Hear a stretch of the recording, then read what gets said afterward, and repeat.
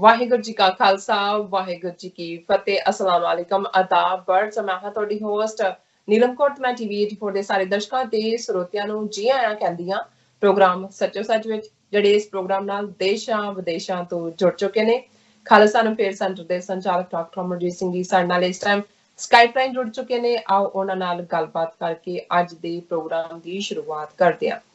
ਜੀ ਡਾਕਟਰ ਸਾਹਿਬ ਵਾਹਿਗੁਰੂ ਜੀ ਕਾ ਖਾਲਸਾ ਵਾਹਿਗੁਰੂ ਜੀ ਕੀ ਫਤਿਹ ਹਾਂਜੀ ਨੀਲਮ ਕੌਰ ਜੀ ਤੁਹਾਨੂੰ ਵੀ ਤੇ ਦੁਨੀਆ ਭਰ ਚ ਬੈਠੇ ਸਾਡੇ ਟੀਵੀ 84 ਦੇ ਬਹੁਤ ਹੀ ਪਿਆਰੇ ਸੋਹਣੇ ਦਰਸ਼ਕਾਂ ਤੇ ਸਰੋਤਿਆਂ ਨੂੰ ਵੀ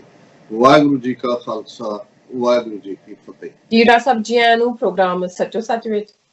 ਬਹੁਤ ਸ਼ੁਕਰੀਆ ਜੀ ਡਾਕਟਰ ਸਾਹਿਬ ਅੱਜ 1 ਜੂਨ 2020 18 ਜੇਠ ਨਾਨਕਸ਼ਾਹੀ ਸੰਮਤ 552 ਦਾ ਦਿਨ ਹੈ ਤੇ ਡਾਕਟਰ ਸਾਹਿਬ ਪ੍ਰੋਗਰਾਮ ਸ਼ੁਰੂ ਕਰਨ ਤੋਂ ਪਹਿਲਾਂ ਅਸੀਂ ਆਪਣੇ ਦਰਸ਼ਕਾਂ ਤੇ ਸਰੋਤਿਆਂ ਨੂੰ ਹਮੇਸ਼ਾ ਤਰ੍ਹਾਂ ਦੱਸਦੇ ਵਿਊਅਰਸ ਜੇ ਤੁਸੀਂ ਹੱਕ ਸੱਚ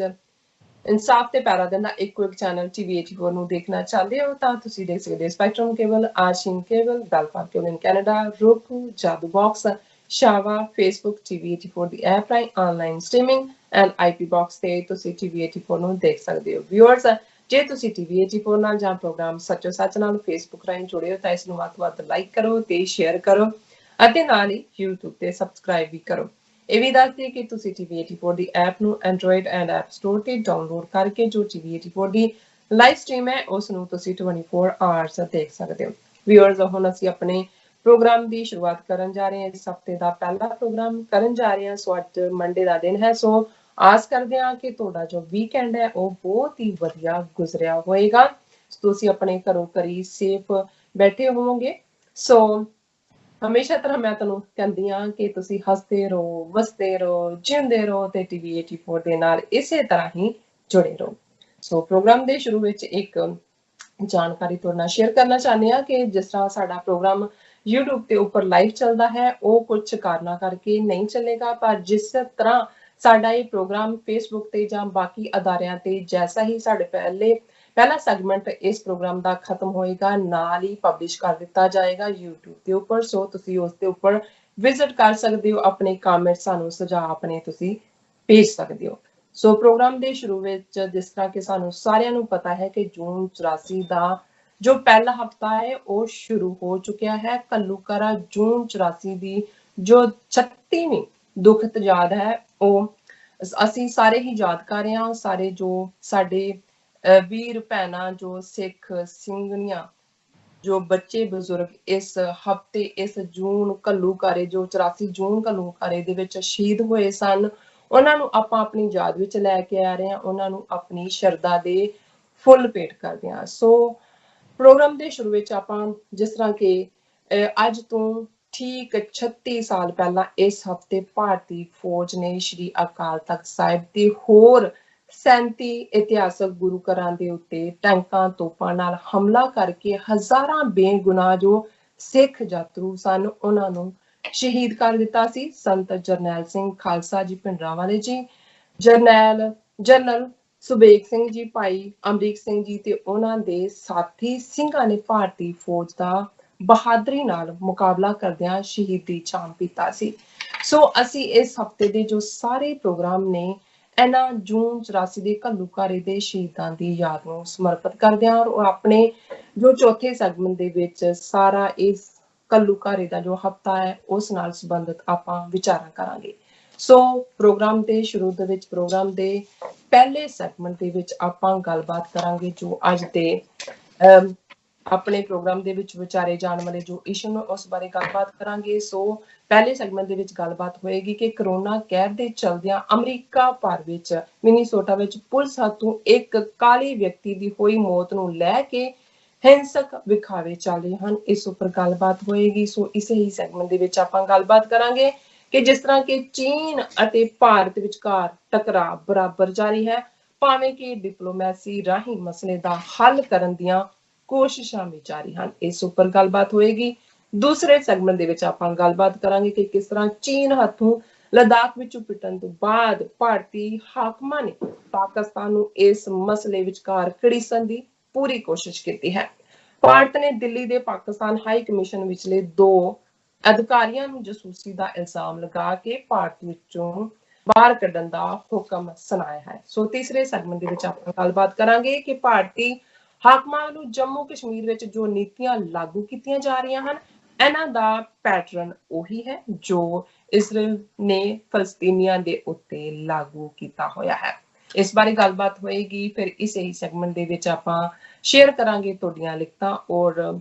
ਪ੍ਰੋਗਰਾਮ ਦੇ ਐਂਡ ਵਿੱਚ ਜਿਸ ਤਰ੍ਹਾਂ ਕਿ ਆਪਾਂ ਤੁਹਾਨੂੰ ਦੱਸਿਆ ਹੈ ਕਿ ਜੂਨ 84 ਦੇ ਘੱਲੂਘਾਰੇ ਨਾਲ ਸੰਬੰਧਿਤ ਵਿਚਾਰਾਂ ਚੌਥੇ ਸੈਗਮੈਂਟ ਦੇ ਵਿੱਚ ਹੋਣਗੀਆਂ।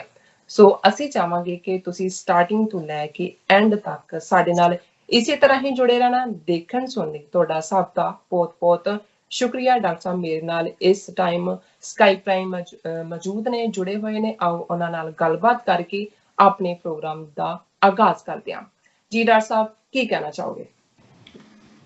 ਦੇਖੋ, ਜੇ ਸੱਚ ਪੁੱਛੋ ਤਾਂ ਜਿਉਂ ਹੀ ਜੂਨ ਦੀ ਪਹਿਲੀ ਤਰੀਕ ਆਉਂਦੀ ਹੈ, ਸਾਰਾ ਧਿਆਨ ਜੂਨ 84 ਦੇ ਘੱਲੂਘਾਰਾ ਵੱਲ ਚਲਾ ਜਾਂਦਾ ਹੈ ਔਰ ਮਾਨਸਿਕ ਤੌਰ ਦੇ ਉੱਤੇ, ਰੂਹਾਨੀ ਤੌਰ ਦੇ ਉੱਤੇ ਇੱਕ ਐਸੀ ਕੈਫੀਅਤ ਹੁੰਦੀ ਹੈ ਜਿਸ ਨੂੰ ਤੁਸੀਂ ਲਫ਼ਜ਼ਾਂ ਦੇ ਵਿੱਚ ਬਿਆਨ ਨਹੀਂ ਕਰ ਸਕਦੇ। ਉਹ ਇੱਕ ਤਕਲੀਫ ਵੀ ਹੈ, ਦਰਦ ਵੀ ਹੈ, ਕਿਤੇ ਨਾ ਕਿਤੇ ਬੇਬਸੀ ਵੀ ਹੈ ਤੇ ਕੁਛ ਕਰ ਗੁਜ਼ਰਨ ਦੀ ਭਾਵਨਾ ਵੀ ਹੈ। ਸੋ ਜ਼ਾਹਰ ਹੈ ਕਿ ਇਹ ਇਕੱਲਾ ਮੇਰਾ ਜਾਂ ਤੁਹਾਡਾ ਜਾਂ ਜਿਨ੍ਹਾਂ ਨੇ ਉਸ ਸਾਰੇ ਪੀਰੀਅਡ ਦੇ ਦੌਰ ਨੂੰ ਹੰਡਾਇਆ ਜਾਂ ਜੇ ਨਹੀਂ ਵੀ ਹੰਡਾਇਆ ਤੇ ਸੁਣਿਆ, ਸਮੁੱਚੀ ਸਿੱਖ ਕੌਮ ਦੁਨੀਆ ਭਰ ਦੇ ਵਿੱਚ ਬੈਠੀ ਇਹ ਸਾਰੇ ਹਫ਼ਤੇ 'ਚ ਉਸ ਵੈਰਾਗ ਦੇ ਵਿੱਚ ਹੁੰਦੀ ਹੈ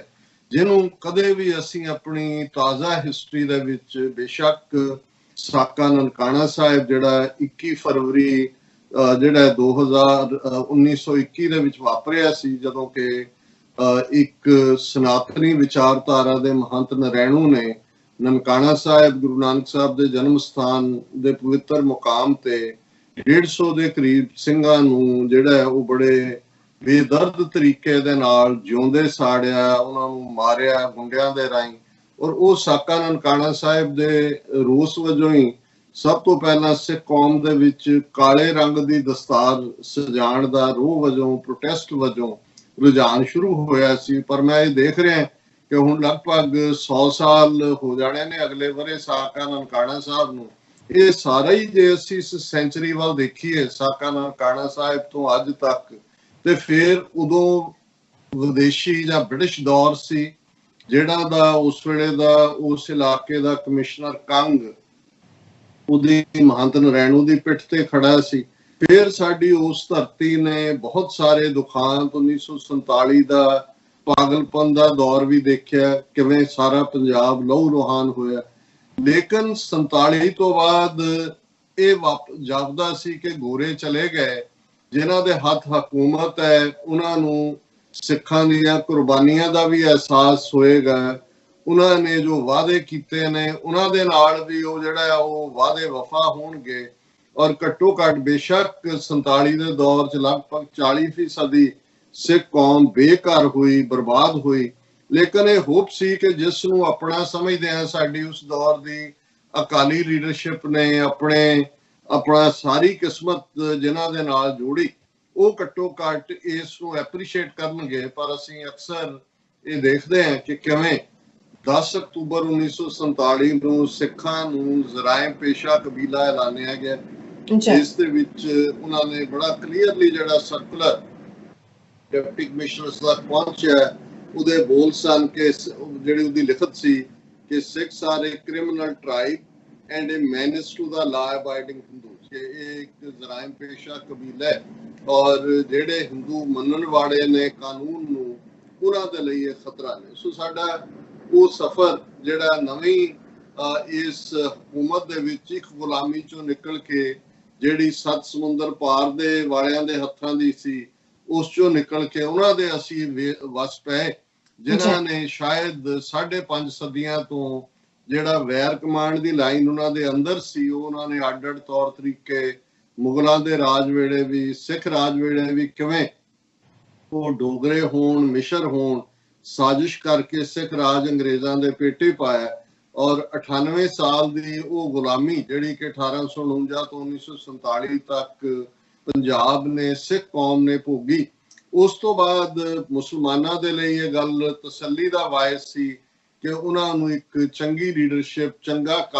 ਕਾਇਦ ਆਜ਼ਮ ਮੁਹੰਮਦ ਅਲੀ ਜਿਨ੍ਹਾਂ ਦੇ ਰੂਪ ਚ ਮਿਲਿਆ। ਉਹਨਾਂ ਨੇ ਆਪਣਾ ਮੁਲਕ ਪਾਕਿਸਤਾਨ ਬਣਾਇਆ। ਬੇਸ਼ੱਕ ਉਹਨਾਂ ਦੀ ਵੀ ਤਬਾਹ ਬਰਬਾਦੀ ਇੱਧਰ ਈਸਟ ਪੰਜਾਬ ਦੇ ਵਿੱਚ ਮੁਸਲਮਾਨਾਂ ਦੀ ਹੋਈ, ਪਰ ਫਿਰ ਵੀ ਇਸ ਗੱਲ ਦੀ ਉਹਨਾਂ ਨੂੰ ਤਸੱਲੀ ਸੀ ਕਿ ਉਹਨਾਂ ਦਾ ਹੁਣ ਆਪਣਾ ਮੁਲਕ ਹੈ ਜਿਸ ਨੂੰ ਆਪਣਾ ਵਤਨ ਕਹਿ ਸਕਦੇ ਨੇ। ਔਰ ਜਿਹੜੀ ਗੱਲ ਅਲਾਮਾ ਇਕਬਾਲ ਨੇ ਕਦੇ ਇਹਨਾਂ ਹਿੰਦੂ ਤਵੀਆਂ ਬ੍ਰਾਹਮਣਵਾਦੀਆਂ ਨੂੰ ਜਾਂਚ ਪਰਖ ਕੇ ਕਹੀ ਸੀ ਕਿ ਸ਼ਰਮ ਸੀ ਆਤੀ ਹੈ ਮੁਝਕੋ ਇਸਕੋ ਵਤਨ कहते हुए। ਲੇਕਿਨ ਹੁਣ ਜਿਹੜੇ ਪਾਕਿਸਤਾਨ ਦੇ ਵਿੱਚ ਮੁਸਲਮਾਨ ਆਏ ਉਹਨਾਂ ਨੂੰ ਕੋਈ ਸ਼ਰਮ ਮਹਿਸੂਸ ਕਰਨ ਦੀ ਲੋੜ ਨਹੀਂ ਸੀ ਕਿ ਇਹ ਕੋਈ ਹਿੰਦੁਸਤਾਨ ਵਰਗਾ ਵਤਨ ਹੈ ਜਿੱਥੇ ਕਿ ਬ੍ਰਾਹਮਣ ਦੀ ਜਿਹੜੀ ਹੈ ਉਹ ਹਜ਼ਾਰੇਦਾਰੀ ਹੈ, ਪਰ ਉਹਨਾਂ ਦਾ ਆਪਣਾ ਮੁਲਕ ਬਣਿਆ। ਪਰ ਅਫਸੋਸ ਸਿੱਖ ਕੌਮ ਇੱਕ ਨਵੀਂ ਗੁਲਾਮੀ ਦੇ ਵਿੱਚ। ਔਰ ਇਹ ਸਾਰਾ ਦੌਰ ਕਿਵੇਂ 47 ਤੋਂ ਜੂਨ 84 ਦੇ ਪਹਿਲੇ ਹਫ਼ਤੇ ਤੱਕ ਇਹਨਾਂ 37 ਵਰਿਆਂ 'ਚ ਕੀ ਹੋਇਆ, ਉਹ ਅਕਸਰ ਅਸੀਂ ਗੱਲਬਾਤ ਕਰਦੇ ਹਾਂ ਰੋਜ਼ਾਨਾ ਪ੍ਰੋਗਰਾਮਾਂ 'ਚ। ਔਰ ਸਾਡੀ TV 84 ਦੀ ਟੀਮ ਨੇ ਇਹ ਯਤਨ ਕੀਤਾ ਹੈ ਕਿ ਪਿਛਲੇ ਅਸੀਂ ਦੇਖ ਰਹੇ ਹਾਂ ਕਿ ਮਈ ਦੇ ਅਖੀਰਲੇ ਹਫ਼ਤੇ ਤੋਂ ਹੀ ਅੱਡ-ਅੱਡ ਸ਼ਖਸੀਅਤਾਂ ਦੇ ਨਾਲ ਜਿਹੜੀਆਂ ਦੁਨੀਆ ਭਰ ਦੇ ਵਿੱਚ ਧਾਰਮਿਕ ਤੌਰ ਤੇ, ਸਿਆਸੀ ਤੌਰ ਤੇ, ਹਿਊਮਨ ਰਾਈਟਸ ਐਕਟਿਵਿਜ਼ਮ ਜਾਂ ਇੰਟੈਲੈਕਚੁਅਲ, ਉਹਨਾਂ ਦੇ ਨਾਲ ਉਹ ਗੱਲਬਾਤ ਕਰਦੇ ਨੇ, ਜਿਸ ਨੂੰ ਸਾਡੇ ਦਰਸ਼ਕਾਂ ਵੱਲੋਂ ਬਹੁਤ ਪਸੰਦ ਕੀਤਾ ਜਾਂਦਾ ਹੈ। ਕਿਉਂਕਿ ਇਸ ਘੱਲੂਘਾਰੇ ਦਾ ਸਿਰਫ ਇੱਕ ਆਸਪੈਕਟ ਨਹੀਂ ਹੈ ਕਿ ਟੈਂਕਾਂ ਤੋਪਾਂ ਨਾਲ ਹਮਲਾ ਕੀਤਾ ਤੇ ਹਜ਼ਾਰਾਂ ਸਿੱਖ ਦਰਬਾਰ ਸਾਹਿਬ 'ਚ ਮਾਰੇ, ਔਰ 37 ਹੋਰ ਇਤਿਹਾਸਕ ਗੁਰਦੁਆਰੇ ਜਿਨ੍ਹਾਂ ਦੇ ਵਿੱਚ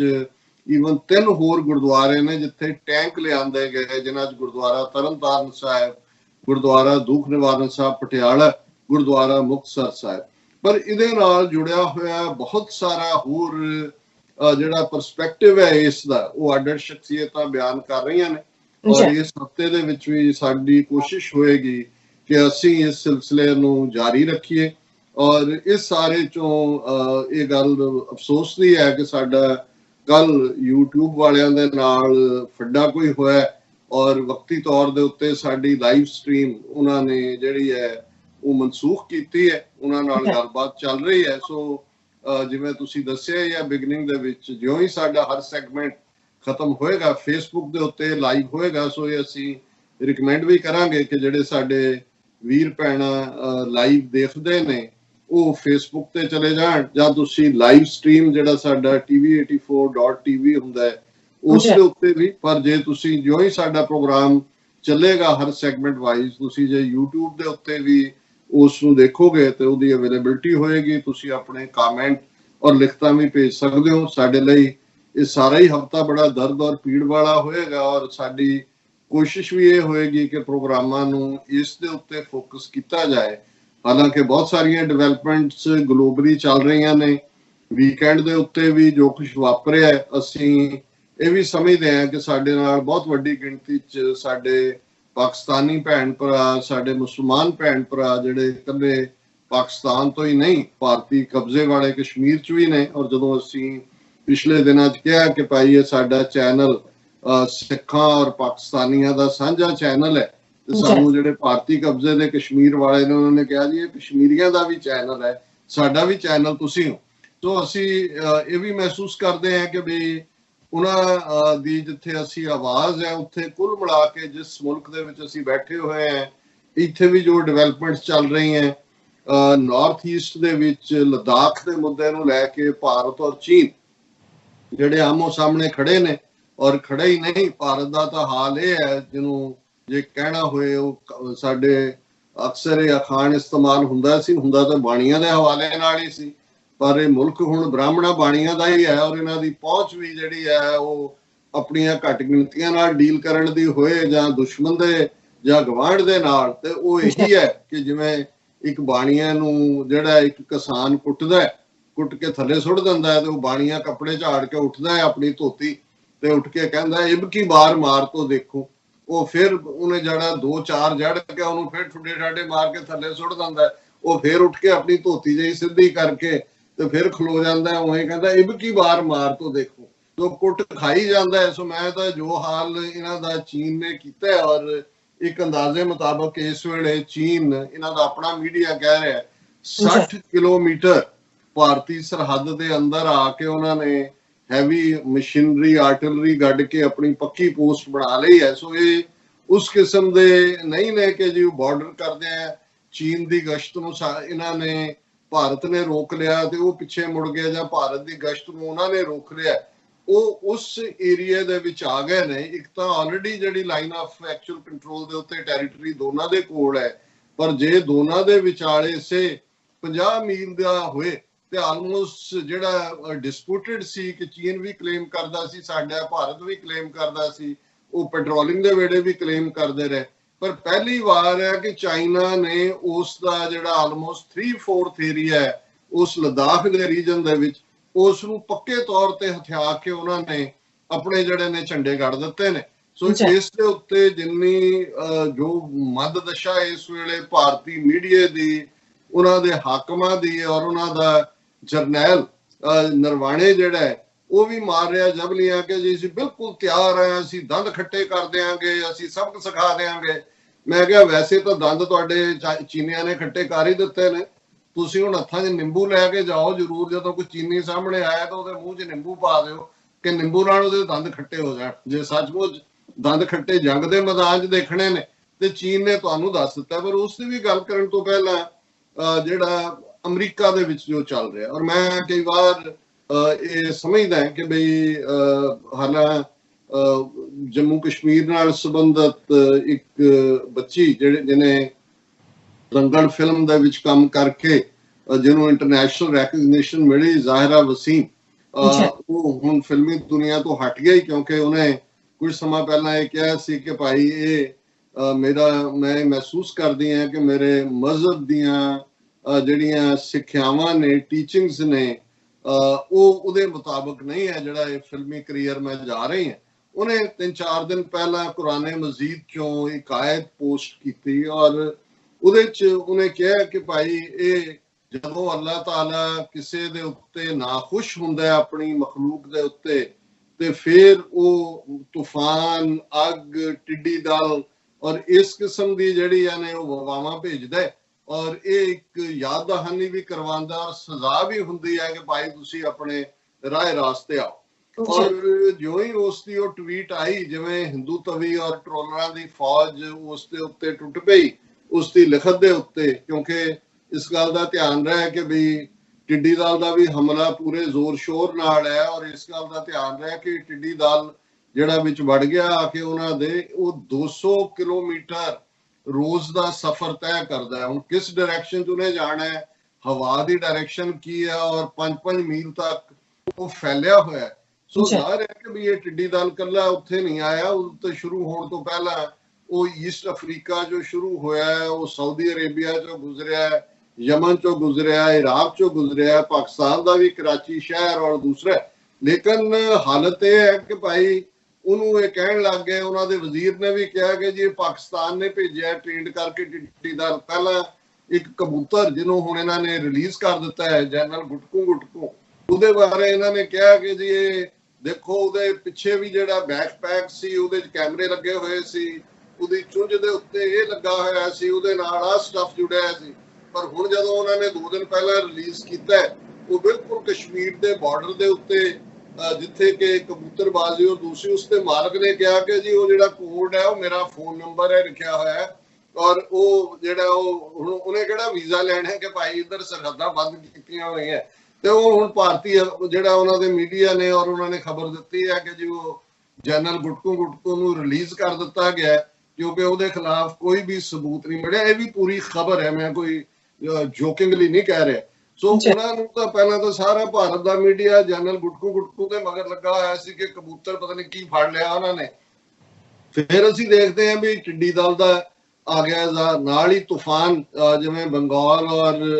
ਉੜੀਸਾ ਦੇ ਵਿੱਚ ਉਹਨੇ ਤਬਾਹੀ ਮਚਾਈ ਔਰ ਇਸ ਸਾਰੇ ਨੂੰ ਹੀ ਔਰ ਕਿਉਂਕਿ ਦੁਨੀਆ ਦੇ ਵਿੱਚ ਇਸ ਤੋਂ ਪਹਿਲਾਂ ਕਰੋਨਾ ਦਾ ਕਹਿਰ ਸਾਰੀ ਦੁਨੀਆ 'ਚ ਹੈ। ਸੋ ਬੀਬੀ ਨੇ, ਜ਼ਾਹਿਰਾ ਵਸੀਮ ਨੇ ਤਾਂ ਇੱਕ ਕੁੱਲ ਇਨਸਾਨੀਅਤ ਦੇ ਨਾਤੇ ਗੱਲ ਕੀਤੀ, ਪਰ ਜਿਵੇਂ ਇਹਨਾਂ ਦਾ ਪੈਟ ਥੀਮ ਹੁੰਦਾ ਹੈ ਦੇਸ਼ ਧਰੋਹ ਔਰ ਸੈਡੀਸ਼ਨ ਔਰ ਦੂਜਾ ਉਹ ਵਿਚਾਰੀ ਆਪਣੇ ਸਾਰੇ ਅਕਾਊਂਟ ਬੰਦ ਕਰਕੇ 2 ਦਿਨ ਗਾਇਬ ਹੀ ਹੋ ਗਏ, ਹੁਣ ਉਹਨੇ ਦੁਬਾਰਾ ਸ਼ੁਰੂ ਕੀਤਾ ਹੈ। ਸੋ ਇੱਕ ਪਾਸੇ ਤਾਂ ਇਹਨਾਂ ਦਾ ਇਸ ਕਿਸਮ ਦਾ ਨਫ਼ਰਤ ਦਾ ਦੌਰ ਹੈ ਔਰ ਦੂਜੇ ਪਾਸੇ ਅਸੀਂ ਇਹ ਦੇਖ ਰਹੇ ਹਾਂ ਕਿ ਜਿਹੜਾ ਕਈ ਵਾਰ ਜਿਹੜਾ ਪੈਂਟ ਅਪ ਫੀਲਿੰਗਸ ਹੁੰਦੀਆਂ ਨੇ, ਜਿਨ੍ਹਾਂ ਭਾਵਨਾਵਾਂ ਨੂੰ ਤੁਸੀਂ ਦਬਾ ਰਹੇ ਹੁੰਦੇ ਹੋ। ਤੁਹਾਡੇ ਅੰਦਰ ਕੁਝ ਚੱਲ ਰਿਹਾ ਹੁੰਦਾ ਹੈ, ਪਰ ਤੁਹਾਨੂੰ ਪਤਾ ਨਹੀਂ ਲੱਗ ਰਿਹਾ ਹੁੰਦਾ ਕਿ ਤੁਸੀਂ ਕੀ ਕਰੋ। ਜ਼ਾਹਰ ਹੈ ਕਿ ਕੋਰੋਨਾ ਦੇ ਇਸ ਕਹਿਰ ਦੇ ਚੱਲਦੇ ਆ ਬਹੁਤ ਸਾਰੇ ਜਿਹੜੇ ਲੋਕ ਹੁਣ 3-3 ਮਹੀਨੇ ਤੋਂ ਘਰਾਂ 'ਚ ਬੈਠੇ ਨੇ, ਜੌਬ ਜਾ ਰਹੀਆਂ ਨੇ, ਔਰ ਹੋਰ ਜਿਹੜੀ ਹੈ ਫਰਸਟ੍ਰੇਸ਼ਨਸ ਨੇ ਉਹ ਵੀ ਨੇ ਆਪਣੀ ਥਾਂ ਤੇ। ਪਰ ਜਿਵੇਂ ਭਾਰਤ ਦੇ ਵਿੱਚ ਜਦੋਂ ਅਸੀਂ ਦੇਖਿਆ ਕਿ ਐਂਟੀ ਸੀਏ ਪ੍ਰੋਟੈਸਟ ਦੇ ਵੇਲੇ ਕਿਵੇਂ ਧਾਕੇ ਜਿਹੜੇ ਨੇ ਸਿਰਫ ਮੁਸਲਮਾਨ ਹੀ ਨਹੀਂ ਨਿਕਲੇ, ਭਾਰਤ ਦੇ ਉਹ ਇਨਸਾਫ ਪਸੰਦ ਲੋਕ, ਇਹਨਾਂ 'ਚ ਈਵਨ ਹਿੰਦੂ ਐਕੈਡਮਿਸ਼ੀਅਨ ਜਾਂ ਰਾਈਟਰ ਜਾਂ ਥਿੰਕਰ ਜਾਂ ਐਕਟਿਵਿਸਟ ਜਾਂ ਕੁਝ ਉਹਨਾਂ ਦੇ ਮੀਡੀਆ ਵਾਲੇ ਲੋਕ ਵੀ, ਜਿਨ੍ਹਾਂ ਨੇ ਆਵਾਜ਼ ਬੁਲੰਦ ਕੀਤੀ, ਕਿਉਂਕਿ ਉਹਨਾਂ ਦੇ ਅੰਦਰ ਵੀ ਜੋ 2014 ਤੋਂ ਉਹ ਘੁੱਟਣ ਮਹਿਸੂਸ ਕਰ ਰਹੇ ਸੀ ਮੋਦੀ ਦੇ ਪਹਿਲੀ ਵਾਰ ਬਣਨ ਤੋਂ ਬਾਅਦ, ਔਰ ਉਹਨਾਂ ਨੂੰ ਲੱਗ ਰਿਹਾ ਸੀ ਕਿ ਕਿਵੇਂ ਸੁਸਾਇਟੀ ਨੂੰ ਪੋਲਰਾਈਜ਼ ਕੀਤਾ ਜਾ ਰਿਹਾ ਹੈ, ਕਿਵੇਂ ਸੁਸਾਇਟੀ ਦੇ ਵਿੱਚ ਇੱਕ ਨਫ਼ਰਤ ਦਾ ਦੌਰ ਹੈ, ਕਿਵੇਂ ਉਹ ਜਿਹੜਾ ਭਾਰਤ ਦੇ ਕਨਸਟੀਟਿਊਸ਼ਨ ਦਾ ਸੈਕੂਲਰ ਪਾਰਟ, ਭਾਵੇਂ ਸਿੱਖਾਂ ਨੂੰ ਤਾਂ ਪਤਾ ਹੈ ਉਹਦੇ 'ਚ ਸਾਡੇ ਲਈ ਸੈਕੂਲਰਿਜ਼ਮ ਕੀ ਨਿਕਲਦਾ, ਪਰ ਫਿਰ ਵੀ ਉਹਨੂੰ ਇੱਕ ਡਿਬੇਟ ਦੀ ਖਾਤਰ ਅਸੀਂ ਦੇਖ ਲੈਂਦੇ ਹਾਂ। ਉਹਨਾਂ ਨੂੰ ਲੱਗਾ ਵੀ ਈਵਨ ਇਹ ਜਿਹੜਾ ਨਾਮ ਨੇ ਹਾਥ ਜਿਹਾ ਉੱਤੇ ਮਾੜਾ ਮੋਟਾ ਢੱਕਣ ਰੱਖਿਆ ਸੀ, ਇਹ ਵੀ ਚੁੱਕਿਆ ਜਾ ਰਿਹਾ, ਔਰ ਨਤੀਜੇ ਦੇ ਤੌਰ ਤੇ ਉਹ ਇੱਕ ਆਪਣੇ ਕਿਸਮ ਦੀ ਫਰਸਟ੍ਰੇਸ਼ਨ ਸਾਹਮਣੇ ਆਈ। ਔਰ ਇਸੇ ਤਰ੍ਹਾਂ ਅਸੀਂ ਅਮਰੀਕਾ ਦੇ ਵਿੱਚ ਇਹ ਦੇਖ ਰਹੇ, ਕਿਉਂਕਿ ਭਾਰਤ ਦੀ ਜਿਹੜੀ ਜ਼ਮੀਨ ਹੈ ਉਸ ਬਾਰੇ ਤਾਂ ਇੱਕ ਗੱਲ ਖਾਸ ਤੌਰ ਤੇ ਜਿਵੇਂ ਬ੍ਰਾਹਮਣਵਾਦ ਦੇ ਵਿਦਾਂਤ ਨੇ ਜਾਂ ਉਹਨਾਂ ਦੇ ਉਪਨਿਸ਼ਦਾਂ ਨੇ ਜਾਂ ਵੇਦਾਂ ਨੇ ਜਾਂ ਸ਼ਾਸਤਰਾਂ ਨੇ ਜਿਵੇਂ ਉਸ ਧਰਤੀ ਦੇ ਵਿੱਚ ਉਹ ਰਿਬੈਲ ਕਰਨ ਦੀ ਤਾਕਤ ਹੀ ਖਤਮ ਕਰ ਦਿੱਤੀ। ਬ੍ਰਾਹਮਣ ਨੇ ਇਸ ਕਿਸਮ ਦਾ ਜਿਹੜਾ ਉੱਥੇ ਉਹ ਆਪਣੇ ਫਲਸਫੇ ਦੇ ਨਾਲ ਲੋਕਾਂ ਦੇ ਅੰਦਰਾਂ ਨੂੰ ਸੁਕਾ ਦਿੱਤਾ ਹੈ, ਜਿਸ ਬਾਰੇ ਅਲਾਮਾ ਇਕਬਾਲ ਨੇ ਕਿਹਾ ਸੀ ਜਦੋਂ ਉਹਨਾਂ ਨੇ ਬੁੱਧ ਦੀ ਗੱਲ ਕੀਤੀ, ਲਗਭਗ 2500 ਸਾਲ ਪਹਿਲਾਂ ਬੁੱਧ ਨੇ ਜਦੋਂ ਗੱਲ ਕੀਤੀ। ਪਰ ਅਲਾਮਾ ਇਕਬਾਲ ਜਿਨ੍ਹਾਂ ਨੇ ਉਸ ਧਰਤੀ ਦੀ ਖਸਲਤ ਨੂੰ, ਉਸ ਧਰਤੀ ਦੇ ਲੋਕਾਂ ਦੇ ਜਿਹੜੀ ਹੈ ਖਸਲਤ, ਧਰਤੀ ਦੇ ਖਮੀਰ ਨੂੰ ਬਿਆਨਿਆ, ਉਹਨਾਂ ਨੇ ਕਿਹਾ ਕਿ ਵੀ आशकार उसने किया जो जिंदगी का राज था, हिंद को लेकिन ख्याली फलसफा पे नाज था, शमाए हक से जो मुनव्वर हो ये वो महफिल न थी, बारिशे रहमत हुई लेकिन जिमी काबिल न थी। सो उत्थों एक्सपेक्ट करना बहुत सार वारी साडे कुछ वीर भैणां पुछणगे कि जी आ हुण 2 करोड़ 3 करोड़ जो ਇਹਨਾਂ ਦੇ ਨਾਲ ਮਜ਼ਦੂਰਾਂ ਦੇ ਨਾਲ ਹਾਲ ਹੋਇਆ ਯੂਪੀ ਬਿਹਾਰ ਔਰ ਦੂਸਰਿਆਂ ਦੇ, ਇਹ ਤਾਂ ਹੁਣ ਉੱਠ ਖਲੋਣਗੇ, ਵੋਟਾਂ ਵੀ ਨਹੀਂ ਪਾਉਣਗੇ ਇਹਨਾਂ ਨੂੰ ਜਾਂ ਦੂਜੇ। ਮੈਂ ਕਿਹਾ ਜੀ ਨਹੀਂ, ਜੇ ਇਹਨਾਂ ਦਾ ਤੁਸੀਂ ਇਤਿਹਾਸ ਦੇਖਣਾ ਹੋਏ ਤਾਂ ਫਿਰ ਤੁਹਾਨੂੰ ਇਹੀ ਨਜ਼ਰ ਆਏਗਾ ਕਿ ਇਹਨਾਂ ਨੂੰ ਜਿੰਨਾ ਕੋਈ ਕੁੱਟਦਾ ਉਨਾ ਇਹ ਉਸ ਦੇ ਪੈਰ ਫੜਦੇ ਨੇ ਜ਼ੋਰ ਦੇ ਨਾਲ। ਔਰ ਅਜੇ ਮੋਦੀ ਜਿੱਤ ਕੇ ਹਟਿਆ, ਸਾਲ ਹੋਇਆ, ਆਉਣ ਵਾਲੇ ਪੀਰੀਅਡ ਹੁਣ ਮੈਂ ਦੇਖ ਰਿਹਾ ਕਿ ਜੀ ਪੈਕੇਜ ਦੇ ਦਿੱਤਾ ਹੈ, ਫਸਲਾਂ ਦਾ ਕਰ ਦਿੱਤਾ ਜੀ, ਜਿੰਨੀ ਤੁਹਾਡੀ ਉਹਦੇ ਚ ਇਨਵੈਸਟਮੈਂਟ 1.5 ਗੁਣਾ ਤੁਹਾਨੂੰ ਮਿਲਣਗੇ, ਇਹ ਉਹ। ਮੈਂ ਕਿਹਾ ਇਸ ਕਿਸਮ ਦਾ ਲੋਕ ਕੁੱਟ-ਕੱਟ ਖਾ ਕੇ ਚੁੱਪ ਕਰਕੇ ਬਹਿ ਜਾਣਗੇ। ਪਰ ਮੈਂ ਦੇਖਦਾ ਵੀ ਅਮਰੀਕਾ ਦੇ ਵਿੱਚ, ਕਿਉਂਕਿ ਬਹੁਤ ਸਾਰੇ ਦੀਆਂ ਕਾਲਾਂ ਸਾਊਥ ਏਸ਼ੀਆ ਤੋਂ ਵੀ ਆਈਆਂ ਨੇ, ਮੈਸੇਜ ਵੀ ਨੇ, ਫਿਕਰ ਦਾ ਇਜ਼ਹਾਰ ਪਹਿਲਾਂ ਤਾਂ ਕਰੋਨਾ ਨੂੰ ਲੈ ਕੇ ਸੀ। ਜ਼ਾਹਰ ਹੈ 1 ਲੱਖ ਤੋਂ ਜ਼ਿਆਦਾ ਮੌਤਾਂ ਅਮਰੀਕਾ 'ਚ ਹੋਈਆਂ, ਸਭ ਤੋਂ ਜ਼ਿਆਦਾ ਜਿਹਨੂੰ ਕਹਿੰਦੇ ਅਸੀਂ ਆਈ ਆਫ ਦਾ ਸਟਾਰਮ, ਕਰੋਨਾ ਦੇ ਸਟਾਰਮ ਦੀ ਅੱਖ ਦੇ ਵਿੱਚ ਜਿਹੜਾ ਉਹ ਅਮਰੀਕਾ ਹੀ ਸੀ। ਪਰ ਜਿਹੜਾ ਦੂਸਰਾ ਪਾਰਟ, ਉਸ ਦੇ ਉੱਤੇ ਤਾਂ ਕੋਈ ਕਹਿ ਸਕਦਾ ਹੈ ਕਿ ਭਾਈ ਚਲੋ ਵੱਧ ਇੰਤਜ਼ਾਮੀ ਤਾਂ ਹੋ ਸਕਦੀ ਹੈ ਕਿ ਵੇਲੇ ਸਿਰ ਅਗਾਹ ਨਹੀਂ ਹੋਏ ਜਾਂ ਪ੍ਰਬੰਧ ਨਹੀਂ ਹੋਏ, ਅਦਰਵਾਈਜ਼ ਮੌਤਾਂ ਘਟ ਜਾਂਦੀਆਂ। ਲੇਕਿਨ ਜਿਹੜੀ ਦੂਸਰੀ ਨਫ਼ਰਤ ਦੀ ਔਰ ਇੱਕ ਕਿਸਮ ਦਾ ਜੋ ਇੱਥੇ ਅੱਗ ਲੱਗ ਗਈ ਹੈ, ਬੇਸ਼ੱਕ ਉਸ ਦੀ ਸ਼ੁਰੂਆਤ ਇੱਕ ਮਾਮੂਲੀ ਘਟਨਾ ਦੇ ਨਾਲ ਹੋਈ ਕਿ ਕਿਵੇਂ ਮਿਨੀਐਪੋਲਿਸ ਦੇ ਵਿੱਚ, ਮਿਨੇਸੋਟਾ ਸਟੇਟ ਦੇ ਵਿੱਚ ਇੱਕ ਅਫਰੀਕਨ ਅਮਰੀਕਨ ਦੇਸ਼ ਦੀ ਧੌਣ ਦੇ ਉੱਤੇ ਲਗਭਗ 9 ਮਿੰਟ ਇੱਕ ਗੋਰੇ ਪੁਲਿਸ ਅਫਸਰ ਨੇ ਗੋਡਾ ਰੱਖਿਆ। ਉਹ ਥੱਲੋਂ ਕਹਿ ਰਿਹਾ ਕਿ ਆਈ ਕਾਂਟ ਬਰੀਥ ਔਰ ਮੈਨੂੰ ਕਿਉਂ ਮਾਰ ਰਿਹਾ, ਪਰ ਉਹਨੇ ਜਾਰੀ ਰੱਖਿਆ, ਉਹਦੀ ਡੈਥ ਹੋਈ। ਹਾਲਾਂਕਿ ਜਿਹੜੀਆਂ ਡਿਟੇਲਸ ਬਾਅਦ ਸਾਹਮਣੇ ਕੁਛ ਆਈਆਂ ਨੇ ਕਿ ਉਹ ਗੋਰਾ ਵੀ ਔਰ ਉਹ ਬਲੈਕ ਅਫਰੀਕਨ ਅਮਰੀਕਨ ਵੀ ਉਸ ਤੋਂ ਪਹਿਲਾਂ ਬਾਉਂਸਰ ਦੇ ਤੌਰ ਦੇ ਉੱਤੇ ਕਿਸੇ ਬਾਰ ਦੇ ਵਿੱਚ ਕੰਮ ਕਰਦੇ ਸੀ, ਦੋਨੋਂ ਬਾਉਂਸਰ ਸੀ। ਸੋ ਜ਼ਾਹਿਰ ਹੈ ਇੱਕੋ ਜਿਹੜਾ ਛੱਤ ਦੇ ਥੱਲੇ ਜਾਂ ਇੱਕੋ ਮਾਲਕ ਲਈ ਉਹਨਾਂ ਨੇ ਕੰਮ ਕੀਤਾ। ਸੋ ਜੇ ਇਸ ਡਿਟੇਲ ਨੂੰ, ਇਸ ਖਬਰ ਨੂੰ ਪਹਿਲਾਂ ਹੀ ਹੁੰਦਾ ਕਿ ਭਾਈ ਇਹ ਜ਼ਰੂਰੀ ਨਹੀਂ ਹੈ ਕਿ ਇਹਦੇ ਤੇ ਕੋਈ ਰੇਸ ਦਾ ਐਂਗਲ ਹੋਏ, ਪਰਸਨਲ ਰਿਵੈਂਜ ਵੀ ਹੋ ਸਕਦਾ ਹੈ, ਪਰਸਨਲ, ਕਿਉਂਕਿ ਜਦੋਂ ਤੁਸੀਂ ਉਸ ਗੋਰੇ ਦਾ ਚਿਹਰਾ ਵੀ ਦੇਖਦੇ ਹੋ ਤੁਹਾਨੂੰ ਨਫ਼ਰਤ ਨਜ਼ਰ ਆਉਂਦੀ ਹੈ। ਔਰ ਇਹ ਇੱਕ ਕਨਫਰਮਡ ਹੈ ਕਿ ਭਾਈ ਦੋਨੋਂ ਐਜ਼ ਏ ਬਾਉਂਸਰ ਕੰਮ ਕਰਦੇ ਸੀ ਐਂਡ ਜਿਵੇਂ ਇਹਨਾਂ ਨੇ ਕਿਹਾ ਦੇ ਨਿਊ ਈਚ ਅਦਰ। ਕੋਈ ਇਹ ਨਹੀਂ ਹੈ ਕਿ ਭਾਈ ਕਿਸੇ ਨਾਲ, ਲੇਕਿਨ ਇਹ ਘਟਨਾ ਕਿਵੇਂ ਇੱਕ ਇਸ ਵੇਲੇ ਅਮਰੀਕਾ ਭਰ ਦੇ ਵਿੱਚ ਪ੍ਰੋਟੈਸਟ ਹੋ ਰਹੇ ਨੇ ਬੜੇ ਜ਼ੋਰਦਾਰ, ਔਰ ਕੱਲੇ ਜ਼ੋਰਦਾਰ ਹੀ ਨਹੀਂ, ਹਿੰਸਕ ਵੀ, ਵਾਇਲੈਂਟ। ਈਵਨ ਵਾਈਟ ਹਾਊਸ ਦੇ ਬਾਹਰ ਕੱਲ ਪ੍ਰੈਜ਼ੀਡੈਂਟ ਟਰੰਪ, ਵਾਈਟ ਹਾਊਸ ਸਾਰਾ ਹਨੇਰੇ 'ਚ ਡੁੱਬਿਆ ਰਿਹਾ। ਪ੍ਰੈਜ਼ੀਡੈਂਟ ਟਰੰਪ ਜਿਹੜੇ ਨੇ ਉਹ ਬੰਕਰ 'ਚ ਚਲੇ ਗਏ ਨੇ, ਔਰ ਥਾਂ ਥਾਂ ਅੱਗਾਂ ਲੱਗ ਰਹੀਆਂ ਨੇ। ਡੈਥਸ ਦੀ ਕਿੰਨੀਆਂ ਨੇ, ਉਹਦੇ 'ਚ ਕਿਤੇ 7 ਦੀ ਫਿਗਰ ਹੈ, ਕਿਤੇ 5 ਦੀ ਫਿਗਰ ਹੈ। ਔਰ ਇਹ ਗੱਲ ਚੰਗੀ ਹੈ ਕਿ ਅਮਰੀਕਾ 'ਚ ਭਾਵੇਂ ਨੈਸ਼ਨਲ ਗਾਰਡ ਸਟਰੀਟਸ ਤੇ ਆ ਗਏ ਨੇ, ਥਾਂ ਥਾਂ ਈਵਨ ਨਿਊਯਾਰਕ ਦੇ ਵਿੱਚ ਵੀ ਅਸੀਂ ਇਸ ਰੁਝਾਨ ਨੂੰ ਦੇਖ ਰਹੇ ਹਾਂ ਕਿ ਇਸ ਦੇ ਨਾਲ ਹੀ, ਕਿਉਂਕਿ ਅਮਰੀਕਾ ਦੇ ਵਿੱਚ ਜਿਹੜੀ ਇਹ ਨਸਲਵਾਦੀ ਰਾਈਟਿੰਗ ਦੀ ਕਹਾਣੀ ਹੈ ਉਹਦੇ 'ਚ ਇਕੱਲੇ ਪ੍ਰੋਟੈਸਟ ਨਹੀਂ ਹੁੰਦੇ। ਫਿਰ ਇਹ ਵੀ ਨਹੀਂ ਹੁੰਦਾ ਕਿ ਸਿਰਫ ਪ੍ਰੋਟੈਸਟ ਹਿੰਸਕ ਹੋ ਕੇ ਪੁਲਿਸ ਤੇ ਹੀ ਅਟੈਕ ਕਰਦੇ ਨੇ ਜਾਂ ਬਿਲਡਿੰਗਾਂ ਨੂੰ ਲੁੱਟ ਖਸੁੱਟ ਵੀ ਨਾਲ ਸ਼ੁਰੂ ਹੁੰਦੀ ਹੈ। ਸੋ ਜਿਹੜੀ ਇੱਥੇ ਪ੍ਰੋਟੈਸਟ ਦੇ ਨਾਲ ਲੁੱਟ ਦਾ ਹੋਣਾ, ਇਹ 1992 'ਚ ਦੇਖੀਏ ਜਦੋਂ ਕਿ ਰੋਡਨੀ ਕਿੰਗ, ਜਿਹਦੇ ਨਾਲ ਉਹ ਵੀ ਐਲਏ ਤੋਂ ਰਾਈਟਿੰਗ ਸ਼ੁਰੂ ਹੋਈ ਸੀ, ਇੱਕ ਕਾਲਾ ਜਿਹਦੇ ਨਾਲ ਬਦਸਲੂਕੀ ਪੁਲਿਸ ਨੇ ਕੀਤੀ, ਉਹ ਵੀਡੀਓ ਸਾਹਮਣੇ ਆਈ। ਔਰ ਉਦੋਂ ਅਜੇ ਇੰਨਾ ਭਾਵੇਂ ਸੋਸ਼ਲ ਮੀਡੀਆ ਨਹੀਂ ਸੀ, ਇੱਕਦਮ ਐਲਏ ਦੇ ਵਿੱਚ ਰਾਈਟ ਸ਼ੁਰੂ ਹੋਏ ਔਰ ਫਿਰ ਉਹ ਦੇਖਦੇ ਦੇਖਦੇ ਚਾਰੇ ਪਾਸੇ ਫੈਲੇ। ਲੇਕਿਨ ਉਸ ਤੋਂ ਵੀ ਬਦਤਰ ਜਦੋਂ ਰਾਈਟਿੰਗ ਦੀ ਗੱਲ ਹੁੰਦੀ ਹੈ ਫਿਰ 1960s ਦੀ ਸਿਵਲ ਲਿਬਰਟੀ ਮੂਵਮੈਂਟ ਵੇਲੇ, ਪਰ ਹੁਣ ਜਿਹੜੇ ਬਹੁਤ ਸਾਰੇ ਐਕਸਪਰਟ ਨੇ ਉਹ ਇਹਨੂੰ ਉਸ ਦੌਰ ਦੇ ਨਾਲ ਹੀ ਜੋੜ ਰਹੇ ਨੇ ਕਿ ਭਾਈ ਇਸ ਵੇਲੇ ਅਮਰੀਕਾ ਉਸ ਡਾਇਰੈਕਸ਼ਨ ਵੱਲ ਹੀ ਜਾ ਰਿਹਾ ਹੈ, ਜਿਹੜੀ ਫੈਰੋਸਿਟੀ ਹੈ, ਜਿਹੜੀ ਇਸ ਵੇਲੇ ਲੁੱਟਮਾਰ ਵੀ ਉਹਦੇ ਨਾਲ ਨਾਲ, ਕਿਉਂਕਿ ਕੱਲਾ ਮਿਨੇਸੋਟਾ ਦੇ ਵਿੱਚ ਹੀ ਨਹੀਂ ਲੁੱਟ ਹੋਈ, ਈਵਨ ਅਸੀਂ ਨਿਊਯਾਰਕ 'ਚ ਵੀ ਦੇਖਦੇ ਹਾਂ, ਸ਼ਿਕਾਗੋ 'ਚ ਬਹੁਤ ਵਰਸਟ ਫਾਰਮ 'ਚ ਹੈ, ਔਰ ਇਸ ਵੇਲੇ ਕੋਸਟ ਐਟਲਾਂਟਾ ਜਿੱਥੇ ਜਾਰਜੀਆ ਦੇ ਵਿੱਚ। ਔਰ ਇਸ ਵੇਲੇ ਜਦੋਂ ਕਿ ਆਲਰੇਡੀ ਇੱਕ ਪਾਸੇ ਪ੍ਰੈਜ਼ੀਡੈਂਸ਼ੀਅਲ ਇਲੈਕਸ਼ਨ ਨਵੰਬਰ 'ਚ ਹੈ, ਪ੍ਰੈਜ਼ੀਡੈਂਟ ਟਰੰਪ ਨੇ ਆਲਰੇਡੀ ਇੱਕ ਪੋਲਰਾਈਜੇਸ਼ਨ ਦੀ ਲਾਈਨ ਜਿਹੜੀ ਕਿ ਜ਼ਾਹਰ ਹੈ ਕਿ ਉਹ ਇਹ ਸਮਝਦੇ ਸੀ ਕਿ ਲੋਕਾਂ ਨੂੰ ਜਵਾਬਦੇਹ ਹੋਣਾ ਪਏਗਾ, ਇਕਨੋਮੀ ਬਹੁਤ ਬੁਰੀ ਹਾਲਤ 'ਚ ਹੋ ਗਈ, 1 ਲੱਖ ਤੋਂ ਜ਼ਿਆਦਾ ਮੌਤਾਂ ਨੇ। ਸੋ ਉਹਨਾਂ ਨੇ ਜਿਵੇਂ ਇੰਟਰਨੈਸ਼ਨਲੀ ਆਪਣੇ ਆਪ ਨੂੰ ਆਈਸੋਲੇਟ ਕਰਨਾ ਸ਼ੁਰੂ ਕੀਤਾ ਸੀ, ਕਿਵੇਂ ਵਰਲਡ ਹੈਲਥ ਆਰਗੇਨਾਈਜੇਸ਼ਨ ਨਾਲੋਂ ਨਾਤਾ ਤੋੜਨਾ ਉਹਨਾਂ ਦਾ ਲੇਟੈਸਟ ਮੂਵ ਸੀ। ਇਸ ਤੋਂ ਪਹਿਲਾਂ ਅਸੀਂ ਦੇਖਦੇ ਹਾਂ ਕਿ G7 ਦੀ ਮੀਟਿੰਗ ਜਿਹੜੀ ਵਾਸ਼ਿੰਗਟਨ ਦੇ ਵਿੱਚ ਹੋਣੀ ਸੀ, ਉਹਦੇ 'ਚ ਸਭ ਤੋਂ ਪਹਿਲਾਂ ਜਰਮਨ ਦੀ ਚਾਂਸਲਰ ਨੇ ਮਾਜ਼ਰਤ ਕੀਤੀ। ਉਹਨੇ ਕਿਹਾ ਜੀ ਨਹੀਂ, ਮੈਂ ਲੜ ਰਹੀ ਹਾਂ ਆਪਣੇ ਇਸ ਕੋਰੋਨਾ ਦੇ ਖਿਲਾਫ, ਮੈਂ ਨਹੀਂ ਆ ਸਕਦੀ। ਫਰਾਂਸ ਵਾਲਿਆਂ ਨੇ ਕਿਹਾ ਜੀ ਨਹੀਂ, ਸਾਡਾ ਜਿਹੜਾ ਪ੍ਰਾਈਮ ਮਿਨਿਸਟਰ ਹੈ, ਉਹ ਪ੍ਰੈਜ਼ੀਡੈਂਟ ਹੈ, ਉਹ ਜੇ ਠੀਕ ਹੋਇਆ ਤੇ ਆਏਗਾ। ਸੋ ਉਹ ਆਲਰੇਡੀ ਜ਼ਾਹਰ ਸੀ ਕਿ ਯੂਰਪੀਅਨ ਕੰਟਰੀਜ਼ ਵੀ ਇੱਕ ਪੇਜ ਤੇ ਨਹੀਂ ਨੇ। ਔਰ ਪ੍ਰੈਜ਼ੀਡੈਂਟ ਟਰੰਪ ਨੇ ਸਿਆਣਪ ਕੀਤੀ ਕਿ ਉਹਨਾਂ ਨੇ ਉਹ ਮੀਟਿੰਗ ਹੀ ਕੈਂਸਲ ਕੀਤੀ, ਅਦਰਵਾਈਜ਼ ਉਸ ਮੀਟਿੰਗ 'ਚ ਵੀ ਜਿਹੜਾ ਯੂਰਪ ਪਰਮਾਨੈਂਟ ਅਲਾਈ ਰਿਹਾ ਅਮਰੀਕਾ ਦਾ, ਉਹ ਵੀ ਡਿਸਟੈਂਸ ਕਰ ਰਿਹਾ। ਪਰ ਨਾਲ ਦੀ ਨਾਲ ਹੀ ਪ੍ਰੈਜ਼ੀਡੈਂਟ ਟਰੰਪ ਨੇ ਇਹ ਵੀ ਟਵੀਟ ਕਰ ਦਿੱਤਾ ਕਿ ਜੀ ਹੁਣ ਅਸੀਂ ਆਉਣ ਵਾਲੀਆਂ ਮੀਟਿੰਗਾਂ 'ਚ ਆਸਟ੍ਰੇਲੀਆ ਨੂੰ, ਵੈਸਟ ਜਰਮਨੀ ਨੂੰ, ਇੰਡੀਆ ਨੂੰ,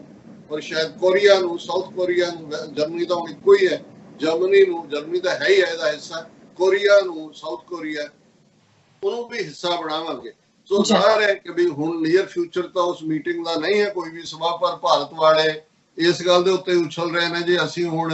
ਉਹਦੇ 'ਚ ਵੀ ਆਵਾਂਗੇ, ਟਰੰਪ ਨੇ ਸਾਡਾ ਵੀ ਵਿੱਚ ਨਾਂ ਲੈ ਦਿੱਤਾ। ਸੋ ਇਸ ਸਾਰੇ ਦੌਰੇ ਦੇ ਨਾਲ ਹੀ ਇਹ ਜਿਹੜੀ ਰਾਈਟਿੰਗ ਸਾਰੇ ਪਾਸੇ ਅਮਰੀਕਾ 'ਚ ਸ਼ੁਰੂ ਹੋਈ, ਇਹਨੇ ਜਿਹੜੀ ਹੈ ਸਿਚੁਏਸ਼ਨ, ਹਾਲਾਂਕਿ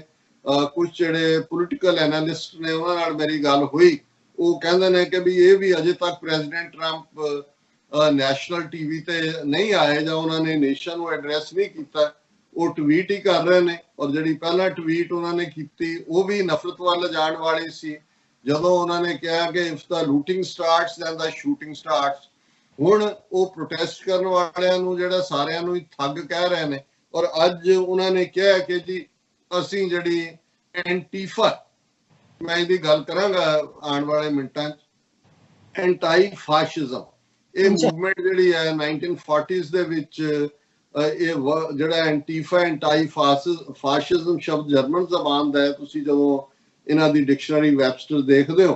ਤੇ ਉੱਥੋਂ ਦੀ ਸ਼ੁਰੂਆਤ ਹੋਈ। ਨਾਜ਼ੀਆਂ ਦੇ ਖਿਲਾਫ ਇਹ ਇੱਕ ਸੀ ਟਰਮ ਯੂਜ਼ ਕੀਤੀ ਗਈ। ਇਹਨਾਂ ਦਾ ਕੋਈ ਫਿਕਸ ਲੀਡਰ ਨਹੀਂ ਹੈ, ਚਾਰ ਚੁਫੇਰੇ ਔਰ ਅਮਰੀਕਾ ਦੇ ਵਿੱਚ ਇਹਦੇ ਦੋ ਵਰਸ਼ਨਸ ਨੇ। ਇੱਕ ਤਾਂ ਇਹ ਹੈ ਕਿ ਵੀ ਇਹ ਪੋਰਟਲੈਂਡ ਦੇ ਵਿੱਚ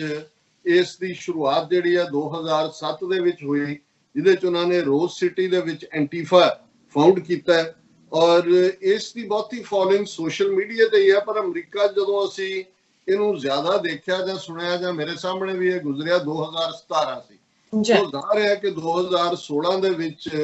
ਜਦੋਂ ਪ੍ਰੈਜ਼ੀਡੈਂਟ ਟਰੰਪ ਪ੍ਰੈਜ਼ੀਡੈਂਟ ਬਣਦੇ ਨੇ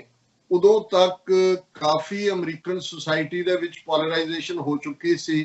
ਇਹਨਾਂ ਦੇ ਕੈਂਪੇਨ ਦੇ ਦੌਰਾਨ ਵੀ ਜਿਹੜਾ ਮੁੱਦਾ ਇਸਲਾਮੋਫੋਬੀਆ ਹੋਏ, ਜ਼ੀਨੋਫੋਬੀਆ ਹੋਏ, ਮੈਕਸੀਕੋ ਦੇ ਖਿਲਾਫ ਹੋਏ, ਲਤੀਨੋ ਦੇ ਖਿਲਾਫ ਹੋਏ, ਸੋ ਇਸ ਸਾਰੇ ਦੇ ਉੱਤੇ ਜਿਹੜੇ ਅਮਰੀਕਾ ਦੇ ਵਿੱਚ ਉਹ ਲੋਕ, ਔਰ ਇਸ ਗੱਲ ਦਾ ਧਿਆਨ ਰਹੇ ਕਿ ਜਿਹੜੇ ਪ੍ਰੋਟੈਸਟ ਹੋ ਰਹੇ ਨੇ ਇਹਨਾਂ 'ਚ ਸਿਰਫ ਕਾਲੇ ਨਹੀਂ ਨੇ, ਕਾਲੇ ਕਈ ਥਾਵਾਂ ਤੇ ਰਾਦਰ ਘੱਟ ਨੰਬਰ ਹੁੰਦਾ ਹੈ, ਉਹਦੇ 'ਚ ਬਹੁਤ ਸਾਰੇ ਉਹ ਅਮਰੀਕਨ ਨੇ ਔਰ ਯੰਗਸਟਰ ਜਿਹੜੇ ਮਹਿਸੂਸ ਕਰਦੇ ਨੇ ਕਿ ਸੁਸਾਇਟੀ ਦੇ ਵਿੱਚ ਜਸਟਿਸ ਹੋਣਾ ਚਾਹੀਦਾ ਹੈ, ਸੁਸਾਇਟੀ ਦੇ ਵਿੱਚ ਡਿਸਕ੍ਰਿਮੀਨੇਸ਼ਨ ਨਹੀਂ ਹੋਣੀ ਚਾਹੀਦੀ, ਕਿਸੇ ਨਾਲ ਵੀ ਉਹਦੀ ਨਸਲ ਤੇ ਬੇਸਡ ਨਫ਼ਰਤ ਨਾ ਹੋਏ ਜਿਹਨੂੰ ਰੇਸਿਜ਼ਮ ਕਹਿੰਦੇ ਆ, ਕਿਸੇ ਦਾ ਫੋਰਨਰ ਹੋਣਾ ਨਫ਼ਰਤ ਦਾ ਕਾਰਨ ਨਾ ਬਣੇ ਜਿਹਨੂੰ ਜ਼ੀਨੋਫੋਬੀਆ ਕਹਿੰਦੇ ਆ, ਕਿਸੇ ਦੀ ਸੈਕਸ਼ੂਅਲ ਓਰੀਐਂਟੇਸ਼ਨ ਉਹ ਭਾਵੇਂ ਕੋਈ ਹੋਮੋਸੈਕਸ਼ੂਅਲ ਹੈ ਜਾਂ ਲੈਸਬੀਅਨ ਹੈ, ਕਿਉਂਕਿ ਈਵਨ ਅਮਰੀਕਾ ਵਰਗੇ ਮੁਲਕ 'ਚ ਵੀ ਲੰਬਾ ਵਕਤ ਹੋਮੋਸੈਕਸ਼ੂਅਲਸ ਔਰ ਲੈਸਬੀਅਨ ਉਹਨਾਂ ਦੇ ਖਿਲਾਫ ਵਾਇਲੈਂਸ ਵੀ ਹੋਈ, ਉਹਨਾਂ ਦੇ ਮਰਡਰ ਵੀ ਹੁੰਦੇ ਰਹੇ ਔਰ ਹੁਣ ਵੀ ਜਿਹੜੇ ਨੇ ਜੇ ਤੁਸੀਂ ਸਾਊਥ ਵਿੱਚ ਜਾਓ ਅਮਰੀਕਾ ਦੇ ਤਾਂ ਉਸ ਕਿਸਮ ਦਾ ਹੀ ਮਾਹੌਲ ਹੁੰਦਾ ਹੈ। ਸੋ ਇਹਨਾਂ ਦਾ ਜਿਹੜਾ ਚਾਰਟਰ ਸੀ ਜਿਹਦੇ ਵਿੱਚ ਬੇਸ਼ੱਕ ਨਾਂ ਉਹਨਾਂ ਦਾ ਐਂਟੀਫਾ ਐਂਟਾਈ ਫਾਸ਼ਿਜ਼ਮ, ਹੁਣ ਫਾਸ਼ਿਜ਼ਮ ਦਾ ਬਰਥ ਜਿਹੜਾ ਉਹ ਇਟਲੀ ਦੇ ਵਿੱਚ ਹੁੰਦਾ ਹੈ, ਜਨਰਲ ਮਸੋਲਿਨੀ। ਔਰ ਜੇ ਮੇਰੇ ਕੋਲ ਵਕਤ ਨਹੀਂ ਹੈ ਕਿ ਭਾਈ ਇਹ ਜਿਹੜੇ ਲਫ਼ਜ਼ ਨੇ ਜਿਨ੍ਹਾਂ ਦੇ ਵਿੱਚ ਓਲੀਗਾਰਕੀ ਹੈ ਜਾਂ ਫਾਸ਼ਿਜ਼ਮ ਹੈ ਜਾਂ ਅਥੋਰੀਟੇਰੀਅਨਿਜ਼ਮ ਹੈ ਜਾਂ ਨਾਜ਼ੀਜ਼ਮ ਹੈ, ਇਹਨਾਂ 'ਚ ਕੀ ਫਰਕ ਹੈ, ਪਰ ਜਿਵੇਂ ਜਿਵੇਂ ਜਿਸ ਮੁਲਕ ਦੇ ਵਿੱਚ ਇਹਦੀ ਇੰਪਲੀਮੈਂਟੇਸ਼ਨ ਹੁੰਦੀ ਗਈ ਉੱਥੋਂ ਦਾ ਜਿਹੜਾ ਲੁਬੇ ਲਬਾਬ ਜੇ ਤੁਸੀਂ ਕਹਿਣਾ ਹੋਏ ਕਿ ਸਾਰੀ ਪਾਵਰ ਇੱਕ ਹੱਥਾਂ ਦੇ ਵਿੱਚ, ਉਹ ਭਾਵੇਂ ਮਿਲਟਰੀ ਦੇ ਬਲਬੂਤੇ ਤੇ ਹੋਏ ਜਿਵੇਂ ਮਿਲਟਰੀ ਡਿਕਟੇਟਰਸ਼ਿਪਸ ਹੁੰਦੀਆਂ ਨੇ, ਜਾਂ ਮੈਜੋਰਿਟੇਰੀਅਨਿਜ਼ਮ ਦੇ ਬਲਬੂਤੇ ਤੇ ਹੋਏ ਜਿਵੇਂ ਨਾਜ਼ੀਆਂ ਨੇ ਸੋਸ਼ਲਿਸਟ ਰਿਪਬਲਿਕ ਆਫ ਜਰਮਨੀ ਦੇ ਵਿੱਚ ਹਿਟਲਰ ਦੀ ਕਮਾਂਡ ਥੱਲੇ ਪਾਵਰ ਲਈ, ਜਾਂ ਹਿੰਦੂ ਤਵੀਆਂ ਨੇ ਵੋਟਾਂ ਦੇ ਸਿਰ ਮੈਜੋਰਿਟੇਰੀਅਨਿਜ਼ਮ ਦੇ ਥੱਲੇ 2014 ਚ ਪਾਵਰ ਲਈ ਆਰਐਸਐਸ ਦੀ ਹਿੰਦੁਸਤਾਨ ਦੀ ਆਈਡੀਓਲੋਜੀ ਨੇ, ਔਰ 2019 ਦੇ ਵਿੱਚ ਮੋਦੀ ਵਾਪਸ ਚੁਣਿਆ ਗਿਆ ਜਿਵੇਂ ਹਿਟਲਰ ਔਰ ਨਾਜ਼ੀ ਪਾਰਟੀ ਸਟਰੋਂਗਰ ਹੁੰਦੀ ਚਲੀ ਗਈ, ਜਾਂ ਈਵਨ ਅਮਰੀਕਾ ਦੇ ਹਵਾਲੇ ਨਾਲ ਇਸ ਐਂਟੀਫਾ ਦਾ ਜ਼ੋਰ ਫੜਨਾ ਸੀ ਕਿ ਜਿਵੇਂ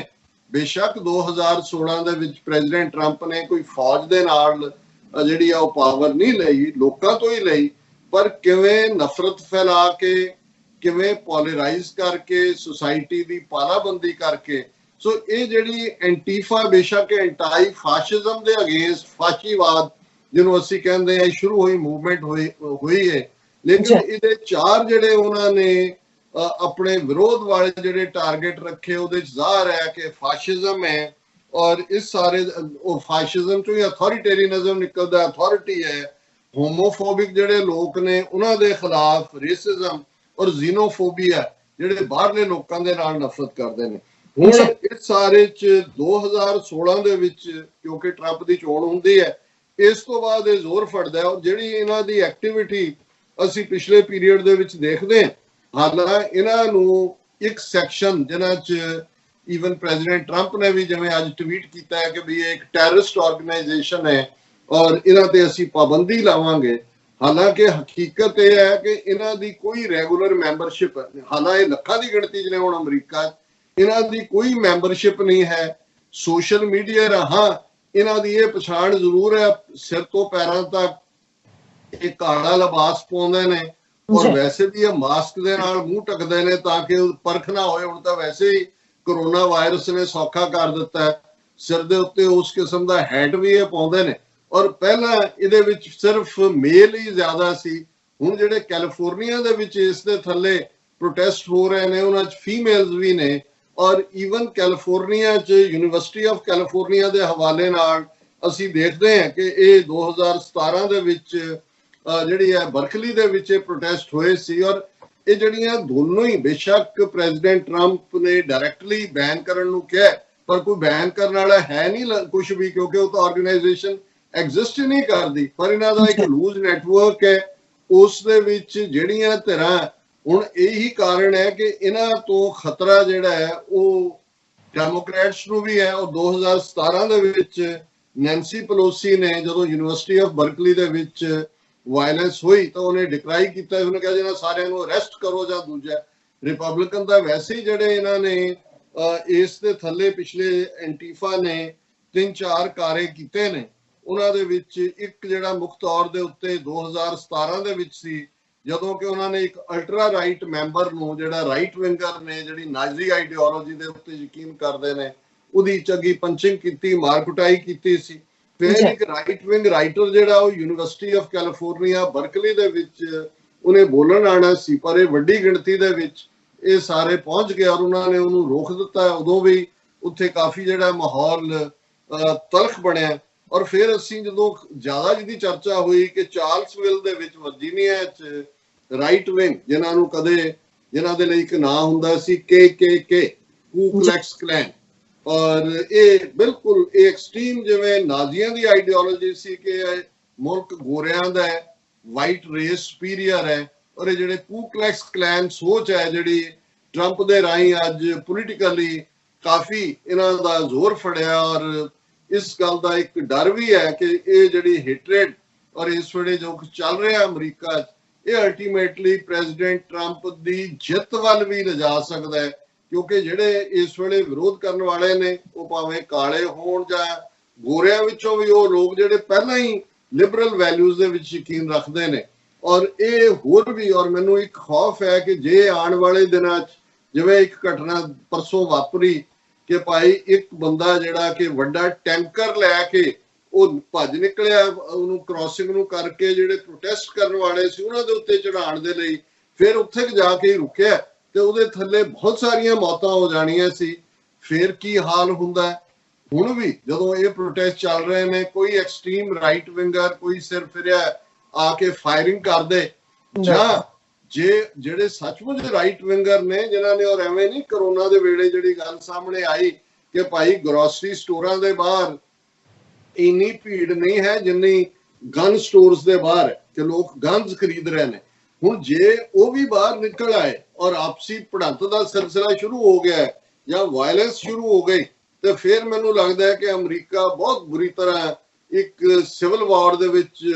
ਜਿਹੜਾ ਉਲਝ ਜਾਏਗਾ। ਪ੍ਰੈਜ਼ੀਡੈਂਟ ਟਰੰਪ ਤਾਂ ਹੋ ਸਕਦਾ ਆਪਣੀਆਂ ਵੋਟਾਂ ਗਿਣ ਰਹੇ ਹੋਣ, ਮੈਨੂੰ ਨਹੀਂ ਪਤਾ ਹੈ ਕਿ ਵੀ ਉਹਨਾਂ ਦੇ ਕਿੰਨਾ ਕੁ ਹੁਣ ਵਸ 'ਚ ਵੀ ਰਹੇਗਾ। ਹਾਲਾਂਕਿ ਇਹ ਇਸ ਵੇਲੇ ਜਿਹੜਾ ਜ਼ਿੰਮੇਵਾਰ ਲੀਡਰ ਹੁੰਦਾ ਹੈ ਉਹਦਾ ਇਹ ਫਰਜ਼ ਹੁੰਦਾ ਹੈ ਕਿ ਭਾਈ ਉਹ ਬਾਹਰ ਨਿਕਲਣ, ਨੇਸ਼ਨ ਨੂੰ ਐਡਰੈਸ ਕਰਨ, ਉਹਨਾਂ ਨੂੰ ਉਹ ਫੀਲਿੰਗ ਦੇਣ, ਕਿਉਂਕਿ ਜਿਹੜਾ ਜਿਸ ਗੋਰੇ ਨੇ ਇਹ ਘਟਨਾ ਕੀਤੀ ਉਹ ਤਾਂ ਅਰੈਸਟ ਵੀ ਹੋ ਗਿਆ, 3rd ਡਿਗਰੀ ਚਾਰਜ ਭਾਵੇਂ ਲੱਗਾ ਹੈ ਜਾਂ ਦੂਜਾ, ਲੇਕਿਨ ਉਹਨਾਂ ਦੀ ਫੈਮਿਲੀ ਵੀ ਕਹਿ ਰਹੀ ਹੈ ਕਿ ਭਾਈ ਦਾ ਮਕਸਦ ਪੂਰਾ ਹੈ ਹੁਣ। ਲੇਕਿਨ ਹੁਣ ਜਿਵੇਂ ਮੈਂ ਕਿਹਾ ਵੀ ਜਿਹੜੀਆਂ ਪੈਂਟ ਅਪ ਫੀਲਿੰਗਸ ਹੁੰਦੀਆਂ ਨੇ, ਜਿਹੜੀ ਚੀਜ਼ ਦੱਬੀ ਹੁੰਦੀ ਹੈ ਉਹ ਕਿਤੇ ਨਾ ਕਿਤੇ ਉਸ ਦਾ ਇਜ਼ਹਾਰ ਹੁੰਦਾ ਹੈ। ਸੋ ਇਹ ਜਿਹੜਾ ਕੁਝ ਸਾਰਾ ਚੱਲ ਰਿਹਾ ਹੈ ਇਹ ਬੜਾ ਦੁਖਦਾਈ ਹੈ, ਇਹ ਡਿਸਗ੍ਰੇਸਫੁਲ ਹੈ। ਔਰ ਜਿਵੇਂ ਇੰਟਰਨੈਸ਼ਨਲ ਮੀਡੀਆ 'ਚ ਮੈਂ ਅੱਜ ਹੀ ਰਾਇਟਰ ਦਾ ਇੱਕ ਐਨਾਲਿਸਿਸ ਦੇਖ ਰਿਹਾ ਸੀ ਕਿ ਇਹ ਵੀ ਜਿਹੜਾ ਅਮਰੀਕਾ ਦਾ ਗਲੋਬਲ ਲੀਡਰ ਵਾਲਾ ਕਨਸੈਪਟ ਸੀ ਉਹ ਪਹਿਲਾਂ ਹੀ ਕਰੋਨਾ ਨੇ ਉਸ ਨੂੰ ਤੋੜ ਦਿੱਤਾ ਹੈ, ਕਿਉਂਕਿ ਜਿਵੇਂ ਮਿਸ ਹੈਂਡਲਿੰਗ ਹੋਈ,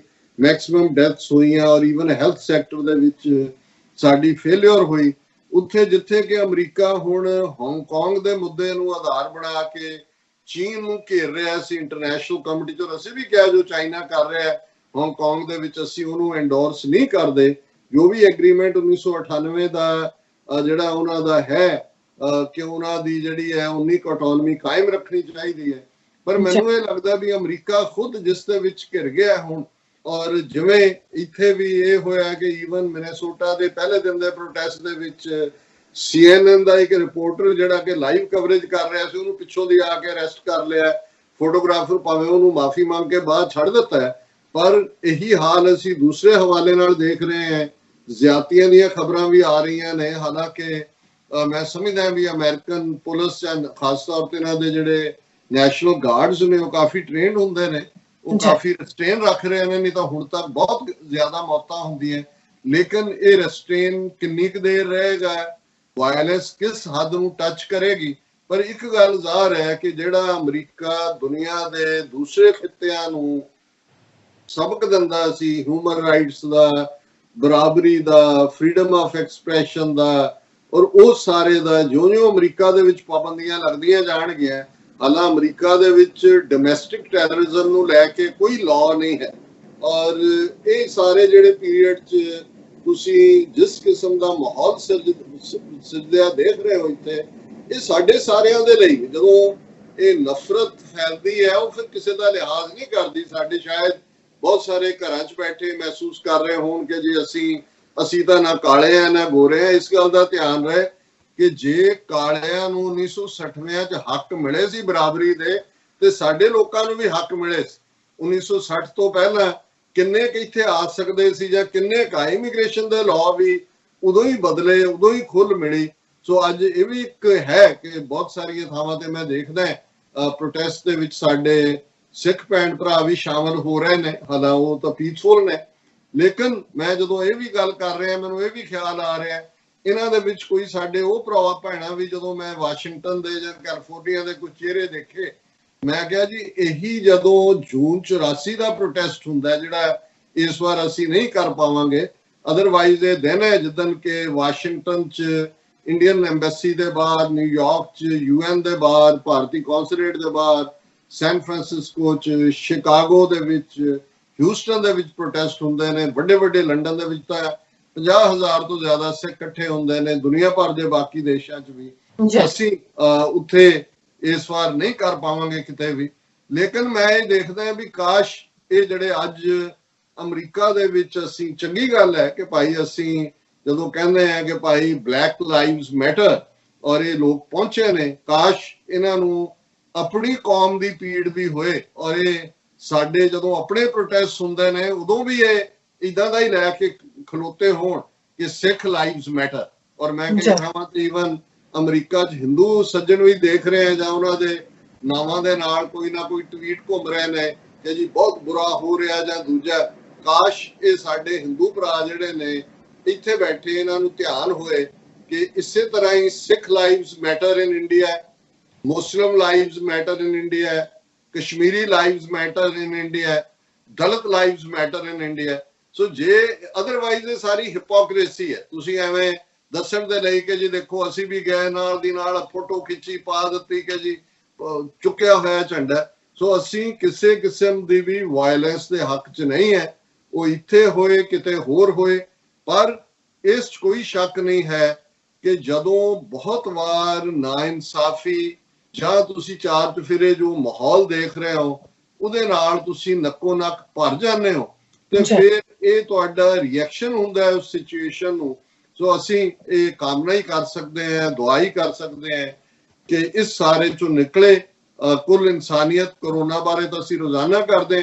ਲੇਕਿਨ ਇਹ ਜਿਹੜਾ ਅਮਰੀਕਾ, ਜਿਹੜਾ ਸਾਡਾ ਇੱਕ ਐਡੋਪਟਡ ਕੰਟਰੀ ਹੈ, ਜਿਹਦਾ ਇਹ ਬੜਾ ਖੂਬਸੂਰਤ ਕਨਸਟੀਟਿਊਸ਼ਨ ਹੈ, ਬਹੁਤ ਚੰਗੇ ਲੋਕ ਨੇ, ਸਿਸਟਮ ਵੀ ਜਿੱਥੇ ਤੁਸੀਂ ਇਨਸਾਫ ਦੇ ਲਈ ਜੇ ਇੱਕ ਤੁਹਾਡੇ ਨਾਲ ਧੱਕਾ ਕਰਦਾ ਹੈ, ਤੁਹਾਡੇ ਕੋਲ ਦੂਸਰਾ ਫੋਰਮ ਹੁੰਦਾ ਹੈ ਕਿ ਤੁਸੀਂ ਆਪਣੀ ਗੱਲ ਕਰ ਸਕਦੇ ਹੋ। ਸੋ ਅਸੀਂ ਇਹ ਅਰਦਾਸ ਕਰਦੇ ਕਿ ਅਮਰੀਕਾ ਵਾਪਸ ਆਪਣਾ ਉਸ ਨਾਰਮੈਲਸੀ 'ਚ ਆਏ। ਹਾਲਾਂਕਿ ਇਸ 'ਚ ਕੋਈ ਸ਼ੱਕ ਨਹੀਂ ਹੈ ਕਿ ਜਿਹੜੀ American glory as a unique super power ਸੀ, ਉਸ ਨੂੰ ਕਾਫੀ ਖੋਰਾ ਲੱਗਾ ਔਰ ਇਹ ਕਾਫੀ ਥੱਲੇ ਵੱਲ ਜਾ ਰਹੇ। ਔਰ ਇਸ ਦੇ ਨਾਲ ਹੀ, ਕਿਉਂਕਿ ਮੈਂ ਘੜੀ ਵੱਲ ਦੇਖ ਰਿਹਾ, ਕਾਫੀ ਵਕਤ ਇਸ ਨੇ ਲਿਆ, ਚਾਈਨਾ ਭਾਰਤ ਕਲੈਸ਼ ਬਾਰੇ ਮੈਂ ਬਹੁਤੀ ਗੱਲ ਤਾਂ ਨਹੀਂ ਕਰ ਸਕਾਂਗਾ। ਇੱਕ ਪਾਰਟ ਜ਼ਰੂਰ ਬ੍ਰਹਮ ਚੈਲਾਨੀ, ਜਿਹੜਾ ਕਦੇ ਜੂਨ 84 ਦੇ ਘੱਲੂਘਾਰੇ ਵੇਲੇ ਇੱਕ ਐਸੋਸੀਏਟਡ ਪ੍ਰੈਸ ਦੇ ਲਈ ਉਦੋਂ ਕੰਮ ਕਰਦਾ ਸੀ, ਭਾਵੇਂ ਸਾਰੇ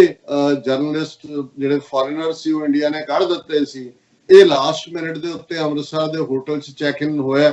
ਔਰ ਇਹਨੇ ਜੂਨ 84 ਦੇ ਘੱਲੂਘਾਰੇ ਦੀ ਜਿਹੜੀ ਕਵਰੇਜ ਉਹ ਬਾਅਦ ਦੇ ਵਿੱਚ ਉਹਨੇ ਸ਼ਿਮਲੇ ਜਾ ਕੇ, ਕਿਉਂਕਿ ਸ਼ਿਮਲਾ ਪਾਬੰਦੀ ਨਹੀਂ ਸੀ, ਪੰਜਾਬ ਹਰਿਆਣਾ ਦੇ ਵਿੱਚ ਬਾਕੀ ਸਾਰੇ ਜਿਹੜਾ ਬੰਦ ਕੀਤਾ ਹੋਇਆ ਸੀ, ਔਰ ਇਹਦੇ ਖਿਲਾਫ ਇਹਨੂੰ ਉਸ ਸਾਲ ਦਾ ਬੈਸਟ ਜਿਹੜਾ ਐਸੋਸੀਏਟਡ ਪ੍ਰੈਸ ਵੱਲੋਂ ਵੀ ਔਰ ਮੀਡੀਆ ਵੱਲੋਂ ਵੀ ਅਵਾਰਡ ਵੀ ਦਿੱਤਾ ਗਿਆ ਕਵਰੇਜ ਲਈ। ਇਹ ਵੱਖਰੀ ਗੱਲ ਹੈ ਕਿ ਇੰਡੀਆ ਨੇ ਉਸ ਦੇ ਖਿਲਾਫ टाडा दा कानून जिहड़ा वो नाफिज कीता सी और ब्रह्म चलानी जिन्हें ये मैंशन किया सी कि किवें उन्हें अपनी अखां नाल वो बजुर्ग या बच्चे और औरतां देखियां ने जिहड़े बजुर्ग सिख जिन्हां दे हत्थ उन्हां दीयां पग्गां नाल पिछे बन के उन्हां नूं पॉइंट ब्लैंक रेंज ते मारिया गया है। उन्हां च 2-2 महीने दे बच्चे भी ने और उस सारे दे थल्ले ब्रह्म चलानी ने उन्होंने असी हमेशा इस दे लई क्रेडिट दिंदे हैं पर ये हर एक दे हिस्से नहीं आउंदा ਜਾਂ हर एक नूं रब ने ये कैफियत नहीं दिती कि वो जुल्म के सामने भी हिक तान के खलोता रहे। सो जो टाडा बनया और दूसरा फिर ब्रह्म चलानी ने पूरा यू टर्न मारे और नतीजे के तौर पर वो भावें जर्नलिस्टिक थिंक टैंक बना के जो दिल्ली के विच बैठ गया है ਜਿਹੜੇ थिंक टैंक का मतलब हिंदुत्व का एजेंडा है साउथ इंडिया शायद केरला नाल इहदा संबंध है और हुण पिछले पीरियड इवन चीन के मामले च भी बड़ा हॉक इहदी अप्रोच सी चीन नूं डट दिओ दब दिओ डोकलाम दे वेले भी पर मैं देख रहा कि भी ये जिहड़ी कुट चीन ने मारी और जिवें मैं जिस सोर्स नूं कोट कीता उन्हां दा अपना मीडिया 60 किलोमीटर अंदर तक वो आ चुके ने ते हुण अज ही मैं उहदे ट्विटर हैंडलर ते उस दे एक ट्वीट दे विच जिहड़ा शायद उहदा अपने जां उहदे थल्ले वाई के प्रकाश है पर उन्हें पोस्ट किया होया उहदे चों कहंदा है कि at Doklam India declared a tactical victory only to let China win strategically with nearly all Doklam now under China's firm control। उन्हें कहा जी कि डोकलाम दे विच भारत ने डिक्लेयर किया सी कि जी साडी टैक्टिकल विक्ट्री हुई है साडी असी जिते हैं सीधे नहीं टैक्टिकली। उन्हें कहा जी at Doklam India declared a tactical victory only to let China win strategically with nearly all Doklam now under China's firm control। ये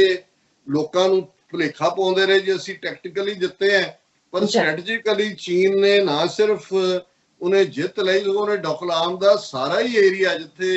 जिहड़ा वो आके बैठ गए क्योंकि डोकलाम कोई इंडिया नाल सरहद नहीं सी लगदी भूटान दे नाल सी और इहदे नाल चाइना ने भूटान नूं भी साइलेंट करता दसदा भी तेरा वड्डा हमदर्द इंडिया तेनू बचाण नहीं आ सकदा। सो जाहिर है कि भूटान इवें ही है जो मर्जी वो है हाथ हिला के अपने नाल जोड़ ले लेकिन नाल ही उन्हें कहा कि भाई as China's land grabs in Ladakh underscores India's myth of victory in Doklam proved costly। उन्हें कहा कि ये जड़ी इंडिया ने झूठी स्ट्रैटेजिकल विक्ट्री डिक्लेयर की सी डोकलाम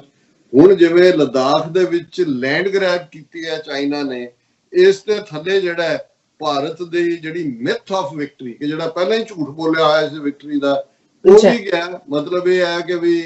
100 गंढे भी खाधे ते 100 छत्तर भी खाधे जिवें पंजाबी च कहंदे ने भाई किसी नूं सजा सुनाई सी कि भाई तू जां 100 गंढे खा ते जां 100 छत्तर खा। उन्हें कहा जी मैं गंढे खावांगा और जे 5-7 गंढे ही खाधे वो कहंदा नहीं नहीं नहीं मैं ये नहीं खाधे मैं छत्तर खावांगा जो 76 अजे 5-7 पै कहंदा नहीं नहीं मैं गंढे खावांगा। तो इन द एंड जिवें हुंदा है कि 100 गंढे भी खा गया 100 छत्तर भी खा गया। सो इन्हां दा हाल ये है भी इन्हां ने डोकलाम भी गवाया और लद्दाख दे विच भी उहनूं जे मन जांदे भी डिफीट है फिर प्रॉपरली बह के बैलेंस करके देखदे कि भाई चाइना नाल पंगा लैण तो पहला की साडे पल्ले होना चाहिए। पर क्योंकि जिवें असीं अक्सर कहंदे हैं कि झूठे दा जिहड़ा झूठ वड्डे तो वड्डा बोलदा है एक उहदी कमजोरी हुंदी है कि वो अपने झूठ ते यकीन भी करन लग जांदा। सो इन्हां ने सचमुच ही समझ लिया भी असीं डोकलाम जित गए क्योंकि लोकां नूं ये झूठ बेचिया नतीजे के तौर पर ये लद्दाख दे विच काबू आए ने और इस वेले जो हालात बने हुए ने चाइना उत्थे आके पक्के तौर पर बैठ गया अमरीका घरेलू दे विच फस गया विचोलगी दी ऑफर भी ट्रंप ने की जिस ते भी मजाक बनया कि जी ना मोदी ने उहदे नाल गल कीती ट्रंप ने ना ट्रंप ने मोदी नाल कीती ते असीं पिछले सैगमेंट पुछया सी कि हु इज लाइंग ट्रंप और मोदी ते साडे एक व्यूअर ने बहुत सोहना जवाब दिता उन्हें कहा बोथ आर लाइंग ट्रंप भी झूठ बोल रहा वो भी बोल रहा ते हुण जदों कंपीटीशन ही इस दे उत्ते होए कि वड्डा झूठ किहने बोलिया। सो चाइना जिहड़ा वो प्रैक्टिकल भी है प्रैगमैटिक भी है कैलकुलेटेड भी है और चाइना बारे एक गल बड़ी मशहूर है ये गल इवन ਅਟਲ ਬਿਹਾਰੀ ਵਾਜਪਾਈ ਨੇ ਆਪਣੀ ਇੱਕ ਕਨਵਰਸੇਸ਼ਨ ਦੇ ਵਿੱਚ ਕਹੀ ਸੀ। ਉਹਨਾਂ ਨੇ ਕਿਹਾ ਕਿ ਵੀ ਚਾਈਨਾ ਤੋਂ ਟਫ ਬਾਰਗੇਨਰ ਕੋਈ ਨਹੀਂ ਹੈ। ਉਹਨੇ ਕਿਹਾ ਜੀ ਤੁਸੀਂ ਆਪਣਿਆਂ ਨਾਲ ਕਰੋਗੇ, ਤੁਸੀਂ ਕਿਸੇ ਤੋਂ ਮੰਗਿਆ ਕਿ ਜੀ ਮੈਨੂੰ 200 ਰੁਪਏ ਦਿਓ, ਉਹਨੇ ਕਿਹਾ ਜੀ ਮੈਂ ਇਹ ਤਾਂ ਨਹੀਂ ਦੇ ਸਕਦਾ। ਕਹਿੰਦੇ ਵੀ ਚਲੋ ਤੁਸੀਂ ਕਹਿੰਦੇ ਤੂੰ 100 ਹੀ ਦੇ, ਉਹ ਕਹੇ ਮੈਂ ਇਹ ਵੀ ਨਹੀਂ ਦੇਣਾ। ਤੁਸੀਂ ਕਹੋਗੇ 50 ਹੀ ਦੇ, ਕਹਿੰਦਾ ਅਖੀਰ ਚ ਤੁਸੀਂ 5 ਕਹੋਗੇ, ਅਗਲਾ ਕਹੇਗਾ ਯਾਰ ਇਹ 200 ਤੋਂ ਤੁਰਿਆ ਹੋਇਆ, ਇਹਨੂੰ 5 ਦੇ ਹੀ ਦਿਆਂ। ਉਹ ਕਹੇਗਾ ਆ ਚੱਕ ਜਾ।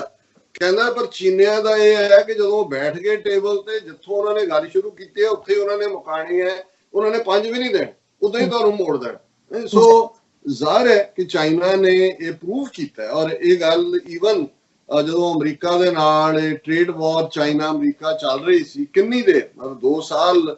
ਕਿੰਨੀਆਂ ਟੈਰਿਫਸ ਲਾਈਆਂ, ਉਹਨਾਂ ਨੇ ਕਾਊਂਟਰ ਲਾਈਆਂ। ਐਂਡ ਇਵੈਂਚੁਅਲੀ ਜਿਹੜੀ ਡੀਲ ਜਨਵਰੀ ਦੇ ਵਿੱਚ ਸਾਈਨ ਹੋਈ ਉਹਦੇ ਚ ਇਹੀ ਸੀ ਕਿ ਜੀ ਉਹ $200 ਬਿਲੀਅਨ ਦਾ ਸਟਾਫ ਇੱਥੋਂ ਖਰੀਦਣਗੇ, ਇਹ ਵੀ ਫੇਸ ਦੇਣਾ ਸੀ। ਲੇਕਿਨ ਉਹਨਾਂ ਨੇ ਆਪਣੀ ਪੋਜੀਸ਼ਨ ਚੇਂਜ ਨਹੀਂ ਸੀ ਕੀਤੀ। ਸੋ ਹਾਲਾਂ ਕੁੱਲ ਮਿਲਾ ਕੇ ਅਸੀਂ ਇਹ ਸਮਝਦੇ ਹਾਂ ਕਿ ਭਾਈ ਸਾਡੇ ਲਈ ਇਹ ਪਾਰਟ ਜਿਹੜਾ ਜਿੱਥੇ ਅਸੀਂ ਅਮਰੀਕਾ ਦੇ ਖੈਰ ਖੁਆਹ ਹੈ, ਅਮਰੀਕਾ 'ਚ ਰਹਿੰਦੇ ਹੈ ਔਰ ਇਹ ਸਮਝਦੇ ਹਾਂ ਕਿ ਅਮਰੀਕਨ ਵੈਲਿਊ ਸਿਸਟਮ ਹੈ, ਉੱਥੇ ਅਸੀਂ ਆਪਣੇ ਉਸ ਖਿੱਤੇ ਦੇ ਵਿੱਚ ਇਹ ਦੇਖ ਰਹੇ ਹਾਂ ਕਿ ਜੋ ਭਾਰਤ ਦਾ ਐਟੀਟਿਊਡ ਹੈ, ਪਾਕਿਸਤਾਨ ਨੂੰ ਤਾਂ ਇਹਨਾਂ ਨੇ ਜਿਵੇਂ ਉਸ ਸਾਰੇ ਬਹਾਨੇ ਦੇ ਨਾਲ ਬਾਲਾਕੋਟ ਜੋ ਕਸ਼ਮੀਰ ਦੇ ਵਿੱਚ ਕੀਤਾ ਹੈ, ਇਜ਼ਰਾਈਲੀ ਮਾਡਲ ਕਿਵੇਂ ਇਹਨਾਂ ਨੇ ਕਸ਼ਮੀਰ 'ਚ ਲਾਗੂ ਕੀਤਾ ਹੈ, ਉਹ ਅਸੀਂ ਤੀਸਰੇ ਸੈਗਮੈਂਟ 'ਚ ਗੱਲਬਾਤ ਕਰਾਂਗੇ। ਸੋ ਉੱਥੇ ਤਾਂ ਇਹਨਾਂ ਨੇ ਇਸ ਕਿਸਮ ਦਾ ਬਣਾ ਲਿਆ ਸੀ ਕਿ ਜੀ ਬੰਗਲਾਦੇਸ਼ ਦੇ ਵੀ ਧੌਣ ਫੜ ਲਈ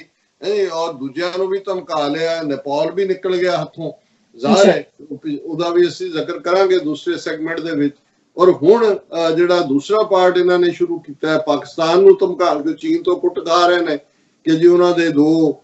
ਜਿਹੜੇ ਨੇ ਉਹ ਹਾਈ ਕਮਿਸ਼ਨ ਦੇ ਮੁਲਾਜ਼ਮ ਉੱਥੋਂ ਕੱਢ ਦਿੱਤੇ ਨੇ ਆਫੀਸ਼ੀਅਲ ਕਿ ਜੀ ਇਹ ਜਸੂਸੀ ਕਰ ਰਹੇ ਸੀ। ਇਹ ਵੀ ਅਸੀਂ ਸੈਕੰਡ ਸੈਗਮੈਂਟ 'ਚ ਚਾਈਨਾ ਦੇ ਹਵਾਲੇ ਨਾਲ ਇਹ ਗੱਲਬਾਤ ਵੀ ਕਰਾਂਗੇ। ਔਰ ਇਸ ਨੂੰ ਕਲੋਜ਼ ਕਰਨ ਤੋਂ ਪਹਿਲਾਂ ਅਸੀਂ ਇਹ ਵੀ ਦੇਖ ਲਈਏ ਕਿ ਭਾਰਤ ਕੱਲਾ ਚੀਨ ਤੋਂ ਕੁੱਟ ਖਾਣ ਦੇ ਵਿੱਚ ਹੀ ਮੈਡਲ ਦਾ ਹੱਕਦਾਰ ਨਹੀਂ ਹੈ। ਈਵਨ ਕੋਰੋਨਾ ਦੇ ਮਾਮਲੇ ਚ ਵੀ ਭਾਰਤ ਇਸ ਵੇਲੇ 9ਵੇਂ ਨੰਬਰ ਤੋਂ ਉੱਪਰ ਆ ਕੇ 7ਵਾਂ ਨੰਬਰ ਹੋ ਗਿਆ ਭਾਰਤ ਦਾ। ਔਰ ਭਾਰਤ 'ਚ ਇਸ ਵੇਲੇ 1,97,808 ਟੋਟਲ ਕੋਰੋਨਾ ਪੋਜ਼ਿਟਿਵ ਕੇਸ ਨੇ, ਡੈਥਸ 5,603 ਨੇ ਔਰ ਟੋਟਲ ਦੁਨੀਆ ਦੇ ਵਿੱਚ ਇਸ ਵੇਲੇ ਕੇਸ 6 ਮਿਲੀਅਨ ਨੂੰ ਕ੍ਰਾਸ ਕਰ ਗਏ ਨੇ, 60 ਲੱਖ ਨੂੰ। 6,03,17,156 ਟੋਟਲ ਕੇਸਿਸ ਨੇ ਔਰ ਜਿਹੜੀਆਂ ਟੋਟਲ ਡੈਥਸ ਨੇ ਉਹ 3,74,988 ਨੇ। ਸੋ ਅਸੀਂ ਮੈਂ ਬਾਕੀ ਵੇਰਵਾ ਨਹੀਂ ਪੜਾਂਗਾ ਇਸ ਵੇਲੇ ਕਿਉਂਕਿ ਵਕਤ ਕਾਫੀ ਅੱਗੇ ਨਿਕਲ ਗਿਆ। ਸੋ ਪਾਕਿਸਤਾਨ ਦੇ ਹਵਾਲੇ ਨਾਲ ਮੈਂ ਜ਼ਰੂਰ, ਪਾਕਿਸਤਾਨ 'ਚ ਵੀ ਕੇਸਿਸ 'ਚ ਵਾਧਾ ਹੋ ਰਿਹਾ ਪਰ ਅਜੇ ਉਹਦਾ ਨੰਬਰ 18ਵਾਂ ਹੀ ਹੈ ਕੇਸਾਂ ਦੇ ਮਾਮਲੇ 'ਚ। ਟੋਟਲ ਕੇਸਿਸ 72,460 ਨੇ ਔਰ ਡੈਥਸ ਜਿਹੜੀਆਂ ਨੇ 1,548। ਜੀ ਡਾਕਟਰ ਸਾਹਿਬ, ਤੁਹਾਡਾ ਬਹੁਤ ਬਹੁਤ ਸ਼ੁਕਰੀਆ। ਇਸ ਸਾਰੀ ਜਾਣਕਾਰੀ ਤੁਸੀਂ ਸਾਡੇ ਦਰਸ਼ਕਾਂ ਨਾਲ ਸਾਂਝੀ ਕੀਤੀ ਹੈ। ਸੋ ਇੱਥੇ ਲੈਣੇ ਬ੍ਰੇਕ। ਵਿਊਅਰਸ, ਤੁਸੀਂ ਸਾਡੇ ਨਾਲ ਇਸੇ ਤਰ੍ਹਾਂ ਹੀ ਬਣੇ ਰਹਿਣਾ। ਮਿਲਦੇ ਹਾਂ after this short break.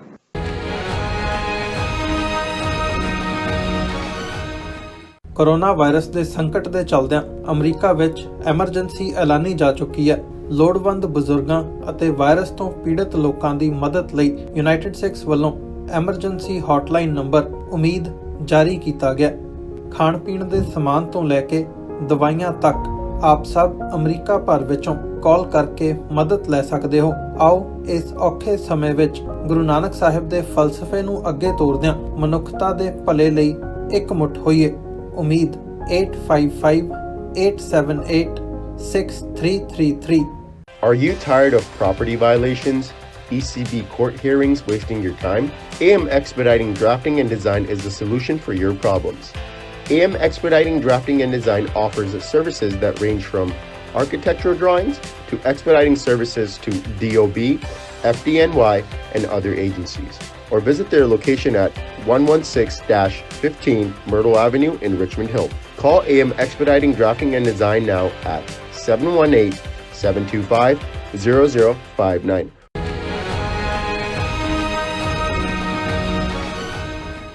ਦਰਸ਼ਕੋ, break ਤੋਂ ਬਾਅਦ ਤੁਹਾਨੂੰ ਆਪਾਂ ਸਾਰਿਆਂ ਨੂੰ ਜੀ ਆਇਆਂ ਕਹਿੰਦੇ ਹਾਂ। ਸੋ ਪਹਿਲੇ ਸੈਗਮੈਂਟ ਦੇ ਵਿੱਚ ਆਪਾਂ ਗੱਲਬਾਤ ਕੀਤੀ ਕਿ ਕਿਸ ਤਰ੍ਹਾਂ ਕਰੋਨਾ ਕਹਿਰ ਦੇ ਚਲਦਿਆਂ ਅਮਰੀਕਾ ਭਰ ਵਿੱਚ ਹਿੰਸਕ ਜੋ ਵਿਖਾਵੇ ਨੇ ਹੋਰ ਹੋ ਰਹੇ ਨੇ। ਸੋ ਇਸ ਦੇ ਨਾਲ ਹੀ ਆਪਾਂ ਸ਼ੇਅਰ ਕੀਤਾ ਕਿ ਚੀਨ ਅਤੇ ਭਾਰਤ ਵਿਚਕਾਰ ਜੋ ਟਕਰਾਅ ਨੇ ਉਹ ਉਸੇ ਤਰ੍ਹਾਂ ਹੀ ਜਾਰੀ ਹੈ। ਇਸ ਉੱਪਰ ਆਪਾਂ ਡਾਕਟਰ ਸਾਹਿਬ ਕੋਲੋਂ ਉਹਨਾਂ ਦੇ ਵਿਚਾਰ ਸੁਣੇ ਨੇ। ਸੋ ਆਸ ਕਰਦੇ ਹਾਂ ਕਿ ਤੁਹਾਨੂੰ ਇਹ ਪਸੰਦ ਆਏ ਹੋਣਗੇ। ਸੋ ਹੁਣ ਆਪਾਂ ਦੂਸਰੇ ਸੈਗਮੈਂਟ ਦੇ ਵਿੱਚ ਪਹੁੰਚ ਚੁੱਕੇ ਹਾਂ। ਸੋ ਇਸ ਦੇ ਵਿੱਚ ਆਪਾਂ ਗੱਲਬਾਤ ਕਰਨ ਜਾ ਰਹੇ ਹਾਂ ਕਿ ਕਿਸ ਤਰ੍ਹਾਂ ਚੀਨ ਹੱਥੋਂ ਲਦਾਖ ਵਿੱਚ ਪਿੱਟਣ ਤੋਂ ਬਾਅਦ ਭਾਰਤੀ ਹਾਕਮਾਂ ਨੇ ਪਾਕਿਸਤਾਨ ਨੂੰ ਇਸ ਮਸਲੇ ਵਿਚਕਾਰ ਘੜੀਸਣ ਦੀ ਪੂਰੀ ਕੋਸ਼ਿਸ਼ ਕੀਤੀ ਹੈ। ਭਾਰਤ ਨੇ ਦਿੱਲੀ ਦੇ ਪਾਕਿਸਤਾਨ ਹਾਈ ਕਮਿਸ਼ਨ ਵਿਚਲੇ 2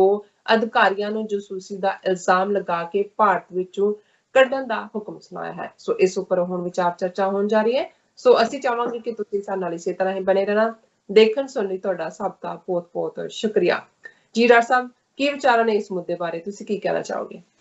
ਦੇਖੋ, ਜਿਵੇਂ ਮੈਂ ਅਕਸਰ ਕਹਿੰਦਾ ਹਾਂ ਕਿ ਵੀ ਸਾਡੀ ਪੰਜਾਬੀ ਜ਼ਬਾਨ ਬਹੁਤ ਅਮੀਰ ਜ਼ਬਾਨ ਹੈ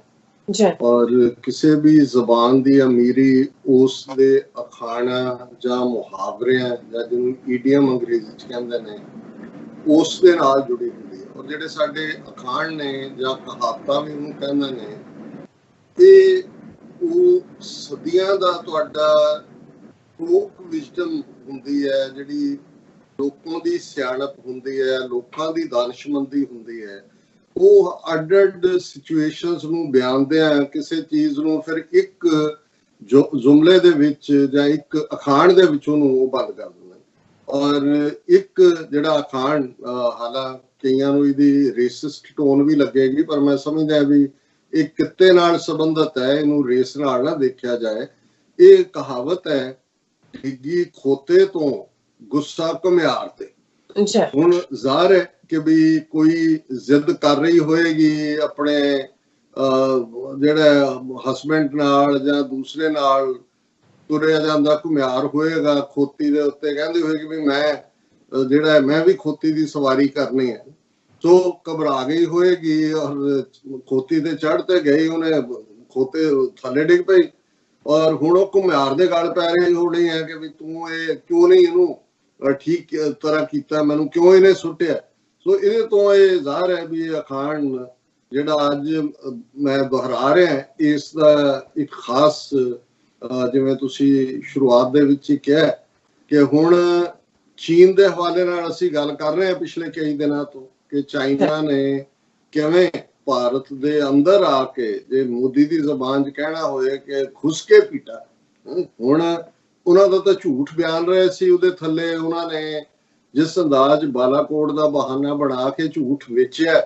ਔਰ ਵੋਟਾਂ ਵੀ ਲਈਆਂ, ਝੂਠ ਵਿਕਿਆ ਵੀ। ਇਹ ਨਹੀਂ ਹੈ ਕਿ ਝੂਠ ਵਿਕਦਾ ਨਹੀਂ ਹੈ। ਬਹੁਤ ਵਾਰ ਇਨਸਾਨੀ ਹਿਸਟਰੀ ਜਿਵੇਂ ਤੁਸੀਂ ਝੂਠ ਪਰੋਸਣਾ ਹੋਣਾ ਚਾਹੀਦਾ ਹੈ, ਜਦੋਂ ਝੂਠ ਪਰੋਸਣਾ ਆਉਂਦਾ ਉਹਦੇ ਚ ਹਿੰਦੂਤਵੀਆਂ ਜਾਂ ਬ੍ਰਾਹਮਣਵਾਦੀਆਂ ਦਾ ਕੋਈ ਮੁਕਾਬਲਾ ਨਹੀਂ ਹੈ। ਉਹਨਾਂ ਦਾ ਝੂਠ ਵਿਕਿਆ, ਚੰਗੀ ਤਰ੍ਹਾਂ ਵਿਕਿਆ, ਪਰ ਅਜੇ ਵੀ ਸ਼ਾਇਦ ਵਿਕੇਗਾ। ਲੇਕਿਨ ਇਧਰ ਜੋ ਚੀਨ ਨੇ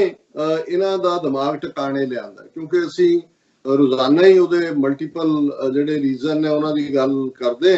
ਲੇਕਿਨ ਮੈਂ ਇਨ ਬਰੀਫ ਜਿਹਨੂੰ ਕਹਿੰਦੇ ਨੇ ਕਿ ਬਰਡਸ ਆਈ ਵਿਊ ਹੈ ਫਿਰ ਦੇਣਾ ਚਾਹਾਂਗਾ ਕਿ ਜਦੋਂ 5 ਅਗਸਤ ਨੂੰ ਭਾਰਤ ਨੇ ਕਸ਼ਮੀਰ ਦਾ ਸਪੈਸ਼ਲ ਸਟੇਟਸ ਖਤਮ ਕਰਨ ਦੀ ਲਾਈਨ ਹੀ ਨਹੀਂ, ਉਹਦਾ ਵਜੂਦ ਵੀ ਮਿਟਾਉਣ ਦੀ ਕੋਸ਼ਿਸ਼ ਕੀਤੀ। ਸੋ ਜ਼ਾਹਰ ਹੈ ਕਿ ਤਾਜ਼ੀ ਇਜ਼ਰਾਈਲੀਆਂ ਨਾਲ ਵੀ ਯਾਰੀ ਮੋਦੀ ਦੀ, ਜਦੋਂ ਨੇਤਨਯਾਹੂ ਲਈ ਰੈੱਡ ਕਾਰਪੇਟ ਹੋ ਗਿਆ, ਉਧਰ ਉਹਨੇ ਵੀ ਲਾਲ ਕਾਲੀਨ ਵਿਛਾਇਆ, ਭਾਈ ਬਣ ਗਏ। ਹਾਲਾਂਕਿ ਉਹ ਅੱਜ ਤੱਕ ਚੀਕਾਂ ਮਾਰਦੇ ਨੇ ਯਹੂਦੀ ਜੇ ਨਾਜ਼ੀਆਂ ਨੇ ਸਾਡੇ ਨਾਲ ਕੀ ਕੀਤਾ। ਤੇ ਨਾਜ਼ੀਆਂ ਦੀ ਆਈਡੀਓਲੋਜੀ ਉਹੀ ਸੀ ਜਿਹੜੀ ਬ੍ਰਾਹਮਣਵਾਦੀਆਂ ਦੀ ਹੈ, ਆਰੀਅਨਸ ਦੀ ਹੈ, ਕਿਉਂਕਿ ਨਾਜ਼ੀਆਂ ਨੇ ਤਾਂ ਉਹਨਾਂ ਜ਼ਮਾਨਿਆਂ 'ਚ ਈਵਨ ਬਰਲਿਨ ਦੇ ਵਿੱਚ ਸੰਸਕ੍ਰਿਤ ਯੂਨੀਵਰਸਿਟੀ ਖੋਲੀ ਹੋਈ ਸੀ। ਹਿਟਲਰ ਹਮੇਸ਼ਾ ਫਿਕਰ ਕਰਦਾ ਸੀ ਕਿ ਸਾਡੇ ਪੂਰਵਜ ਉੱਥੇ ਇੰਡੀਆ 'ਚ ਬੈਠੇ ਨੇ ਆਰੀਅਨ। ਲੇਕਿਨ ਜਿਹੜਾ ਮੁਫਾਦ ਹੁੰਦਾ ਹੈ ਕਿਸ ਹੱਦ ਤੱਕ ਬੰਦੇ ਨੂੰ ਦੇਖ ਦਿੰਦਾ, ਯਹੂਦੀਆਂ ਨੂੰ ਭੁੱਲ ਗਿਆ ਕਿ ਭਾਈ ਅਸੀਂ ਅੱਜ ਤੱਕ ਯਾਦ ਕਰਵਾ ਰਹੇ ਹਾਂ ਕਿ ਸਾਡੇ ਨਾਲ ਕੀ ਜ਼ੁਲਮ ਹੋਏ ਨੇ। ਤੁਸੀਂ ਬਗਲਗੀਰ ਉਹਨਾਂ ਦੇ ਨਾਲ ਹੋ ਰਹੇ ਹੋ ਜਿਹੜੇ ਕੈਰੀਅਰ ਨੇ ਉਸੇ ਹੀ ਨਾਜ਼ੀ ਆਈਡੀਓਲੋਜੀ ਦੀ ਔਰ ਉਸੇ ਤੇ ਹੀ ਬੇਸਡ ਉਹਨਾਂ ਦਾ ਹਿੰਦੁਸਤਾਨ ਹੈ। ਉਹ ਤੁਹਾਨੂੰ ਜਾਂ ਕਿਸੇ ਵੀ ਹੋਰ ਨਸਲ ਨੂੰ ਜਿਹੜੀ ਅਨਾਰੀ ਹੈ ਉਹਨੂੰ ਤਾਂ ਉਹ ਕਬੂਲ ਨਹੀਂ ਕਰਦੇ। ਈਵਨ ਜਿਹੜੇ ਉਸ ਧਰਤੀ ਦੇ ਅਸਲੀ ਲੋਕ ਸੀ ਉਹਨਾਂ ਨੂੰ ਵੀ ਉਹਨਾਂ ਨੇ ਸ਼ੂਦਰ ਬਣਾ ਦਿੱਤਾ। ਦਰਾਵੜਾਂ ਨੂੰ ਕਿਵੇਂ ਦਲਿਤ ਬਣਾਇਆ, ਸੋ ਇੱਕ ਵੱਖਰਾ ਚੈਪਟਰ ਹੈ। ਪਰ ਜ਼ਾਹਰ ਹੈ ਕਿ ਭਾਈ ਇਹ ਫਿਰ ਜਿਹਨੂੰ ਪੰਜਾਬੀ 'ਚ ਇੱਕ ਹੋਰ ਅਖਾਣ ਹੈ ਕਿ ਗੁਆਂਢੀ ਦਾ ਰੂਪ ਭਾਵੇਂ ਨਾ ਆਏ ਮੱਤ ਆ ਜਾਂਦੀ ਹੈ। ਸੋ ਹੁਣ ਰੂਪ ਤਾਂ ਉਹਨਾਂ ਨੂੰ ਕੀ ਹੋਣਾ ਸੀ, ਉਹ ਤਾਂ ਪਹਿਲਾਂ ਹੀ ਉਹਨਾਂ ਦਾ ਬ੍ਰਾਹਮਣਵਾਦ ਨੇ ਆਪਣਾ ਕੋਝਾ ਰੂਪ ਬਣਾਇਆ ਹੋਇਆ। ਲੇਕਿਨ ਉਹਨਾਂ ਨੇ ਮੱਤ ਲਈ ਇਜ਼ਰਾਈਲ ਤੋਂ, ਮੋਸਾਦ ਤੋਂ, ਔਰ ਉਹਨਾਂ ਨੇ ਕਿਹਾ ਵੀ ਏਡਾ ਕੀ ਇੰਟਰਨੈਸ਼ਨਲ ਰੈਜ਼ੋਲੂਸ਼ਨ ਤੇ ਡਿਸਪਿਊਟਡ, ਅਸੀਂ ਕਿਹੜੀ ਪਰਵਾਹ ਕੀਤੀ ਆ, ਫਲਸਤੀਨ ਤੇ ਕਿੰਨੇ ਰੈਜ਼ੋਲੂਸ਼ਨ ਨੇ, ਤੋੜੋ ਸਾਰੇ,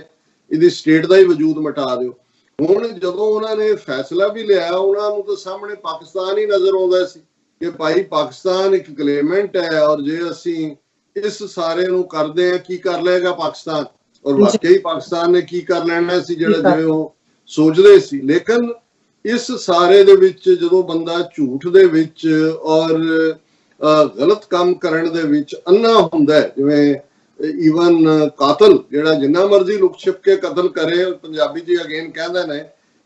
ਜਾਂ ਚੋਰ ਦੇ ਬਾਰੇ ਵੀ ਕਿ ਭਾਈ ਉਹ ਆਪਣੀਆਂ ਪੈੜਾਂ ਛੱਡ ਜਾਂਦਾ ਹੈ। ਤੁਸੀਂ ਕਿਤੇ ਨਾ ਕਿਤੇ ਉਹਦੇ ਕਿਤੇ ਦਾ ਪੈਰ ਦੇ ਨਿਸ਼ਾਨ ਹੁੰਦੇ ਨੇ, ਕੁਝ ਦੂਰੀ ਤੇ ਜਾ ਕੇ ਹੋਣਗੇ। ਇਸੇ ਤਰ੍ਹਾਂ ਜਿਹੜਾ ਖੂਨ ਕਰਨ ਵਾਲਾ ਖੂਨੀ ਹੈ, ਉਹ ਕੁਛ ਨਾ ਕੁਛ ਐਸਾ ਰਹਿ ਜਾਂਦਾ ਹੈ, ਕਿਉਂਕਿ ਖੂਨ ਫਿਰ ਆਪਣੇ ਆਪ ਬੋਲਦਾ ਹੈ ਔਰ ਉੱਥੇ ਤੱਕ ਪਹੁੰਚ ਜਾਂਦਾ ਹੈ, ਭਾਵੇਂ ਉਸ ਗੱਲ ਨੂੰ ਵਕਤ ਲੱਗ ਜਾਏ। ਹੁਣ ਇਸ ਸਾਰੇ ਦੇ ਵਿੱਚ ਉਹ ਭੁੱਲ ਗਏ ਕਿ ਭਾਈ ਲੱਦਾਖ ਜਿਹੜਾ ਕਿ ਚੀਨ ਦਾ ਹਿੱਸਾ ਸੀ 1842 ਤੱਕ, ਕਿਉਂਕਿ ਤਿੱਬਤ ਤੇ ਉਹ ਆਪਣੀ ਸੋਵਰਨਿਟੀ ਮੰਨਦੇ ਸੀ, ਔਰ 1842 ਚ ਸਿੱਖ ਫੌਜ ਨੇ ਲੱਦਾਖ, ਜਿਹਨੂੰ ਕਹਿੰਦੇ ਹੀ ਛੋਟਾ ਤਿੱਬਤ ਸੀ, ਇਸ ਦੇ ਉੱਤੇ ਆਪਣੀ ਜਿਹੜੀ ਆ ਹਕੂਮਤ ਕਾਇਮ ਕੀਤੀ। ਟ੍ਰਾਈਪਾਰਟਾਈਟ ਟ੍ਰੀਟੀ ਦਾ ਮੈਂ ਜ਼ਿਕਰ ਕੀਤਾ ਹੈ, ਸਰਕਾਰੇ ਖਾਲਸਾ ਜਾਂ ਲਾਹੌਰ ਦਰਬਾਰ ਔਰ emperor of China and lama of Tibet. ਔਰ ਇਹ ਲੱਦਾਖ ਜਿਹੜਾ ਹੈ ਇਸ ਤਰੀਕੇ ਨਾਲ ਜਿਹੜਾ ਸਿੱਖ ਰਾਜ ਦਾ ਚੌਥਾ ਸੂਬਾ ਸੀ ਕਸ਼ਮੀਰ, ਉਹਦੇ ਨਾਲ ਲੱਦਾਖ ਵੀ ਜੁੜਿਆ, ਕਿਉਂਕਿ 4 ਸੂਬੇ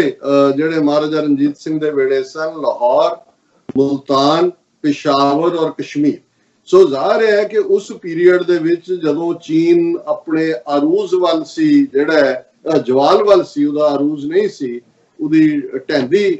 ਕਲਾ ਸੀ, ਉਸ ਪੀਰੀਅਡ 'ਚ ਸਿੱਖਾਂ ਨੇ ਵੀ ਇਹ ਗ੍ਰੈਬ ਕਰਕੇ ਕਸ਼ਮੀਰ ਨਾਲ ਜੋੜ ਦਿੱਤਾ ਹੈ। ਗੁਲਾਬ ਸਿੰਘ ਨੇ ਗਦਾਰੀ ਕੀਤੀ ਔਰ ਗਦਾਰੀ ਦਾ ਇਨਾਮ ਅੰਗਰੇਜ਼ਾਂ ਨੇ ਉਹਨੂੰ ਸਾਰੀ ਰਿਆਸਤ ਜਿਹੜੀ ਜੰਮੂ ਕਸ਼ਮੀਰ ਦੀ, ਜਿਹਦੇ 'ਚ ਲੱਦਾਖ ਵੀ ਸੀ, ਜਿਹਦੇ 'ਚ ਬਲਤਿਸਤਾਨ ਵੀ ਸੀ, ਗਿਲਗਿਤ ਵੀ ਸੀ, ਇਹ ਸਾਰਾ ਉਹਨੂੰ ਮਿਲਿਆ। ਸੋ ਇਹ ਪਿਛੋਕੜ ਸਮਝਣਾ ਜ਼ਰੂਰੀ ਹੈ। ਜਦੋਂ ਤੱਕ ਚੀਨ ਆਪਣੀ ਤਾਕਤ ਦੇ ਨਾਲ ਰੀਐਮਰਜ ਹੋਇਆ 1948 ਦੇ ਵਿੱਚ, 1949 ਤੱਕ ਪਹੁੰਚਦੇ ਆ, ਉਦੋਂ ਆਲਰੇਡੀ ਜੰਮੂ ਕਸ਼ਮੀਰ ਨੂੰ ਡਿਸਪਿਊਟਡ ਟੈਰੀਟਰੀ ਵਾਲਾ ਰੈਜ਼ੋਲੂਸ਼ਨ UN ਸਿਕਿਉਰਿਟੀ ਕਾਉਂਸਲ ਕਰ ਚੁੱਕੀ ਸੀ। ਪਾਕਿਸਤਾਨ ਨੇ ਚੀਨ ਨੂੰ ਰੈਕਗਨਾਈਜ਼ ਕੀਤਾ, ਸਭ ਤੋਂ ਪਹਿਲੀਆਂ ਕੰਟਰੀ ਸੀ ਜਿਹਨੇ ਮਾਓ ਸੇ ਤੁੰਗ ਔਰ ਚੌਨ लाई ਦੇ ਚੀਨ ਨੂੰ, ਪੀਪਲਜ਼ ਰਿਪਬਲਿਕ ਆਫ ਚਾਈਨਾ ਨੂੰ ਰੈਕਗਨਾਈਜ਼ ਕੀਤਾ। ਸੋ ਚਾਈਨਾ ਨੇ ਉੱਥੇ ਕੀ ਹੋ ਰਿਹਾ ਵੀ ਡਿਸਪਿਊਟਡ ਟੈਰੀਟਰੀ ਹੈ, ਜਦੋਂ ਹੋਏਗਾ ਦੇਖਿਆ ਜਾਏਗਾ। ਔਰ ਬਾਅਦ ਦੇ ਵਿੱਚ ਅਸੀਂ ਦੇਖਦੇ ਹਾਂ ਪਾਕਿਸਤਾਨ ਜ਼ੁਲਫਿਕਾਰ ਅਲੀ ਭੁੱਟੋ ਦੇ ਜ਼ਮਾਨੇ 'ਚ ਉਹਨਾਂ ਨੇ ਉਹਨਾਂ ਨੂੰ ਲੈਂਡ ਗਿਫਟ ਵੀ ਕੀਤੀ, ਜਿਹੜੀ ਆਲਰੇਡੀ ਜਿਹਦੇ ਤੋਂ ਅਸੀਂ ਫਿਰ ਜਿਹੜਾ ਕੋਰਾਕਰਮ ਹਾਈਵੇ ਹੈ ਔਰ ਪਾਕਿਸਤਾਨ ਔਰ ਚੀਨ ਦੀ ਰਿਲੇਸ਼ਨਸ਼ਿਪ ਜਾਂ ਉਹਨਾਂ ਦਾ ਸੜਕ ਰਾਹੀਂ ਬਾਰਡਰ ਲੱਗਣਾ ਹੈ, ਉਹਦੇ ਤੇ ਸੜਕ ਬਣਨੀ ਹੈ ਔਰ ਉਹਦੇ ਚੋਂ ਅਲਟੀਮੇਟਲੀ ਗਵਾਦਰ ਦਾ ਕਨਸੈਪਟ ਜਿਹੜੀ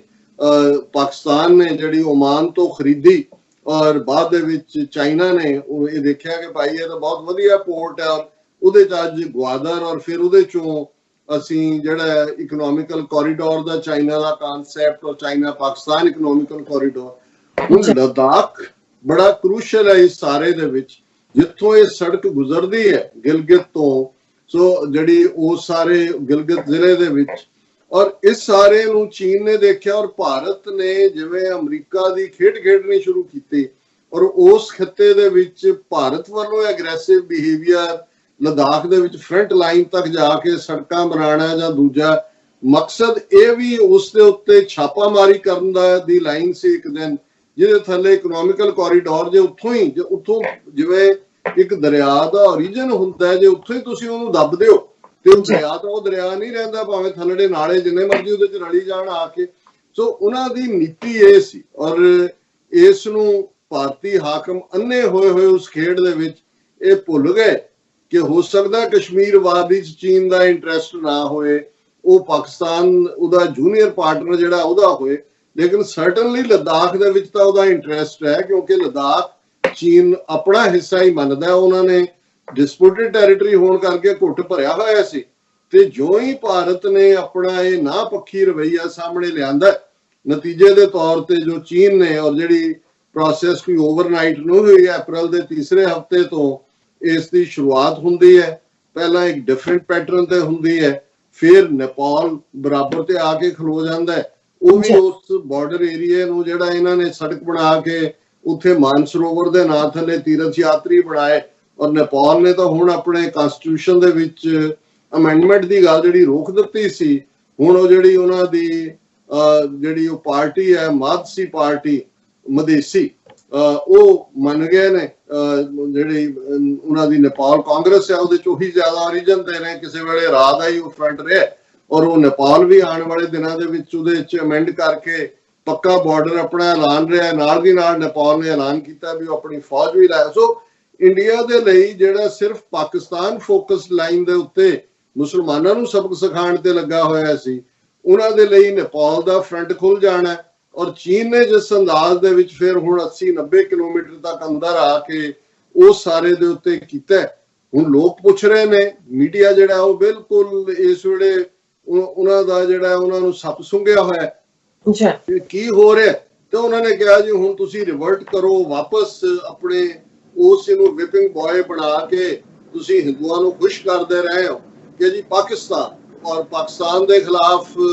ਬਿਆਨਬਾਜ਼ੀ ਨੂੰ ਹੁਣ ਹਵਾ ਦੇਣ ਲਈ ਕੁਛ ਤਾਂ ਚਾਹੀਦਾ ਸੀ। ਔਰ ਉਹਨਾਂ ਨੇ ਜਿਹੜੀ ਖਬਰ ਤੁਸੀਂ ਪੜ੍ਹੀ ਹੈ ਉਹ ਕੱਲ ਦੀ ਖਬਰ ਹੀ ਹੈ ਕਿ ਭਾਈ ਇੰਡੀਅਨ ਫੋਰਨ ਆਫਿਸ ਨੇ ਜਿਹੜਾ ਪਾਕਿਸਤਾਨ ਹਾਈ ਕਮਿਸ਼ਨ ਦਿੱਲੀ ਦੇ ਵਿੱਚ ਉਹਨਾਂ ਦੇ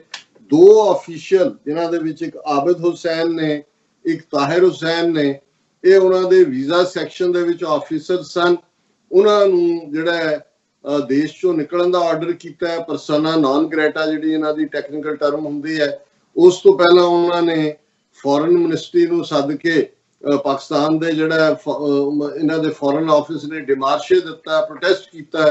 ਕਿ ਜੀ ਤੁਸੀਂ ਜਿਹੜੀ ਹੈ ਜਸੂਸੀ ਕਰ ਰਹੇ ਹੋ। ਔਰ ਇਹਦੇ ਉੱਤੇ ਵੀ ਇਹਨਾਂ ਨੂੰ ਜਿਹੜਾ ਆਬਿਦ ਹੁਸੈਨ ਔਰ ਤਾਹਿਰ ਹੁਸੈਨ, ਲੰਬੀ ਚੌੜੀ ਕਹਾਣੀ ਹੈ ਕਿਉਂਕਿ ਵਰਤਲੈਸ ਮੈਂ ਵਕਤ ਨਹੀਂ ਜ਼ਾਇਆ ਕਰਨਾ ਚਾਹੁੰਦਾ ਕਿ ਜੀ ਅਸੀਂ ਇੱਕ ਜਿਹੜਾ ਸਾਡਾ ਹੀ ਬੰਦਾ ਜਿਹੜਾ ਵਿੱਚ ਦਲਾਲ ਬਣ ਕੇ ਗਿਆ ਸੀ, ਫਲਾਹ ਹੋਟਲ ਦੇ ਵਿੱਚ ਮਿਲੇ, ਉਹਦੇ ਚੋਂ ਜਾਣਕਾਰੀ ਦੇ ਰਹੇ ਸੀ ਕਿ ਫੌਜ, ਉਹ ਇੱਕ ਕਲਰਕ ਬਣ ਕੇ ਜਾਂਦੇ ਸੀ ਦੋਨੋਂ, ਔਰ ਉਹ ਜਾਣਕਾਰੀ ਇਕੱਠੀ ਕਰਦੇ ਸੀ ਕਿ ਫੌਜ ਇੰਡੀਆ ਦੀ ਕਿੱਥੇ ਡਿਪਲੋਏ ਕੀਤੀ ਹੋਈ ਹੈ। ਔਰ ਇਹ ਜਿਵੇਂ ਉਹ ਕੌਕ ਐਂਡ ਬੁਲ ਸਟੋਰੀ ਨੂੰ ਜਿਵੇਂ ਕਹਿੰਦੇ ਆ, ਤੋਤਾ ਮੈਨਾ ਦੀ ਕਹਾਣੀ,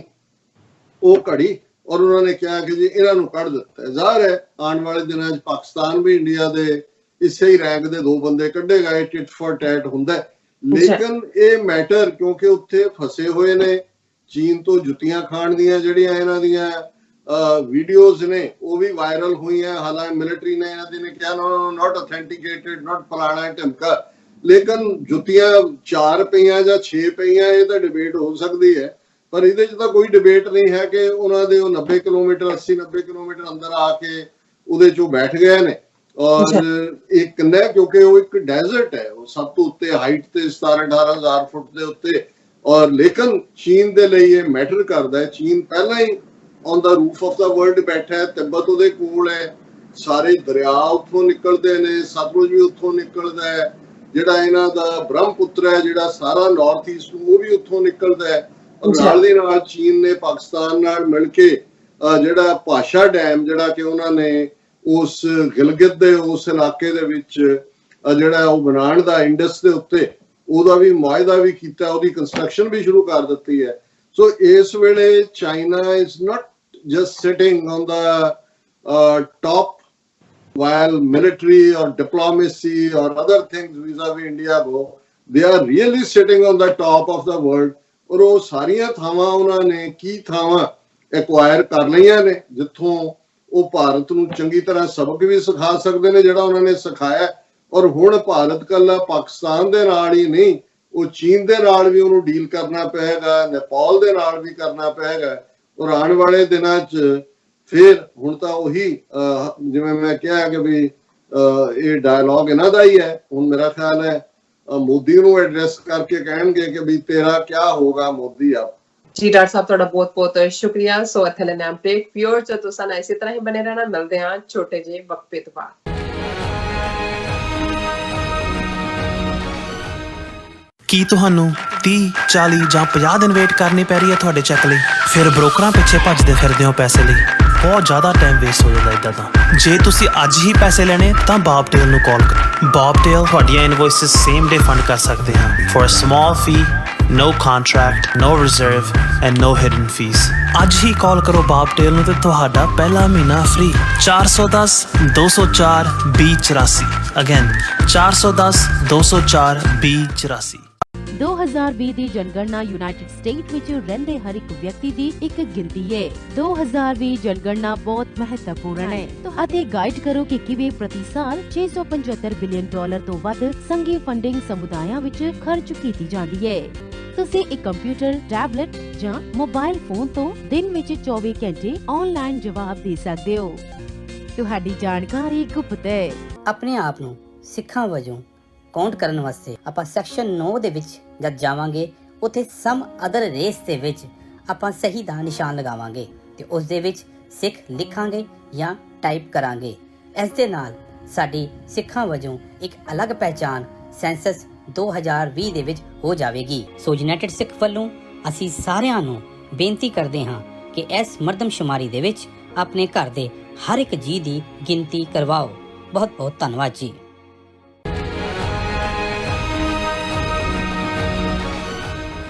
ਦਰਸ਼ਕੋ, ਬ੍ਰੇਕ ਤੋਂ ਬਾਅਦ ਤੁਹਾਨੂੰ ਸਭ ਨੂੰ ਆਪਾਂ ਜੀ ਆਇਆਂ ਕਰਦੇ ਹਾਂ। ਸੋ ਇਸ ਵਾਲੇ ਸੈਗਮੈਂਟ ਦੇ ਵਿੱਚ ਆਪਾਂ ਡਿਸਕਸ ਕਰਨ ਜਾ ਰਹੇ ਹਾਂ ਇੱਕ ਖਬਰ ਕਿ ਭਾਰਤੀ ਹਾਕਮਾਂ ਵੱਲੋਂ ਜੰਮੂ ਕਸ਼ਮੀਰ ਵਿੱਚ ਜੋ ਨੀਤੀਆਂ ਲਾਗੂ ਕੀਤੀਆਂ ਜਾ ਰਹੀਆਂ ਹਨ, ਇਹਨਾਂ ਦਾ ਪੈਟਰਨ ਉਹੀ ਹੈ ਜੋ ਇਜ਼ਰਾਈਲ ਨੇ ਫਲਸਤੀਨੀਆਂ ਦੇ ਉੱਤੇ ਲਾਗੂ ਕੀਤਾ ਹੋਇਆ ਹੈ। ਸੋ ਇਸ ਉੱਪਰ ਗੱਲਬਾਤ ਹੋਏਗੀ। ਉਸ ਤੋਂ ਬਾਅਦ ਅਸੀਂ ਇਸੇ ਸੈਗਮੈਂਟ ਦੇ ਵਿੱਚ ਜਿਸ ਤਰ੍ਹਾਂ ਤੁਹਾਡੇ ਨਾਲ ਹਮੇਸ਼ਾ ਤਰ੍ਹਾਂ ਗੁਰਬਾਣੀ ਵਿਚਾਰਾਂ ਡਿਸਕਸ ਕਰਦੇ ਹਾਂ, ਪਰ ਜਿਸ ਤਰ੍ਹਾਂ ਕਿ ਸਾਨੂੰ ਸਾਰਿਆਂ ਨੂੰ ਪਤਾ ਹੈ ਕਿ ਜੋ ਇਹ ਜੂਨ 84 ਦਾ ਜੋ ਹਫ਼ਤਾ ਹੈ ਉਹ ਸ਼ੁਰੂ ਹੋ ਚੁੱਕਿਆ ਹੈ। ਸੋ ਇਸ ਦੇ ਵਿੱਚ ਆਪਾਂ ਆਪਣੇ ਜੋ ਸ਼ਹੀਦ ਸਿੰਘ ਸਿੰਘਣੀਆਂ ਨੇ, ਬੱਚੇ ਬਜ਼ੁਰਗ ਨੇ, ਉਹਨਾਂ ਨੂੰ ਯਾਦ ਕਰਾਂਗੇ। ਸੋ ਇਸ ਦੇ ਬਾਬਤ ਆਪਾਂ ਜੂਨ 84 ਦੇ ਘੱਲੂਘਾਰੇ ਨਾਲ ਸੰਬੰਧਿਤ ਦੋ ਵਿਚਾਰਾਂ ਨੇ ਅਸੀਂ ਰਾਜ ਸਾਹਿਬ ਕੋਲੋਂ ਉਹਨਾਂ ਦੇ ਵਿਚਾਰ ਸੁਣਾਂਗੇ। ਸੋ ਅਸੀਂ ਚਾਹਾਂਗੇ ਕਿ ਤੁਸੀਂ ਸਾਡੇ ਨਾਲ ਇਸੇ ਤਰ੍ਹਾਂ ਹੀ ਬਣੇ ਰਹਿਣਾ। ਦੇਖਣ ਸੁਣਨ ਲਈ ਤੁਹਾਡਾ ਸਭ ਦਾ ਬਹੁਤ ਬਹੁਤ ਸ਼ੁਕਰੀਆ ਜੀ। ਰਾਜ ਸਾਹਿਬ ਕੀ ਵਿਚਾਰਾਂ ਨੇ? ਦੇਖੋ, ਅਸੀਂ ਪਹਿਲੇ ਸੈਗਮੈਂਟਸ ਦੇ ਵਿੱਚ ਇਹ ਜ਼ਿਕਰ ਕੀਤਾ ਹੈ ਕਿ ਕਿਵੇਂ ਭਾਰਤ ਔਰ ਇਜ਼ਰਾਈਲ ਇਸ ਵੇਲੇ ਬਗਲਗੀਰ ਨੇ। ਕੱਲਾ ਹਥਿਆਰਾਂ ਦਾ ਹੀ ਨਹੀਂ ਕਿ ਭਾਰਤ $8-10 ਬਿਲੀਅਨ ਦੇ ਹਥਿਆਰ ਸਾਲਾਨਾ ਇਜ਼ਰਾਈਲ ਤੋਂ ਲੈ ਰਿਹਾ ਹੈ, ਲੇਕਿਨ ਜਿਹੜੀਆਂ ਨੀਤੀਆਂ ਇਜ਼ਰਾਈਲ ਨੇ ਫਲਸਤੀਨੀਆਂ ਦੇ ਹਵਾਲੇ ਨਾਲ ਪਿਛਲੇ ਆਲਮੋਸਟ ਜਦੋਂ ਤੋਂ ਉਹਨਾਂ ਨੇ ਕਬਜ਼ਾ ਕੀਤਾ ਹੈ ਵੈਸਟ ਬੈਂਕ ਦੇ ਉੱਤੇ, ਗਾਜ਼ਾ ਤੇ 1967 ਦੀ 6 ਦਿਨਾਂ ਲੜਾਈ ਤੋਂ ਬਾਅਦ, ਉਹੀ ਨੀਤੀਆਂ ਭਾਰਤ ਬੜਾ ਬਰੂਟਲੀ ਜੰਮੂ ਕਸ਼ਮੀਰ ਦੇ ਵਿੱਚ ਲਾਗੂ ਕਰ ਰਿਹਾ ਹੈ। ਔਰ ਉਹਨਾਂ ਦੀ ਹੀ ਇਹ ਸਾਰੀ ਜਿਹੜੀ ਹੈ ਮੋਸਾਦ ਔਰ ਰਾਹ ਦੀ ਮਿਲੀ ਭੁਗਤ ਦੇ ਥੱਲੇ ਜਿਸ ਅੰਦਾਜ਼ ਦੇ ਵਿੱਚ ਉਹਨਾਂ ਨੇ ਸਾਰਾ ਕਸ਼ਮੀਰ ਦਾ ਸਟੇਟਸ ਖਤਮ ਕੀਤਾ ਹੈ, ਉਹਨੂੰ 3 ਹਿੱਸਿਆਂ 'ਚ ਵੰਡਿਆ। ਹੁਣ ਉਹਦੀ ਡੈਮੋਗ੍ਰਾਫੀ, ਉਹਦੀ ਆਬਾਦੀ ਬਦਲਣ ਦੇ ਲਈ ਕਿਵੇਂ ਉਹਨਾਂ ਨੇ ਈਵਨ ਜਿਹੜਾ ਸਟੇਟ ਸਬਜੈਕਟ ਸੀ ਉਹਨੂੰ ਬਿਲਕੁਲ ਡਿਲੂਟ ਕਰਕੇ ਡੋਮਿਸਾਈਲ ਦੇ ਨਾਂ ਥੱਲੇ ਖੋਲ ਦਿੱਤਾ ਹੈ ਕਿ ਜੀ ਜਿਹੜੇ ਸੈਂਟਰਲ ਮੁਲਾਜ਼ਮ ਨੇ, ਫੌਜੀ ਨੇ, ਦੂਜੇ ਕੋਈ ਕਿਸੇ ਦੇ ਬੱਚੇ ਉੱਥੇ ਪੜ੍ਹਦੇ ਨੇ, ਕੋਈ 4-5 ਸਾਲ ਉੱਤੇ ਰਹਿ ਗਿਆ, ਉਹ ਵੀ ਉਹਦਾ ਹੱਕਦਾਰ ਹੈ। ਔਰ ਜਿਹੜੀ ਲੇਬਰ ਆਏਗੀ ਉੱਥੇ, ਨਵੀਂ ਕੰਸਟਰਕਸ਼ਨ ਹੈ, ਉਹ 2-4 ਸਾਲ ਕਿਸੇ ਪ੍ਰੋਜੈਕਟ, ਉਹ ਵੀ ਉਹਦੇ ਡੋਮਿਸਾਈਲ ਹੋਣਗੇ। ਸੋ ਜ਼ਾਹਰ ਹੈ ਕਿ ਜਿਵੇਂ ਸਿਸਟੇਮੈਟਿਕਲੀ ਇਜ਼ਰਾਈਲ ਨੇ ਜਿਹੜੀਆਂ ਜੂਇਸ਼ ਸੈਟਲਮੈਂਟਸ ਉਸ ਵੈਸਟ ਬੈਂਕ ਦੇ ਵਿੱਚ ਕੀਤੀਆਂ ਔਰ ਉਹਨੂੰ ਹੌਲੀ-ਹੌਲੀ ਵਧਾਉਂਦਿਆਂ ਪ੍ਰੋਟੈਕਸ਼ਨ ਦੇ ਕੇ, ਔਰ ਇਵੈਂਚੁਅਲੀ ਉਹਨਾਂ ਦਾ ਜਿਹੜਾ ਪੋਪੂਲੇਸ਼ਨ ਲੈਵਲ ਹੈ ਉਸ ਨੂੰ ਉਹਨਾਂ ਨੇ ਬਿਲਕੁਲ ਘਟਾਉਣ ਦੀ ਕੋਸ਼ਿਸ਼ ਕੀਤੀ ਹੋਈ ਹੈ। ਔਰ ਇਹਦੇ ਨਾਲ ਇੱਕ ਗੱਲ ਦਾ ਹੋਰ ਧਿਆਨ ਵੀ ਰਹੇ ਕਿ ਵੀ ਜਦੋਂ ਅਸੀਂ ਇਹਨਾਂ ਭਾਰਤ ਦੇ ਹਿੰਦੂ ਤਵੀਆਂ ਦਾ ਡ੍ਰੀਮ ਜਿਹੜਾ ਕਿ ਅਖੰਡ ਭਾਰਤ ਦਾ, ਜਿਸ ਅਖੰਡ ਭਾਰਤ ਦੇ ਵਿੱਚ ਅੱਜ ਦਾ ਪਾਕਿਸਤਾਨ ਵੀ ਆਉਂਦਾ ਹੈ, ਅਫਗਾਨਿਸਤਾਨ ਵੀ ਆਉਂਦਾ ਹੈ, ਇਧਰੋਂ ਨੇਪਾਲ ਵੀ ਆਉਂਦਾ ਹੈ, ਬਰਮਾ ਵੀ ਆਉਂਦਾ ਹੈ, ਮਿਆਂਮਾਰ, ਸ੍ਰੀਲੰਕਾ ਵੀ ਆਉਂਦਾ ਹੈ, ਇੰਡੋਨੇਸ਼ੀਆ ਵੀ ਆਉਂਦਾ ਹੈ, ਕਿਉਂਕਿ ਇੰਡੋ ਚਾਈਨਾ ਵੀ ਆਉਂਦਾ ਹੈ, ਕਿਉਂਕਿ ਇਹ ਸਾਰੇ ਹਿੱਸਿਆਂ ਨੂੰ ਜਦੋਂ ਆਪਣੇ ਉਹਨਾਂ ਜਜ਼ੀਰਿਆਂ ਦੀ ਗੱਲ ਕਰਦੇ ਨੇ, ਬਾਲੀ ਜਜ਼ੀਰਾ ਇੰਡੋਨੇਸ਼ੀਆ ਦੇ ਵਿੱਚ ਹੈ, ਜਾਂ ਈਵਨ ਮਲੇਸ਼ੀਆ ਤੱਕ ਇਹਨਾਂ ਦੀ ਜਿਹੜੀ ਮਾਰ ਹੈ, ਕਿਉਂਕਿ ਇਹ ਸਾਰਾ ਜਿਹੜਾ ਹੈ ਇਹਨੂੰ ਆਪਣਾ ਹੀ ਅਖੰਡ ਭਾਰਤ ਸਮਝਦੇ ਨੇ ਕਿ ਭਾਈ ਸਾਡੀ ਇੱਥੋਂ ਤੱਕ ਮਲਕੀਅਤ ਸੀ। ਸੋ ਇੱਕ ਪਾਸੇ ਉਹ ਸਾਇਲੈਂਟਲੀ ਔਰ ਇਸ ਫੇਥ ਦੇ ਨਾਲ ਕਿ ਅਖੰਡ ਭਾਰਤ ਸਾਡੀ ਡੈਸਟੀਨੀ ਹੈ। ਇਹ ਵੱਖਰੀ ਗੱਲ ਹੈ ਕਿ ਇੱਕ ਅਖੰਡ ਭਾਰਤ ਦੀ ਹੋਰ ਵੱਡੀ ਬੇਟੀ ਪ੍ਰਗਿਆ ਠਾਕਰ, ਜਿਹਨੇ ਇਹ ਦਾਅਵਾ ਕੀਤਾ ਸੀ ਕਿ ਜੀ ਮੈਂ ਜਿਹੜੀ ਹੈ ਉਹ ਗਊ ਮੂਤਰ ਦੇ ਨਾਲ ਮੇਰਾ ਕੈਂਸਰ ਠੀਕ ਹੋ ਗਿਆ। ਫਿਰ ਉਹ ਇੱਕ ਗਾਂ ਦੇ ਉੱਤੇ ਖਲੋ ਕੇ ਕਹਿੰਦੇ ਸੀ ਜੇ ਗਾਂ ਦੀ ਪਿੱਠ ਦੇ ਉੱਤੇ ਹੱਥ ਫੇਰੋ ਤੇ ਜਿਹੜਾ ਬਲੱਡ ਪ੍ਰੈਸ਼ਰ ਉਹ ਘਟ ਜਾਂਦਾ ਹੈ। नहीं, और इस किस्म दे और कातल प्रज्ञा ठाकर जिन्हें मालेगांव और दूसरे बम धमाके किए, हुण सिटिंग मैंबर पार्लीमेंट है भोपाल तो, और पिछले कुछ दिनों तो भोपाल दे हल्के दे विच पोस्टर लगे हुए सी कि भाई कोरोना दा कहर चल रहा है और किथे गई प्रज्ञा ठाकुर, किथे है MP। और ये लोगों ने इश्तिहार लाए और कल उन्हें all India institute of medical sciences तो बिल्कुल मरियल जी बनी हुई ਉਹ ਜਿਹੜੀ ਹੈ ਐਕਸਪਲੇਨੇਸ਼ਨ ਬੋਲ ਰਹੀ ਹੈ, ਇੱਕ ਅੱਖ ਤੇ ਪੱਟੀ ਬੰਨੀ ਹੈ। ਉਹ ਕਹਿੰਦੀ ਵੀ ਇੱਕ ਅੱਖ ਦੀ ਮੇਰੀ ਰੋਸ਼ਨੀ ਖਤਮ ਹੋ ਗਈ, ਦੂਸਰੀ ਦੀ ਸਿਰਫ 25% ਰਹਿ ਗਈ ਹੈ ਔਰ ਮੈਂ ਤਾਂ ਅੰਨੀ ਹੋ ਗਈ ਹੈ। ਔਰ ਇਹ ਚਲੋ ਵੈਸੇ ਤਾਂ ਕਿਸੇ ਦੇ ਦੁੱਖ 'ਚ ਤੁਹਾਨੂੰ ਖੁਸ਼ ਹੋਣ ਦੀ ਗੱਲ ਨਹੀਂ ਹੁੰਦੀ, ਪਰ ਬਹੁਤ ਸਾਰਿਆਂ ਨੇ ਜਦੋਂ ਇਹ ਜਿਹੜੀ ਖਬਰ ਲੱਗੀ ਹੈ ਉਹਦੇ ਥੱਲੇ ਲਿਖਿਆ ਹੈ ਕਿ ਪ੍ਰਗਿਆ ਜੀ ਅਖੰਡ ਭਾਰਤ ਵੀ ਬਣਨ ਜਾ ਰਿਹਾ ਹੈ, ਤੁਸੀਂ ਇਹਨਾਂ ਅੱਖਾਂ ਨਾਲ ਦੇਖਣਾ ਹੈ। ਤੁਸੀਂ ਦਿਨ 'ਚ 5 ਵਾਰੀ 5 ਗਊ ਮੂਤਰ ਦੇ ਤੁਪਕੇ ਅੱਖਾਂ 'ਚ ਪਾਇਆ ਕਰੋ, ਤੁਹਾਡੀ ਅੱਖਾਂ ਦੀ ਰੋਸ਼ਨੀ। ਉਹਨਾਂ ਨੇ ਕਿਹਾ ਨਾਲੇ ਤੁਸੀਂ ਇੱਥੇ ਆਲ ਇੰਡੀਆ ਇੰਸਟੀਚਿਊਟ 'ਚ ਕੀ ਕਰਦੇ ਹੋ, ਤੁਸੀਂ ਤਾਂ ਗਊਸ਼ਾਲਾ 'ਚ ਹੋਣੇ ਚਾਹੀਦੇ ਸੀ, ਇਲਾਜ ਤਾਂ ਤੁਹਾਡੀ ਗਊ ਮਾਤਾ ਨੇ ਕਰਨਾ। ਸੋ ਮੈਂ ਇਹ ਇਸ ਲਈ ਕਹਿ ਰਿਹਾ ਕਿ ਇਹਨਾਂ ਨੇ ਇਸ ਕਿਸਮ ਦਾ ਇੱਕ ਪਖੰਡ ਜਿਹੜਾ ਵੇਚਿਆ, ਲੋਕਾਂ ਨੂੰ ਵੀ ਵੇਚਿਆ, ਕਰੋਨਾ ਨਾਲ ਲੜਨ ਵਾਲਿਆਂ ਦੀ ਥਾਂ ਤੇ ਇਕੱਠੇ ਕਰਾ ਕੇ ਗਊ ਮੂਤਰ ਪਾਰਟੀ ਦੇ ਥੱਲੇ ਜਿਹਨੂੰ ਨਹੀਂ ਵੀ ਸੀ ਕਰੋਨਾ ਉਹਨੂੰ ਵੀ ਕਰ ਦਿੱਤਾ। ਨਤੀਜੇ ਦੇ ਤੌਰ ਤੇ ਹੁਣ ਅਸੀਂ ਦੇਖ ਰਹੇ ਹਾਂ ਵੀ 91 ਨੰਬਰ ਦੇ ਉੱਤੇ ਪਹੁੰਚ ਗਏ ਨੇ। ਸੋ ਇਸ ਸਾਰੇ ਦੌਰੇ 'ਚ ਉਹਨਾਂ ਦਾ ਅੱਜ ਵੀ ਜਿਹੜੀ ਉਹਨਾਂ ਨੇ ਨੀਤੀਆਂ ਜੰਮੂ ਕਸ਼ਮੀਰ ਦੇ ਹਵਾਲੇ ਨਾਲ ਬਣਾਈ ਹੈ ਜਾਂ ਹੁਣ ਉੱਥੇ ਜੋ ਉਹਨਾਂ ਦੀ ਚੱਲ ਰਹੀ ਹੈ, ਜਿਹਦੇ 'ਚੋਂ ਡੋਭਾਲ, ਅਜੀਤ ਡੋਭਾਲ ਬੈਠਾ ਹੈ ਜਾਂ ਨਰਵਾਣੇ ਬੈਠਾ ਹੈ, ਨਰਵਾਣੇ ਧਮਕੀਆਂ ਦੇ ਰਿਹਾ ਕਿ ਅਸੀਂ ਚੀਨ ਨੂੰ ਸਬਕ ਸਿਖਾਵਾਂਗੇ। ਮੈਂ ਕਿਹਾ ਉਹੀ ਗੱਲ ਹੈ, ਇਬਕੀ ਬਾਰ ਮਾਰ ਤੋਂ ਦੇਖੋ। ਪਰ ਇਹ ਵੀ ਗੱਲ ਸਾਹਮਣੇ ਆਈ ਹੈ ਵੀ ਜਿੱਥੇ ਨੇਪਾਲ ਨੇ ਫੌਜ ਵੀ ਬਾਰਡਰ ਤੇ ਭੇਜਣ ਦਾ ਫੈਸਲਾ ਕੀਤਾ ਹੈ, ਕਨਸਟੀਟਿਊਸ਼ਨ ਵੀ ਬਦਲਣਾ ਹੈ, ਜਿਹੜਾ ਇੰਡੀਆ ਦੀ ਫੌਜ ਦਾ ਜਨਰਲ ਹੁੰਦਾ ਹੈ, ਕਿਉਂਕਿ ਨੇਪਾਲ ਇੱਕ ਹਿੰਦੂ ਰਾਸ਼ਟਰ ਰਿਹਾ ਔਰ ਨੇਪਾਲ ਦਾ ਰਾਜਾ ਜ਼ਾਹਰ ਹੈ ਕਿ ਬਈ ਇਹ ਸਾਰੇ ਰਾਜਸਥਾਨ ਮੱਧ ਪ੍ਰਦੇਸ਼ ਦੇ ਰਾਜਪੂਤ ਨੇ ਜਿਨ੍ਹਾਂ ਨੇ ਨੇਪਾਲ ਆਕੂਪਾਈ ਕੀਤਾ ਸੀ, ਉਹਨਾਂ ਦੀ ਮੋਨਾਰਕੀ ਉੱਥੋਂ ਹੀ ਨਿਕਲਦੀ ਸੀ। ਤੇ ਉਹਨਾਂ ਨੇ ਇੱਕ ਹੋਰ ਉੱਥੇ ਕਨਵੈਨਸ਼ਨ ਬਣਾਈ ਹੋਈ ਸੀ, ਟ੍ਰੈਡੀਸ਼ਨ, ਕਿ ਜਿਹੜਾ ਭਾਰਤੀ ਫੌਜ ਦਾ ਮੁਖੀ ਹੈ ਉਹ ਨੇਪਾਲ ਦੀ ਫੌਜ ਦਾ ਵੀ ਆਨਰਰੀ ਮੁਖੀ ਹੁੰਦਾ ਹੈ, ਦੱਸਣ ਦੇ ਲਈ ਕਿ ਹਿੰਦੂ ਭਾਈ ਅਸੀਂ ਵੀ ਹਿੰਦੂ ਨੇਸ਼ਨ ਹੈ, ਤੁਸੀਂ ਵੀ ਹੋ। ਔਰ ਹੁਣ ਨੇਪਾਲ ਦੇ ਵਿੱਚ ਇਹ ਵੀ ਲੋਕਾਂ 'ਚ ਬਹੁਤ ਗੁੱਸਾ ਹੈ ਔਰ ਇਹ ਮੰਗ ਉੱਠ ਰਹੀ ਹੈ ਕਿ ਬੰਦ ਕਰੋ ਇਹਨੂੰ, ਵੀ ਇਹ ਜਿਹੜਾ ਤੁਸੀਂ ਆਨਰਰੀ ਮੁਖੀ ਬਣਾਇਆ ਨਰਵਾਣੇ, ਇਹ ਕਹਿ ਰਿਹਾ ਕਿ ਜੀ ਇਹ ਤੀਸਰੀ ਧਿਰ ਦੇ ਕਹਿਣ ਤੇ ਰੌਲਾ ਪਾ ਰਹੇ ਨੇ। ਸੋ ਇਸ ਸਾਰੇ ਦੌਰ 'ਚ ਨੇਪਾਲ ਦੇ ਵਿੱਚ ਵੀ ਇਹ ਜਿਹੜੀ ਪੂਰੀ ਹੌਸਟਿਲਿਟੀ ਹੈ ਇਹ ਦੇਖਣ 'ਚ ਆ ਰਹੀ ਹੈ। ਲੇਕਿਨ ਇਹਨਾਂ ਨੇ ਜਿਹੜੇ ਇਹਨਾਂ ਦਾ ਜੰਮੂ ਕਸ਼ਮੀਰ ਨੂੰ ਬਿਲਕੁਲ ਉਹਦੀ ਡੈਮੋਗ੍ਰਾਫੀ ਬਦਲਣੀ ਹੈ, ਉਸ ਏਜੰਡੇ ਦੇ ਉੱਤੇ ਬਹੁਤ ਜ਼ੋਰ ਨਾਲ ਬੜੀ ਤੇਜ਼ੀ ਨਾਲ ਕੰਮ ਹੋ ਰਿਹਾ। ਇਹਨਾਂ ਦਾ ਐਡਮਿਨਿਸਟ੍ਰੇਸ਼ਨ ਇਸ ਕੰਮ ਦੇ ਉੱਤੇ ਲੱਗਾ ਹੋਇਆ ਹੈ। ਔਰ ਇੱਕ ਆਰਟੀਕਲ ਜਿਹੜਾ ਪ੍ਰਿੰਟ ਦੇ ਵਿੱਚ ਕਾਫੀ ਇਹ ਚੰਗੇ ਰਿਸਰਚ ਸਕਾਲਰ ਆਕਸਫੋਰਡ ਦੇ ਵਿੱਚ ਨੇ, ਮਿਰਜ਼ਾ ਸਾਇਦ ਬੇਗ, ਉਹਨਾਂ ਨੇ ਲਿਖਿਆ, ਔਰ J&K's new domicile order disenfranchising Kashmiris one stop at a time। ਔਰ ਇਹ ਜਿਵੇਂ ਇਹ ਕਿਸੇ ਵੇਲੇ ਸੁਬਰਾਮਨੀਅਮ ਸਵਾਮੀ ਨੇ ਇਹ ਗੱਲ ਕਹੀ ਸੀ ਕਿ ਮੁਸਲਮਾਨਾਂ ਨੂੰ ਭਾਰਤ ਦੇ ਵਿੱਚ ਜਿਹੜਾ ਡੀਫਰੈਂਚਾਈਜ਼ ਕਰ ਦਿਓ, ਔਰ ਇੱਥੇ ਡਿਸਐਨਫਰੈਂਚਾਈਜ਼ਿੰਗ ਕਸ਼ਮੀਰੀਆਂ ਨੂੰ ਤਾਂ ਕਾਨੂੰਨੀ ਤੌਰ ਤੇ, ਕਿਉਂਕਿ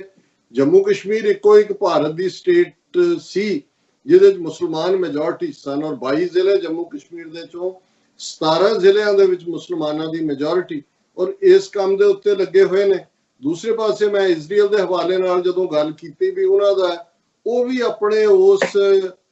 ਜਿਹੜੀਆਂ ਪੁਰਾਣੀਆਂ ਭਵਿੱਖਬਾਣੀਆਂ ਜਾਂ ਉਹ ਜਿਹੜੀਆਂ ਐਸਟ੍ਰੋਲੋਜੀ ਔਰ ਦੂਸਰਿਆਂ 'ਚ ਯਕੀਨ ਕਰਦੇ ਆ, ਮੰਨੀ ਬੈਠੇ ਨੇ ਕਿ ਇੱਕ ਗ੍ਰੇਟਰ ਇਜ਼ਰਾਈਲ ਕਾਇਮ ਹੋਣਾ ਹੈ। ਟਰੰਪ ਨੂੰ ਵੀ ਉਹਨਾਂ ਨੇ ਆਪਣੇ ਜਹਾਜ਼ ਤੇ ਚਾੜਿਆ ਔਰ ਜੁਲਾਈ ਦੇ ਮਹੀਨੇ ਦੇ ਵਿੱਚ ਉਹ ਵੀ ਇੱਕ ਲੈਜਿਸਲੇਚਰ, ਹਾਲਾਂਕਿ ਨੇਤਨਯਾਹੂ ਫਸਿਆ ਹੋਇਆ ਕਰਪਸ਼ਨ, ਉਹਨਾਂ ਦੇ ਕੋਰਟ ਨੇ ਵੀ ਕਿਹਾ ਵੀ ਚਾਰਜ ਨੂੰ ਇੰਡਾਇਕਟ ਕੀਤਾ ਹੋਇਆ ਵੀ ਟ੍ਰਾਇਲ ਚਲਾਓ, ਲੇਕਿਨ ਕਿਉਂਕਿ ਅਮਰੀਕਾ ਔਰ ਇਹਨਾਂ ਦੇ ਸਾਰੇ ਇੰਟਰਸਟ ਰਲੇ ਹੋਏ ਨੇ, ਸੋ ਉਹਨਾਂ ਦਾ ਆਪਣਾ ਖੁਆਬ ਵੀ ਜਿਹੜਾ ਉਹ ਗ੍ਰੇਟਰ ਇਜ਼ਰਾਈਲ ਦਾ ਹੈ, ਜਿਹਦੇ 'ਚ ਬਹੁਤ ਸਾਰੇ ਹਿੱਸੇ, ਔਰ ਇਹ ਜੁਲਾਈ ਦੇ ਮਹੀਨੇ ਦੇ ਵਿੱਚ ਇਹ ਵੈਸਟ ਬੈਂਕ ਦੇ ਉਹ ਹਿੱਸੇ ਜਿੱਥੇ ਜੂਇਸ਼ ਇਹਨਾਂ ਨੇ ਆਪਣੀਆਂ ਬਣਾਈਆਂ ਹੋਈਆਂ ਨੇ, ਉਹਨਾਂ ਦੇ ਘਰ ਬਣਾਏ ਹੋਏ ਨੇ, ਸੈਟਲਮੈਂਟਸ ਬਣਾਈਆਂ ਜਿਹਨੂੰ ਕਹਿੰਦੇ ਨੇ, ਉਹਨੂੰ ਇਹ ਅਨੈਕਸ ਕਰਨਾ ਚਾਹੁੰਦੇ ਨੇ। ਔਰ ਅਲਟੀਮੇਟਲੀ ਜਿਹੜਾ ਇਹਨਾਂ ਦਾ ਗ੍ਰੇਟਰ ਇਜ਼ਰਾਈਲ ਦਾ ਡਿਜ਼ਾਈਨ ਹੈ ਉਸ ਦੇ ਵਿੱਚ ਇਹ ਇਕੱਲਾ ਵੈਸਟ ਬੈਂਕ ਦੇ ਹਿੱਸੇ ਹੀ ਨਹੀਂ, ਉਹਦੇ ਵਿੱਚ ਈਵਨ ਨਾਲ ਲੱਗਦਾ ਜਾਰਡਨ ਦਾ ਵੀ, ਨਾਲ ਲੱਗਦਾ ਇਜਿਪਟ ਦਾ ਵੀ, ਸੀਰੀਆ ਦਾ ਵੀ। ਸੋ ਜ਼ਾਹਰ ਹੈ ਕਿ ਹੁਣ ਇਸ ਦੀ ਵਿਰੋਧਤਾ ਅਰਬ ਮੁਲਕਾਂ ਵੱਲੋਂ ਵੀ ਹੋਈ ਹੈ, ਪਰ ਉਹਨਾਂ ਤੋਂ ਮੈਂ ਬਹੁਤਾ ਕਾਊਂਟ ਨਹੀਂ ਕਰਦਾ। ਪਰ ਮੈਂ ਇਹ ਦੇਖ ਰਿਹਾ ਕਿ ਇਹ ਜਿਹੜੀ ਮੇਕ ਬਿਲੀਵ ਸਿਚੁਏਸ਼ਨ ਹੁੰਦੀ ਹੈ ਕਿ ਤੁਸੀਂ ਵੱਡਾ ਝੂਠ ਬੋਲਦੇ ਹੋ ਜਾਂ ਕਿਸੇ ਜਿਹੜਾ ਅੰਨੇ ਵਿਸ਼ਵਾਸ ਦਾ ਸ਼ਿਕਾਰ ਹੁੰਦੇ ਹੋ, ਔਰ ਉਸ ਅੰਨੇ ਵਿਸ਼ਵਾਸ ਦੇ ਥੱਲੇ ਤੁਸੀਂ ਫਿਰ ਉਵੇਂ ਹੀ ਐਕਟ ਕਰਦੇ ਹੋ ਜਿਵੇਂ ਕਿ ਇਵੇਂ ਵਾਪਰਨ ਵਾਲਾ ਹੈ, ਔਰ ਉਹਦਾ ਨਤੀਜਾ ਇਹ ਹੁੰਦਾ ਹੈ ਕਿ ਭਾਈ ਤੁਸੀਂ ਫਿਰ ਉਸ ਕਿਸਮ ਦੀ ਅੱਗੋਂ ਜਿਹੜੀ ਆ ਉਹ ਮੁਸ਼ਕਲ ਦਾ ਸ਼ਿਕਾਰ ਹੁੰਦੇ ਹੋ ਜਿਹੜਾ ਜਿਹਦੇ ਤੋਂ ਤੁਸੀਂ ਫਿਰ ਨਿਕਲ ਨਹੀਂ ਸਕਦੇ। ਸੋ ਮੈਨੂੰ ਲੱਗਦਾ ਵੀ ਇਹਨਾਂ ਦੋਨਾਂ ਨੂੰ, ਇਜ਼ਰਾਈਲ ਨੂੰ ਗ੍ਰੇਟਰ ਇਜ਼ਰਾਈਲ ਦੇ ਥੀਮ ਨੇ ਵਰਵਾਣੇ, ਭਾਰਤ ਨੂੰ ਅਖੰਡ ਭਾਰਤ ਦਾ ਥੀਮ, ਔਰ ਜੋ ਜੰਮੂ ਕਸ਼ਮੀਰ ਚ ਕਰ ਰਹੇ ਨੇ ਹਾਲਾਤ ਇਸ ਕਿਸਮ ਦੇ ਬਣਾ ਦਿੱਤੇ ਨੇ ਉੱਥੇ ਇੰਨਾ ਕੁ ਮੁਸਲਮਾਨਾਂ ਚ ਵੀ। ਔਰ ਅੱਜ ਹੀ ਮੈਂ ਖਬਰ ਦੇਖ ਰਿਹਾ ਸੀ ਜੰਮੂ ਰੀਜਨ ਦੇ ਮੁਸਲਮਾਨਾਂ ਦੀਆਂ ਆਰਗੇਨਾਈਜੇਸ਼ਨਸ ਔਰ ਸਿੱਖਾਂ ਦੀਆਂ ਆਰਗੇਨਾਈਜੇਸ਼ਨ ਦੀ ਅੱਡ-ਅੱਡ ਖਬਰਾਂ ਨੇ ਮੰਗ ਕੀਤੀ ਹੈ ਕਿ ਜੀ ਜਿਹੜਾ, ਕਿਉਂਕਿ ਇਹ ਉੱਥੇ ਈਵਨ ਜਿਹੜੀਆਂ ਕਾਂਸਟੀਚੁਐਂਸੀਜ਼ ਨੇ ਉੱਥੇ ਇਲੈਕਸ਼ਨਾਂ ਕਰਵਾਉਣਾ ਚਾਹੁੰਦੇ ਨੇ, ਯੂਨੀਅਨ ਟੈਰੀਟਰੀ ਦੀਆਂ, ਜੰਮੂ ਕਸ਼ਮੀਰ ਨੂੰ ਯੂਨੀਅਨ ਟੈਰੀਟਰੀ ਬਣਾ ਦਿੱਤਾ ਹੈ, ਔਰ ਉਹ ਕਰਵਾਉਣ ਤੋਂ ਪਹਿਲਾਂ ਵੀ ਉਹ ਰੀਡਿਸਟ੍ਰਿਕਟਿੰਗ ਕਰਨਾ ਚਾਹੁੰਦੇ ਨੇ ਕਾਂਸਟੀਚੁਐਂਸੀਜ਼ ਦੀ, ਤਾਂ ਕਿ ਮੁਸਲਮਾਨਾਂ ਦੇ ਜਿਹੜੀ ਇੱਕ ਹਲਕਾ ਉਹਦੇ ਚ 90% ਮੁਸਲਮਾਨਾਂ ਦੀ ਪੋਪੂਲੇਸ਼ਨ ਹੈ, ਦੂਜਾ ਹਲਕਾ ਜਿੱਥੇ 55% ਮੁਸਲਮਾਨ ਨੇ, 45% ਹਿੰਦੂ ਨੇ। ਹੁਣ ਜੇ ਤੁਸੀਂ ਰੀਡਿਸਟ੍ਰਿਕਟਿੰਗ ਦੇ ਥੱਲੇ ਇੱਕ ਜਿੱਥੇ ਕਿ 90% ਹੈ ਉਹਦੇ ਚੋਂ ਤੁਸੀਂ 20% ਹਿੰਦੂਆਂ ਵਾਲੇ ਇਲਾਕੇ ਕੱਢ ਕੇ ਉਹਦੇ ਨਾਲ ਲਾ ਦਿਓ ਤੇ ਉਹ ਕਾਂਸਟੀਚੁਐਂਸੀ ਜਿਹੜੀ ਹੈ ਉਹ ਹਿੰਦੂ ਮੈਜੋਰਟੀ ਹੋ ਜਾਂਦੀ ਹੈ, ਭਾਵੇਂ ਥਿਨ ਮਾਰਜਿਨ ਨਾਲ ਹੋਏ। ਇਸ ਤਰੀਕੇ ਨਾਲ ਜਿੱਥੇ ਦੋਨਾਂ ਹਲਕਿਆਂ ਚੋਂ ਮੁਸਲਮਾਨ ਨੁਮਾਇੰਦੇ ਜਿੱਤਦੇ ਨੇ ਉੱਥੇ ਇੱਕ ਦੇ ਵਿੱਚ ਹਿੰਦੂ ਜਿੱਤੇਗਾ ਕਿਉਂਕਿ ਹਿੰਦੂ ਮੈਜੋਰਟੀ ਹੈ, ਭਾਵੇਂ ਥਿਨ ਮੈਜੋਰਟੀ ਹੈ। ਸੋ ਇਸ ਅੰਦਾਜ਼ ਦੇ ਵਿੱਚ ਇਹਨਾਂ ਨੇ ਪੰਜਾਬ ਦੇ ਵਿੱਚ ਜਦੋਂ ਰੀਡਿਸਟ੍ਰਿਕਟਿੰਗ ਕੀਤੀ 117 ਹਲਕਿਆਂ ਦੀ, ਇਹਨਾਂ ਨੇ ਯਕੀਨੀ ਬਣਾਇਆ ਕਿਹੜੇ ਰਿਜ਼ਰਵ ਹਲਕੇ ਬਣਾਣੇ ਨੇ, ਕਿਹਦੀ ਆਬਾਦੀ ਕਿੱਧਰ ਕੱਢ ਕੇ ਜੋੜਨੀ ਹੈ। ਤਰਨਤਾਰਨ ਹਲਕੇ ਨੂੰ ਜਿੱਥੋਂ ਸੋਲਿਡ ਸਿੱਖ ਜਿੱਤਦਾ ਸੀ ਉਹਦੇ ਨਾਲ ਲਿਆ ਕੇ ਉਹਨਾਂ ਨੇ ਕਪੂਰਥਲੇ ਦਾ ਇਲਾਕਾ ਵੀ ਜੋੜ ਦਿੱਤਾ ਹੈ, ਸ਼ਾਇਦ ਮੋਗੇ ਤੱਕ ਦਾ ਇਲਾਕਾ ਹੈ। ਉਹਦਾ ਕਾਰਨ ਹੈ ਕਿ ਉੱਥੇ ਹੁਣ ਸਿਰਕਟੇ ਜਿਹੜੇ ਨੇ ਉਹ ਵੀ ਜਿੱਤ ਸਕਦੇ ਨੇ। ਸੋ ਇਹ ਜਿਹੜੀ ਰੀਡਿਸਟ੍ਰਿਕਟਿੰਗ ਦੀ ਲਾਈਨ ਹੁੰਦੀ ਹੈ ਇਹ ਇੱਕ ਬੇਈਮਾਨ ਪਹੁੰਚ ਹੁੰਦੀ ਹੈ, ਕਿਉਂਕਿ ਤੁਹਾਡੇ ਸਾਹਮਣੇ ਪੋਪੂਲੇਸ਼ਨ ਦਾ ਲਾਸਟ ਸੈਂਸਸ ਦੀਆਂ ਫਿਗਰਸ ਪਈਆਂ ਹੁੰਦੀਆਂ, ਤੁਹਾਨੂੰ ਪਤਾ ਹੈ ਵੀ ਕਿਹਨੂੰ ਘਟਾਣਾ ਹੈ। ਔਰ ਈਵਨ ਇਹ ਇਸ ਹੱਦ ਤੱਕ ਜਾ ਕੇ, ਔਰ ਇਹੀ ਕਾਰਨ ਹੈ ਈਵਨ ਨੈਸ਼ਨਲ ਕਾਨਫਰੰਸ ਨੇ ਆਣਾ ਮੈਨੂੰ ਲੱਗਦਾ ਹੈ ਕਿ ਅਲਟੀਮੇਟ ਡੀਲ ਫਾਰੂਕ ਅਬਦੁੱਲਾ ਔਰ ਉਮਰ ਅਬਦੁੱਲਾ ਨਾਲ ਕਰਨੀ ਹੈ ਇਹਨਾਂ ਨੇ, ਪਰ ਉਹਨਾਂ ਨੇ ਵੀ ਕਿਹਾ ਜੀ ਅਸੀਂ ਇਹਦੇ ਸ਼ਾਮਲ ਨਹੀਂ ਹੁੰਦੇ। ਔਰ ਅੱਜ ਜੰਮੂ ਦੇ ਮੁਸਲਮਾਨਾਂ ਦੀ ਇੱਕ ਆਰਗੇਨਾਈਜੇਸ਼ਨ ਨੇ ਮੰਗ ਕੀਤੀ ਹੈ ਕਿ ਜੀ ਜਿਹੜੀ ਜੰਮੂ ਕਸ਼ਮੀਰ ਅਸੈਂਬਲੀ ਬਣਨੀ ਹੈ ਉਹਦੇ 'ਚ 6 ਸੀਟਾਂ ਸਾਡੀਆਂ ਰਿਜ਼ਰਵ ਕੀਤੀਆਂ ਜਾਣ ਮੁਸਲਮਾਨਾਂ ਦੀਆਂ, ਕਿਉਂਕਿ ਸਾਨੂੰ ਪਹਿਲਾਂ ਕਦੇ ਰਿਪਰੈਜ਼ੈਂਟੇਸ਼ਨ ਨਹੀਂ ਮਿਲੀ। ਔਰ ਸਿੱਖਾਂ ਨੇ ਵੀ ਮੰਗ ਕੀਤੀ ਹੈ। ਚਲੋ ਸਿੱਖਾਂ ਦਾ ਤਾਂ ਸਮਝ ਆ ਸਕਦਾ ਹੈ ਕਿਉਂਕਿ ਕਸ਼ਮੀਰੀ ਪੰਡਤਾਂ ਨੂੰ ਜਿਵੇਂ ਸਿਰ ਤੇ ਚੁੱਕ ਰਹੇ ਨੇ, ਉਹਨਾਂ ਨੇ ਕਿਹਾ ਜੇ ਕਸ਼ਮੀਰੀ ਪੰਡਤ ਤੇ ਸਾਰੀਆਂ ਰਿਜ਼ਰਵੇਸ਼ਨ ਮਾਈਨੋਰਿਟੀ ਸਟੇਟਸ ਦੇ ਹੱਕਦਾਰ ਨੇ, ਅਸੀਂ ਵੀ ਆਜ਼ਾਦ ਕਸ਼ਮੀਰ ਚੋਂ ਆਏ ਹੋਏ ਜਿੱਥੇ ਸਾਡੇ ਘਰ ਘਾਟ ਸੀ ਉਜੜੇ ਹੋਏ ਨੇ, ਔਰ ਸਿੱਖਾਂ ਨੂੰ ਤੁਸੀਂ ਗਿਣਦੇ ਹੀ ਨਹੀਂ ਹੋ, ਕਸ਼ਮੀਰੀ ਪੰਡਤਾਂ ਨੂੰ ਤੁਸੀਂ ਸਿਰ ਤੇ ਚੜਾਇਆ, ਜਦੋਂ ਕਿ ਜੰਮੂ ਕਸ਼ਮੀਰ ਸਿੱਖਾਂ ਦੀ ਆਬਾਦੀ ਕਸ਼ਮੀਰੀ ਪੰਡਤਾਂ ਨਾਲੋਂ ਜ਼ਿਆਦਾ ਹੈ। ਲੇਕਿਨ ਇਹ ਵੀ ਦੱਸ ਰਹੀ ਹੈ ਜਿਹੜੇ ਕੱਲ ਤੱਕ 5 ਅਗਸਤ ਤੋਂ ਪਹਿਲਾਂ ਤੱਕ ਮੈਜੋਰਿਟੀ ਕਮਿਊਨਿਟੀ ਸੀ ਉਹ ਸੂਬੇ ਦੀ, ਅੱਜ ਉਹ ਰਿਜ਼ਰਵੇਸ਼ਨ ਮੰਗ ਰਹੇ ਨੇ ਜੰਮੂ ਦੇ ਕਿ ਜੀ ਸਾਨੂੰ ਸੇਵ ਕਰੋ। ਸੋ ਕੁੱਲ ਮਿਲਾ ਕੇ ਇਹ ਜਿਹੜੀ ਸਟੋਰੀ ਹੈ ਇਹਦੇ 'ਚ ਮੈਂ ਡੀਟੇਲ ਤਾਂ ਨਹੀਂ ਜਾਵਾਂਗਾ ਕਿ ਕਿਵੇਂ ਉਹਨਾਂ ਨੇ ਨਵਾਂ ਡੋਮਿਸਾਈਲ ਲਾਅ ਬਣਾਇਆ, ਔਰ ਇਹਦੀ ਓਪਨਿੰਗ ਇਹ ਹੈ ਕਿ the changes are erasure of Kashmir's history and a project in creating homogeneity so that there is no legal difference between a Kashmiri and someone from any part of India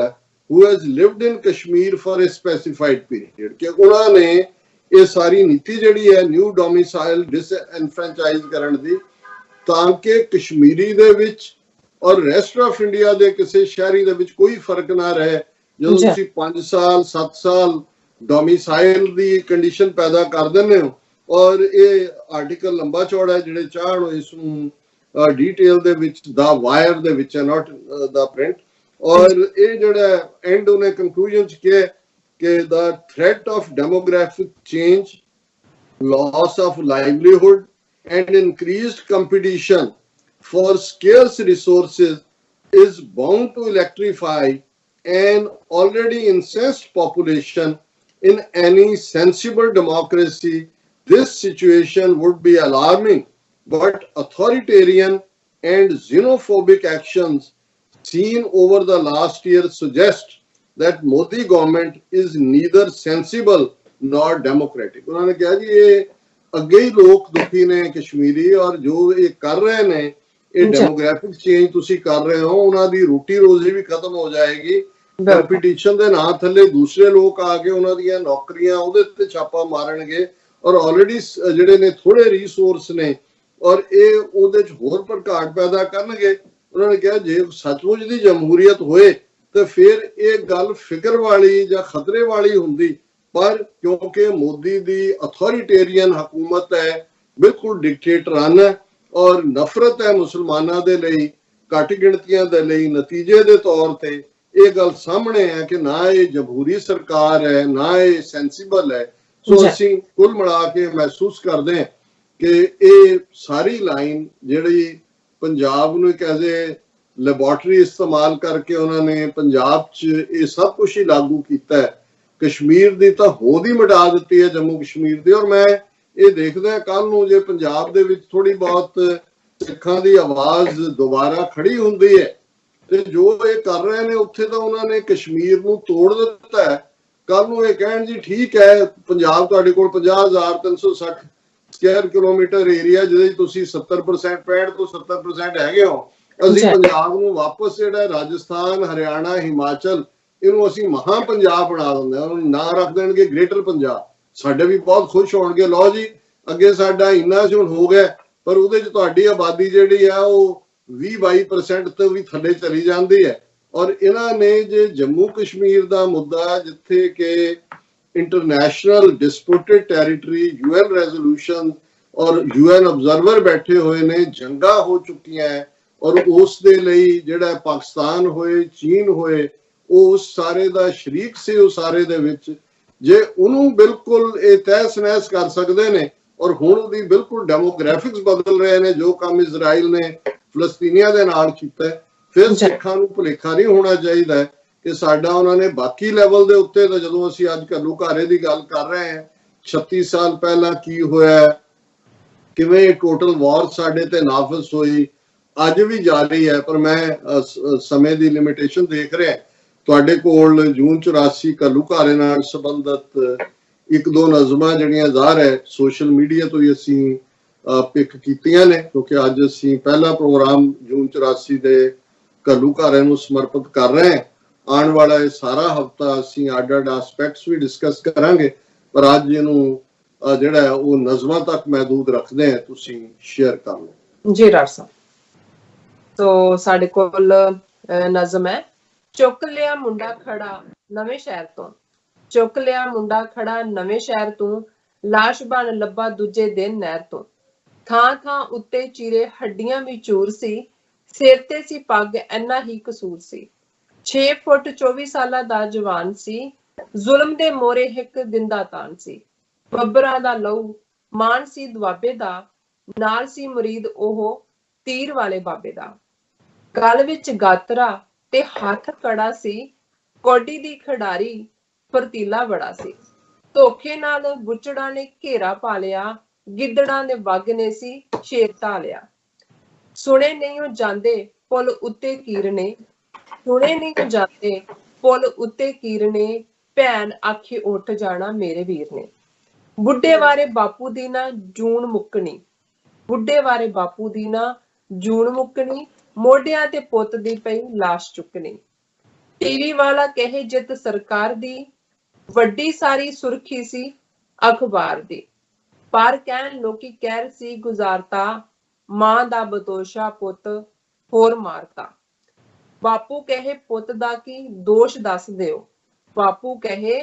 पुत दा की दोष दस दिओ, थानेदार कहे बापू नूं भी चुक लो, कंग ने बदोशे जिथे रोज मरदे, राज ने पंजाब च कसाई कर दे। तो ये साडे कोल नज़म सी। सो एक होर मेरे को नज़म है, ਤੁਸੀਂ ਮੇਰਾ ਖਿਆਲ ਹੈ ਬਾਕੀ ਅਸੀਂ ਆਉਣ ਵਾਲੇ ਦਿਨਾਂ 'ਚ ਸਾਂਝੀਆਂ ਕਰਾਂਗੇ।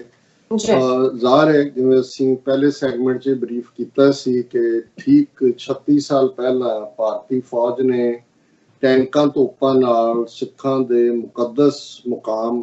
ਸ਼੍ਰੀ ਹਰਮੰਦਰ ਸਾਹਿਬ, ਦਰਬਾਰ ਸਾਹਿਬ ਅੰਮ੍ਰਿਤਸਰ, ਅਕਾਲ ਤਖਤ ਸਾਹਿਬ ਤੇ 37 ਹੋਰ ਇਤਿਹਾਸਕ ਗੁਰਦੁਆਰਿਆਂ ਤੇ ਟੈਂਕਾਂ ਤੋਪਾਂ ਨਾਲ ਹਮਲਾ ਕੀਤਾ ਸੀ। ਪੰਜਾਬ ਨੂੰ ਬਾਕੀ ਦੁਨੀਆ ਨਾਲੋਂ ਕੱਟ ਦਿੱਤਾ ਗਿਆ ਸੀ। ਸਾਰੇ ਰਿਪੋਰਟਰ ਜਿਹੜੇ ਨੇ ਫੋਰਨ ਰਿਪੋਰਟਰ ਬਾਹਰ ਕੱਢ ਦਿੱਤੇ ਗਏ ਸੀ। ਪੰਜਾਬ ਦੇ ਵਿੱਚ ਪੈਦਲ ਚੱਲਣ ਤੇ ਵੀ ਪਾਬੰਦੀ ਸੀ। 2 ਲੱਖ ਫੌਜ ਪੰਜਾਬ ਦੇ ਵਿੱਚ ਔਰ ਉਹਨਾਂ ਦੀ 에ਅਰ ਫੋਰਸ, ਨੇਵਲ ਡਾਈਵਰਸ ਔਰ ਜਿਹੜੇ ਉਹਨਾਂ ਦੇ ਵਿਜੰਤਾ ਟੈਂਕਸ ਔਰ ਜ਼ਹਿਰੀਲੀ ਗੈਸ ਸਮੇਤ ਇਹ ਸਾਰੇ ਹਥਿਆਰ ਇਸਤੇਮਾਲ ਕੀਤੇ ਗਏ ਔਰ ਹਜ਼ਾਰਾਂ ਦੀ ਗਿਣਤੀ ਸਿੱਖ ਔਰ ਦਿਨ ਵੀ ਉਹ ਚੁਣਿਆ ਗਿਆ ਕਿਉਂਕਿ 1984 ਦੇ ਵਿੱਚ ਸ਼ਹੀਦਾਂ ਦੇ ਸਰਤਾਜ ਸ਼੍ਰੀ ਗੁਰੂ ਅਰਜਨ ਸਾਹਿਬ ਦਾ ਸ਼ਹੀਦੀ ਦਿਨ 3 ਜੂਨ ਨੂੰ ਸੀ। ਸੋ 3 ਜੂਨ ਨੂੰ ਫੁੱਲ ਸਕੇਲ ਅਟੈਕ ਹੋਇਆ ਪਰ ਆਰਮੀ ਮੂਵਮੈਂਟ ਜਿਹੜੀ ਆ ਉਹ ਸ਼ੁਰੂ ਹੋ ਜਾਂਦੀ ਹੈ ਔਰ ਆਲਰੇਡੀ CRPF ਦੀ ਫਾਇਰਿੰਗ ਦੇ ਨਾਲ ਜਿਹੜੀ ਦਰਬਾਰ ਸਾਹਿਬ ਦੀਆਂ ਪਰਿਕਰਮਾ ਤੇ ਕੀਤੀ ਗਈ, ਦਰਜਨ ਤੋਂ ਜ਼ਿਆਦਾ ਸਿੰਘ ਇਸ ਦਿਨ ਜਦੋਂ ਅਸੀਂ ਗੱਲ ਕਰ ਰਹੇ ਹਾਂ ਸ਼ਹੀਦ ਹੋਏ ਸਨ। ਉਸ ਵੇਲੇ ਦੇ ਇੱਕ ਅੱਛੇ ਦਾਨਿਸ਼ਵਰ ਸਿੱਖ ਕਵੀ ਵੀ ਔਰ ਸਕਾਲਰ ਵੀ ਪ੍ਰਿੰਸੀਪਲ ਹਰਭਜਨ ਸਿੰਘ, ਜਿਹਨਾਂ ਨੂੰ ਕਿਹਾ ਜਾਂਦਾ ਹੈ ਇਕੱਲਾ ਹਰਭਜਨ ਸਿੰਘ ਵੀ ਕਿਹਾ ਜਾਂਦਾ ਹੈ, ਉਹਨਾਂ ਦੀ ਇੱਕ ਨਜ਼ਮ ਕਿਉਂਕਿ ਅਸੀਂ ਇਸ ਵੀ ਜਿਹੜੀ ਜਿਹਨੂੰ ਤੁਸੀਂ ਆਈਕੋਨਿਕ ਫਿਗਰ ਬਣੀ ਹੈ ਜਾਂ ਜਿਹੜੀ ਕਲਾਸਿਕ ਨਜ਼ਮ ਹੈ ਇਸ ਦੌਰ ਦੀ, ਉਹ ਅਫਜ਼ਲ ਅਹਿਸਨ ਰੰਧਾਵਾ ਜਿਨ੍ਹਾਂ ਨੇ ਜਿਹੜਾ ਓੜਕ ਮੁੱਕੇਗੀ ਇਹ ਰਾਤ ਨਜ਼ਮ ਲਿਖੀ। ਪਰ ਕਿਉਂਕਿ ਅਸੀਂ ਇਹ ਸਾਰਾ ਹਫਤਾ ਗੱਲਬਾਤ ਕਰਨੀ ਹੈ ਸੋ ਉਹਨਾਂ ਦੀ ਜਿਹੜੀ ਨਜ਼ਮ ਦਾ ਇੱਕ ਖਾਸ ਮੁਕਾਮ ਹੈ ਔਰ ਉਹ ਖੁਦ ਵੀ ਰੋਂਦੇ ਸੀ ਜਦੋਂ ਇਹਨੂੰ ਪੜ੍ਹਦੇ ਸੀ। ਕੁਝ 2 ਸਾਲ ਪਹਿਲਾਂ ਹੀ ਉਹ ਇਸ ਦੁਨੀਆ ਤੋਂ ਰੁਖਸਤ ਹੋਏ ਨੇ, ਉਹ ਵੀ ਅਸੀਂ ਸਾਂਝੀ ਕਰਾਂਗੇ ਹੋਰ ਵੀ ਜਿਹੜਾ ਨੇ। ਪਰ ਇਹ ਜਿਹੜੀ ਨਜ਼ਮ ਪ੍ਰਿੰਸੀਪਲ ਜਿਹੜੀ ਸਰਦਾਰ ਹਰਭਜਨ ਸਿੰਘ ਉਹਨਾਂ ਨੇ ਲਿਖੀ, ਇਸ ਦਾ ਉਹਨਾਂ ਨੇ ਟਾਈਟਲ ਦਿੱਤਾ ਕਿਉਂਕਿ ਸ਼ਾਇਰ ਦੇ ਕੋਲ ਇੱਕ ਕਲਾ ਹੁੰਦੀ ਹੈ ਕਿ ਉਹ ਪਾਸਟ ਨੂੰ ਲਫ਼ਜ਼ਾਂ ਦੇ ਵਿੱਚ ਹੀ ਜਿਹੜਾ ਪੋਇਟਰੀ ਦੇ ਵਿੱਚ ਕਰੰਟ ਨਾਲ ਜੋੜ ਦਿੰਦਾ ਹੈ ਔਰ ਉਹਨਾਂ ਨੇ ਇਸ ਨਜ਼ਮ ਦਾ ਟਾਈਟਲ ਹੀ ਦਿੱਤਾ ਫੌਜਾਂ ਕੌਣ ਦੇਸ਼ ਵਿੱਚੋਂ ਆਈਆਂ ਸਵਾਲੀਆ ਨਿਸ਼ਾਨ। ਜੇ ਭਾਈ ਹੁਣ ਸਿੱਖ ਤਾਂ ਸਮਝਦੇ ਸੀ ਇਹ ਸਾਡਾ ਮੁਲਕ ਹੈ, ਸਾਡਾ ਵਤਨ ਹੈ, ਪਰ ਇਹ ਟੈਂਕਾਂ ਤੋਪਾਂ ਦੇ ਨਾਲ ਆ ਕੇ ਕਿਹਨੇ ਸਰੋਵਰ ਦੇ ਵਿੱਚ ਜ਼ਹਿਰ ਘੋਲਿਆ, ਕਿਹਨੇ ਸਰੋਵਰ ਨੂੰ ਲਹੂ ਲੁਹਾਨ ਕੀਤਾ ਹੈ, ਕਿਹਨੇ ਟੈਂਕ ਔਰ ਤੋਪਾਂ ਚਾੜੀਆਂ ਨੇ। ਔਰ ਇਹ ਨਜ਼ਮ ਹੈ ਫੌਜਾਂ ਕੌਣ ਦੇਸ਼ ਵਿੱਚੋਂ ਆਈਆਂ, ਫੌਜਾਂ ਕੌਣ ਦੇਸ਼ ਵਿੱਚੋਂ ਆਈਆਂ, ਕਿਹੜੇ ਦੇਸ਼ ਤੋਂ ਕਹਿਰ ਲਿਆਈਆਂ, ਕਿੱਥੋਂ ਜ਼ਹਿਰ ਲਿਆਈਆਂ, ਕਿਸ ਫਨੀਅਰ ਦੀ ਫੂਕ ਕੇ ਜਿਸ ਨੇ ਪੱਕੀਆਂ ਕੰਧਾਂ ਢਾਈਆਂ, ਸੱਚ ਸਰੋਵਰ ਡਸਿਆ ਅੱਗਾਂ ਪੱਥਰਾਂ ਵਿੱਚ ਲਾਈਆਂ,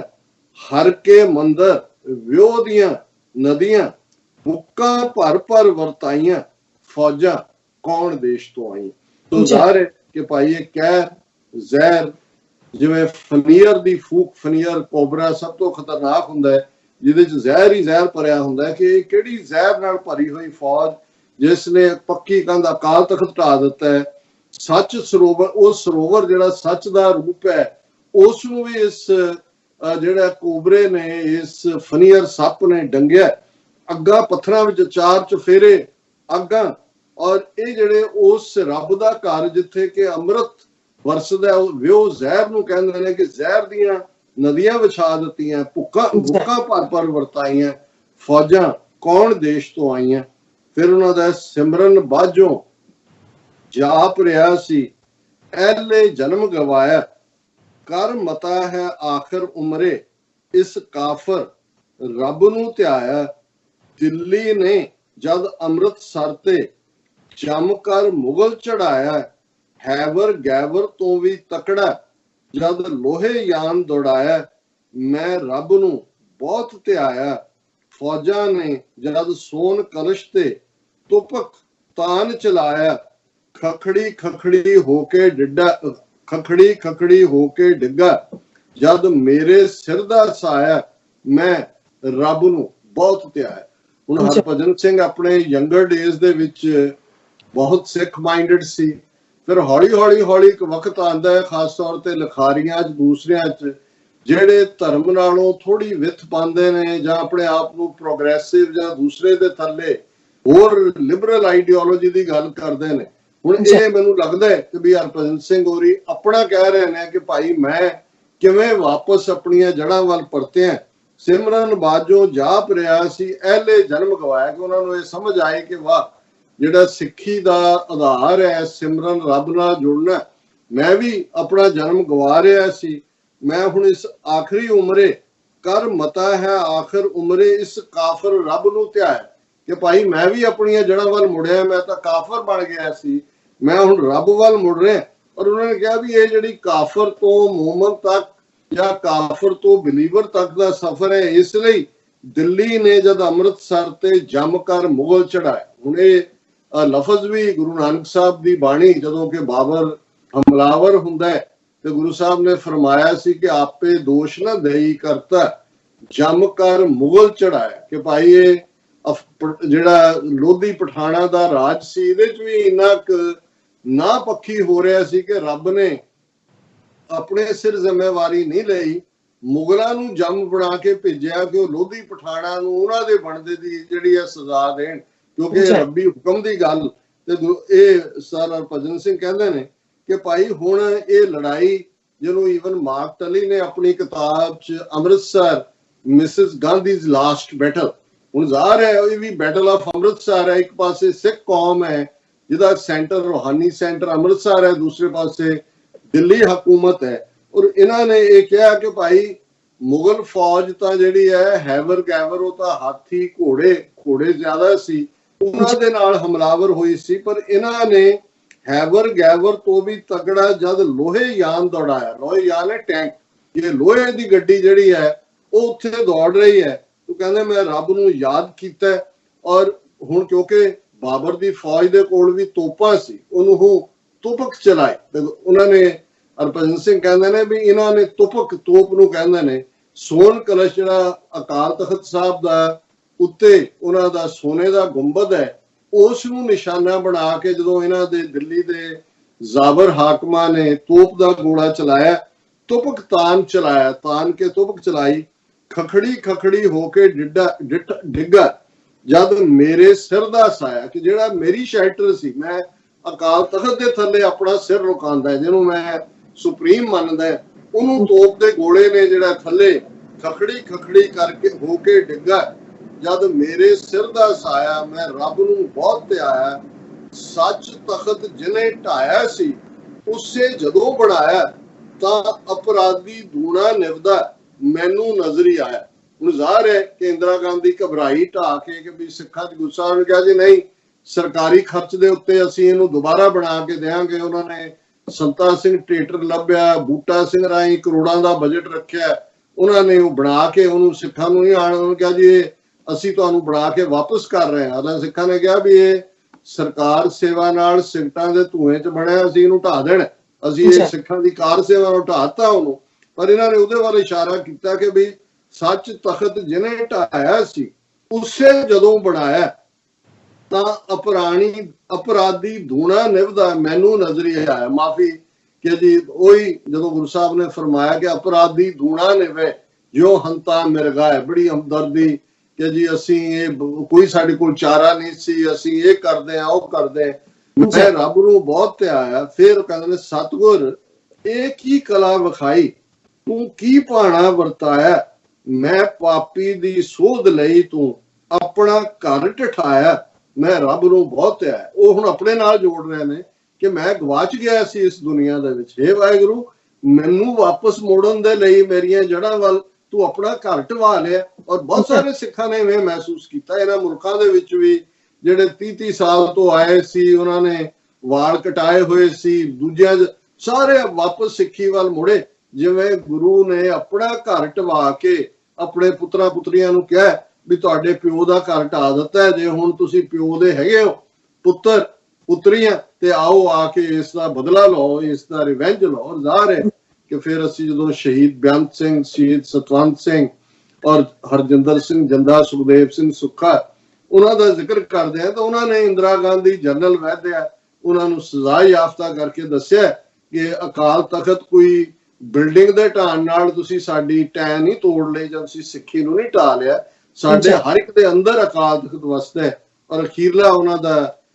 ਕਹਿਣਾ, ਸ਼ਾਮ ਪਈ ਤਾਂ ਸਤਿਗੁਰ ਬੈਠੇ, ਇੱਕੋ ਦੀਵਾ ਬਾਲ ਕੇ, ਪਰਕਰਮਾਂ ਚੋਂ ਜ਼ਖਮ ਬੁਲਾ ਲੇ, ਸੁੱਤੇ ਹੋਏ ਉਠਾਲ ਕੇ,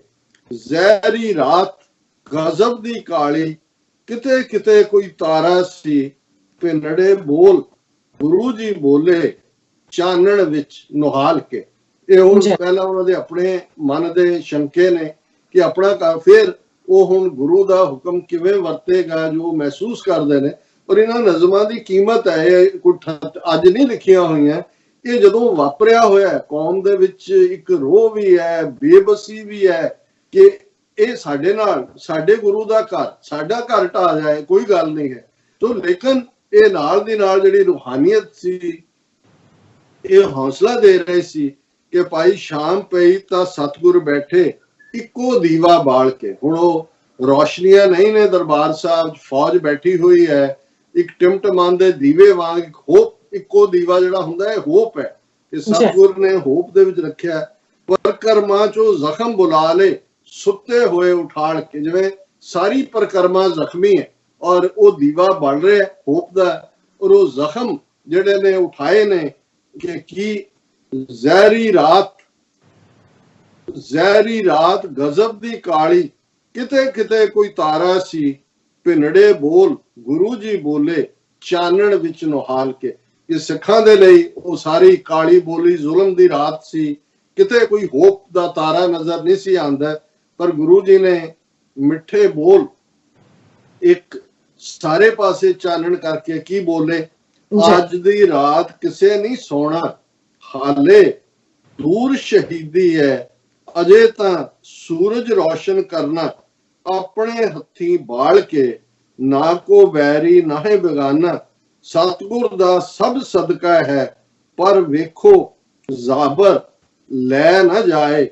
ਪਰ ਪ੍ਰਤੀਤ ਉਧਾੜ ਕੇ। ਹੁਣ ਉਹ ਕਹਿੰਦੇ ਨੇ ਕਿ ਭਾਈ ਗੁਰੂ ਨੇ ਸਾਨੂੰ ਇਹ ਮੈਸੇਜ ਦਿੱਤਾ ਹੈ ਉਸ ਕਾਲੀ ਬੋੜੀ ਰਾਤ ਦੇ ਵਿੱਚ ਕਿ ਅੱਜ ਦੀ ਰਾਤ ਕਿਸੇ ਨਹੀਂ ਸੋਣਾ, ਹਾਲੇ ਦੂਰ ਸ਼ਹੀਦੀ ਹੈ। ਅਜੇ ਇਹ ਸਫ਼ਰ ਸ਼ੁਰੂ ਹੋਇਆ ਹੈ ਸ਼ਹੀਦੀਆਂ ਦਾ, ਹੁਣ ਤੁਹਾਡਾ ਸੌਣ ਦਾ ਟਾਈਮ ਨਹੀਂ ਹੈ, ਕੌਮ ਹੁਣ ਸੋਏਗੀ ਨਹੀਂ, ਅਜੇ ਸ਼ਹੀਦੀਆਂ ਦਾ ਸਫ਼ਰ ਤੁਰੇਗਾ। ਅਜੇ ਤਾਂ ਸੂਰਜ ਰੋਸ਼ਨ ਕਰਨਾ ਆਪਣੇ ਹੱਥੀਂ ਬਾਲ ਕੇ। ਤੁਸੀਂ ਉਹ ਕੌਮ ਹੋ ਜਿਨ੍ਹਾਂ ਨੇ ਮੁਰਦਿਆਂ ਦੇ ਵਿੱਚ ਜ਼ਿੰਦਗੀ ਭਰੀ ਹੋਈ ਹੈ। ਜੇ ਸੂਰਜ ਉਹਨਾਂ ਨੇ ਬੁਝਾਉਣ ਦੀ ਕੋਸ਼ਿਸ਼ ਕੀਤੀ ਹੈ, ਸੂਰਜ ਦਾ ਚਾਨਣ ਖੋਣ ਦੀ ਕੋਸ਼ਿਸ਼ ਕੀਤੀ ਹੈ, ਤੁਸੀਂ ਉਹਨੂੰ ਬਾਲਣਾ ਦੁਬਾਰਾ, ਉਹਨੂੰ ਖੜਾ ਕਰਨਾ। ਨਾ ਕੋ ਵੈਰੀ ਨਾਹੇ ਬੇਗਾਨਾ, ਸਤਿਗੁਰ ਦਾ ਸਭ ਸਦਕਾ ਹੈ। ਠੀਕ ਹੈ, ਸਾਡਾ ਸਿਧਾਂਤ ਹੈ ਨਾ ਕੋ ਵੈਰੀ ਨਹੀਂ ਬੇਗਾਨਾ, ਪਰ ਇਸ ਗੱਲ ਦਾ ਵੀ ਗੁਰੂ ਨੇ ਸਾਨੂੰ ਸਮਝਾਇਆ ਹੈ, ਪਰ ਵੇਖੋ ਜਾਬਰ ਲੈ ਨਾ ਜਾਏ, ਪਰ ਪ੍ਰਤੀਤ ਉਧਾੜ ਕੇ। ਕਿ ਇਹ ਵੀ ਨਹੀਂ ਹੈ ਤੁਸੀਂ ਨਾ ਕੋ ਵੈਰੀ ਨਾ ਬੇਗਾਨੇ ਦਾ ਮਤਲਬ ਇਹ ਨਹੀਂ ਹੈ ਕਿ ਕੋਈ ਤੁਹਾਡਾ ਫੇਥ, ਤੁਹਾਡਾ ਆਨਰ, ਜਿਹਨੂੰ ਗੁਰੂ ਨਾਨਕ ਸਾਹਿਬ ਨੇ ਫਰਮਾਇਆ ਸੀ, ਜੇ ਜੀਵੈ ਪਤ ਲੱਥੀ ਜਾਏ, ਸਭ ਹਰਾਮ ਜੇਤਾ ਕਿਛ ਖਾਏ। ਕਿ ਜਿਹੜੇ ਪੱਤ ਲੁਹਾ ਕੇ ਬੇਪਤ ਹੋ ਕੇ ਜਿਹੜੇ ਇੰਡੀਵਿਜੂਅਲ ਵਿਅਕਤੀ, ਸ਼ਖਸ, ਕੌਮਾਂ ਜਿਉਂਦੀਆਂ ਨੇ, ਉਹ ਹਲਾਲ ਖੋਰ ਨਹੀਂ ਨੇ, ਉਹ ਹਰਾਮ ਖੋਰ ਨੇ। ਤੇ ਹਰਭਜਨ ਸਿੰਘ ਅਖੀਰ ਚ ਇਹੀ ਕਹਿੰਦੇ ਨੇ ਕਿ ਭਾਈ ਪਰ ਵੇਖੋ ਜ਼ਾਬਰ ਲੈ ਨਾ ਜਾਏ, ਪਰ ਪ੍ਰਤੀਤ ਉਧਾੜ ਕੇ। ਉਹਨਾਂ ਨੇ ਕੋਸ਼ਿਸ਼ ਕੀਤਾ ਹੈ ਤੁਹਾਡਾ ਆਨਰ, ਤੁਹਾਡਾ ਫੇਥ ਉਧਾਲਣ ਦਾ, ਕਿਡਨੈਪ ਕਰਨ ਦਾ, ਪਰ ਗੁਰੂ ਜੀ ਤੁਹਾਨੂੰ ਇਹ ਮੈਸੇਜ ਦੇ ਰਹੇ ਨੇ ਕਿ ਹੁਣ ਖਲੋ ਜਾਓ, ਸ਼ਹੀਦੀਆਂ ਦਾ ਸਫ਼ਰ ਅਜੇ ਸ਼ੁਰੂ ਹੋਣਾ ਹੈ ਔਰ ਇਸ ਸਾਰੇ ਚੋਂ ਅਲਟੀਮੇਟਲੀ ਗੁਰੂ ਸਾਡੇ ਸਿਰ ਤੇ ਨੇ। ਸੋ ਇਹ ਅੱਜ ਦਾ ਵਿਚਾਰ ਹੈ ਜੀ। ਡਾਕਟਰ ਸਾਹਿਬ ਤੁਹਾਡਾ ਬਹੁਤ ਬਹੁਤ ਸ਼ੁਕਰੀਆ, ਤੁਸੀਂ ਅੱਜ ਇਹ ਮਸ਼ਹੂਰ ਤੇ ਆਦਾ ਵਿਚਾਰ ਸਾਡੇ ਦਰਸ਼ਕਾਂ ਨਾਲ ਸਾਂਝਾ ਕੀਤਾ। ਆਪਣੇ ਵੀਡੀਓਜ਼ ਕਰਨ ਦੀ ਇਜਾਜ਼ਤ। ਵਿਊਅਰਸ, ਸਾਡੇ ਪ੍ਰੋਗਰਾਮ ਦਾ ਸਮਾਂ ਇੱਥੇ ਸਮਾਪਤ ਹੁੰਦਾ। ਤੁਸੀਂ ਆਪਣੀ ਰਾਏ ਤੇ ਸੁਝਾਅ ਸਾਨੂੰ ਭੇਜਣਾ ਭੁੱਲਣਾ ਸਾਡੇ ਇਸ ਪਤੇ ਤੇ sosltv84.tv ਤੇ ਅਸੀਂ ਆਪਣਾ ਪ੍ਰੋਗਰਾਮ ਲੈ ਕੇ ਫਿਰ ਦੁਬਾਰਾ ਤੁਹਾਡੇ ਸਾਹਮਣੇ ਆਵਾਂਗੇ। ਤਦ ਤੱਕ ਲਈ ਮੈਨੂੰ ਤੇ ਆਪਣਾ ਰਸਨਾ ਗਿਆ ਦੋ ਦੇਤੀ ਰੋ TV84 ਬੁਲਾ ਦਿਓ ਫਤਿਹ। ਵਾਹਿਗੁਰੂ ਜੀ ਕਾ ਖਾਲਸਾ, ਵਾਹਿਗੁਰੂ ਜੀ ਕੀ ਫਤਿਹ।